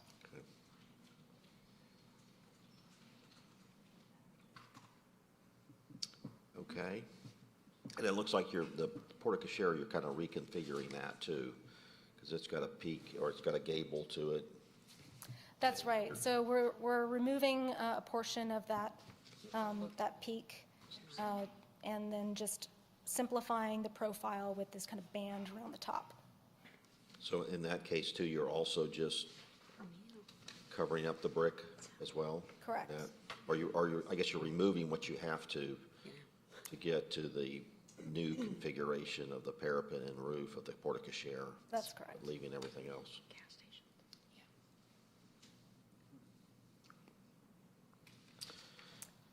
Okay. Oh, would you like me to continue? Certainly, yes, please. Okay.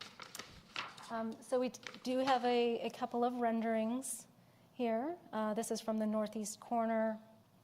So you can start to see some of the volumes that are created by the newer expressions in the eaves. This is from the southeast corner. So this is basically as you approach the property. So you're driving, you're pulling off of West Side Way and then coming up to the property. And so this is what you would see.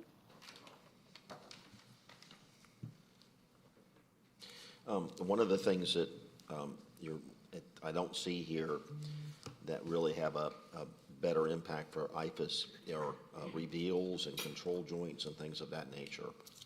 Have you laid those out yet? Do you know where those are going? Yes, they are not totally visible in the renderings, but they are shown in the exterior elevation drawings. And how big are they, or what are you proposing? So let me flip back to... And I may have missed that. That's fine. Yeah, I think maybe it's just a little bit hard to see, but at least on the screen here. But you can see the reveals being pulled across. So we're pulling the reveals horizontally at the bottom of each of the window lines. So that's kind of a datum that we're carrying across the building. And then vertically, we're also pulling from the jambs of the windows and kind of pulling upwards. So that's another datum line that we're consistently applying around the front facade. Okay, thank you.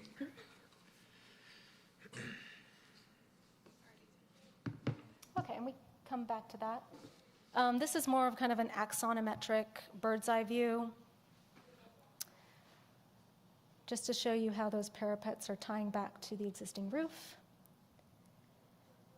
And now we're going to move over to the patio. So this is the existing rear of the property, the existing pool. So again, a little tired, a little neglected, and so we're proposing to refinish the entire pool deck and then build this additional covered patio space off to the side. And this is a rendering of that patio space. So the walls, again, are these low walls are proposed to be this CMU, this ground face CMU. And then the vertical screening elements are this product here, but in kind of a square extrusion. We also have that trellis expression at the roof as well, kind of to create a little bit of an opening so it's not so claustrophobic and gives a little bit of play to shade and shadow. The exterior of the roof is going to be finished in shingles, kind of a gray shingle look.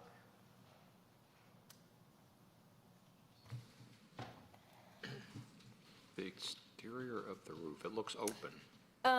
So the roof is actually a metal deck over steel joists. Like a corrugated metal deck, is that what you? Okay. Last picture, it looked like it was open like trellises. Yeah, we do have an opening in one portion. Oh, I see. Okay, Yeah, gotcha. All right. yeah, I know, it does look a little deceiving as the lines kind of carry through. So one part is open, but most of it is That's right, yeah. watertight. Okay, Yeah. got it. And the painted finishes, so this is the underside of the roof, so the metal deck and the joists that you see, and this is the steel frame, so the columns and the beams. And this is a view from the outside.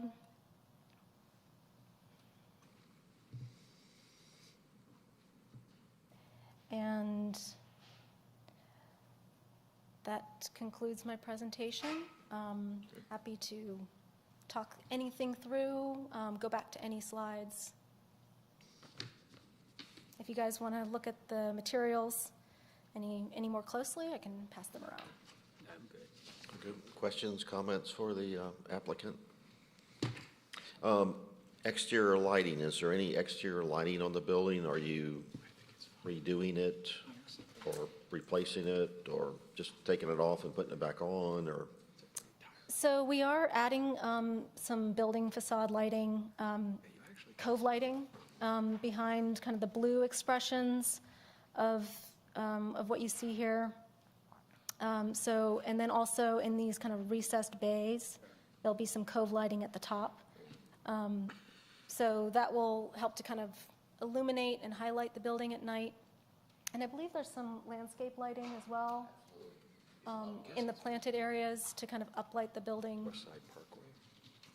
So do you have examples of what maybe the cove lighting looks like at nighttime on some other facilities? Not with me, but I can provide those. Okay. I think we just want to make sure it's subtle. It's not, It's definitely, well, it's indirect, and it's more of a kind of a glow than like a neon strip or anything. Okay. It's much, yeah, it's pretty soft.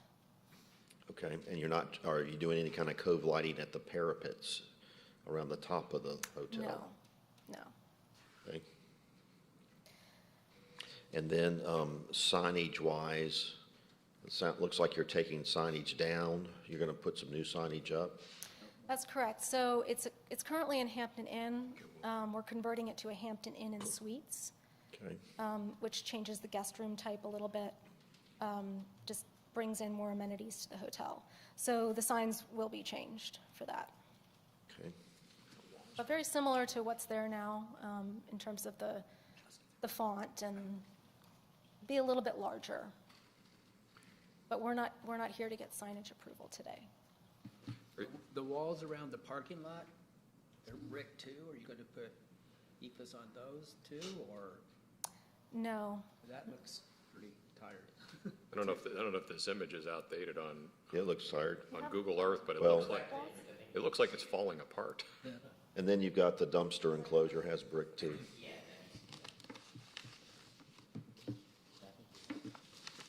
This one? Oh, okay.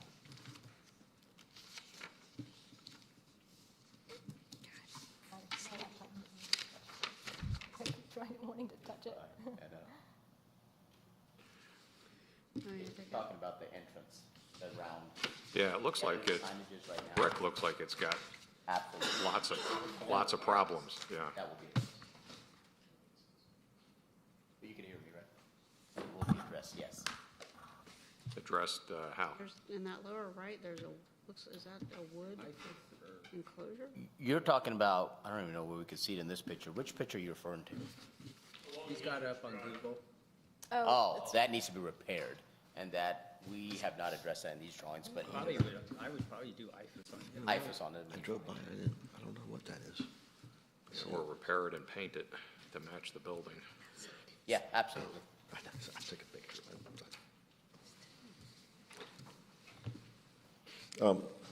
Ms. Palmer had a question. In that lower right-hand photo that's on our monitor right now, on that side, in the kind of bottom right, there's a white-looking structure or fencing or something. What is, do we know what that is? It's like, is it a storage shed? No, it's where the gas meters and things of that nature are. They try to put a fence around it, but that. Like a screen around it or Screen, something. and it, Okay. obviously, when we renovate, that's gonna have to be redone and Okay. And then I mentioned too, the dumpster enclosure is Yes. brick. So you're gonna wrap that with IFAS? Yes, and it needs new doors too. Okay. All right. Well, I'm not a fan of painted brick or adding IFAS, but that existing brick is really tired. That's what I just said to her. I was like, this is very tired looking, isn't it? And that's, can't help but laugh at the sign. It's tiny at the very top. It's like. Well, it's, the one on the side is larger than the one in the I front, know. you know? I know. I guess that faces Mansell Yeah. Road. More visible, yeah.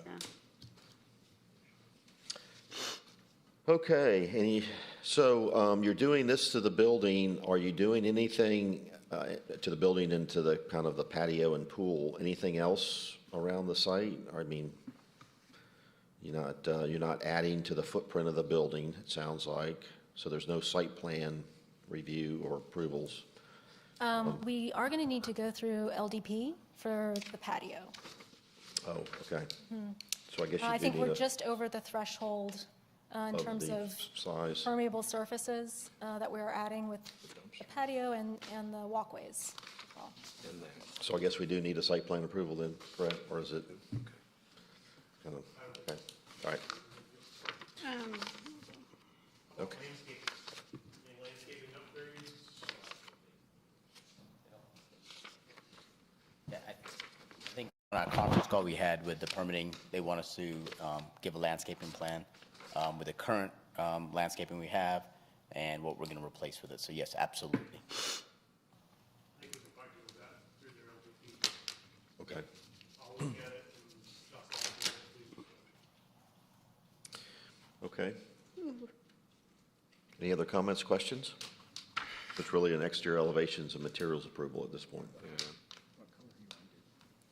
So, Mr. Chairman, regarding DRB 210053 Hampton Inn, motion to approve the elevation and materials with the following conditions. Applicant will repair the retaining wall at the entrance road and match it to the building. Applicant will apply EFS to the dumpster enclosure and install new doors, which we submitted to staff for approval. An applicant will submit a landscaping plan to staff for approval. End of motion. I second. Frank came first. Roger. All right. I have a motion by Mr. Swing. I'll give the second to Mr. Brown, or credit for the second to Mr. Brown. So, all right, any questions or comments about the motion at this point? When you say for the very first part, you said that the monument or when you say to match the building. Intentionally vague. They could be any of those colors, really. Because personally, I would be, I think if it was covered with EFS, to actually match the building would be, completely match the building would be the best approach, right? Yes. Okay, I just wanted to clarify. Okay. Thank you. And then just use like the darkest base building I think that would probably make it disappear the most. And, and then get some new landscaping and, yeah, so we can add those clarifications. Okay, anything else? Any other questions? I didn't ask for public comment because there really is no public, but Hello? I can ask for it now, Y'all have so. any comments? Anyway. Make it look much better than it is. All right, with there being no further questions, I'll call for a vote on the motion. Everybody, all in favor of the motion, please raise your hand. 1, 2, 3, 4, 5, 6. All opposed, no opposition. Motion passes 6-0. All right. Thank you for your time this afternoon. Thank you. We really Appreciate it. All right.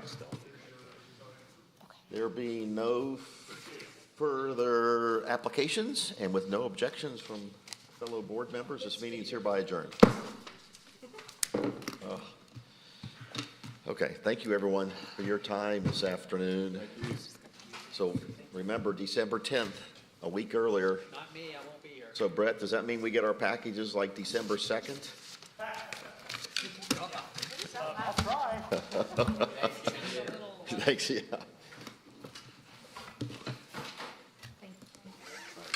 What order do you need today? I have that.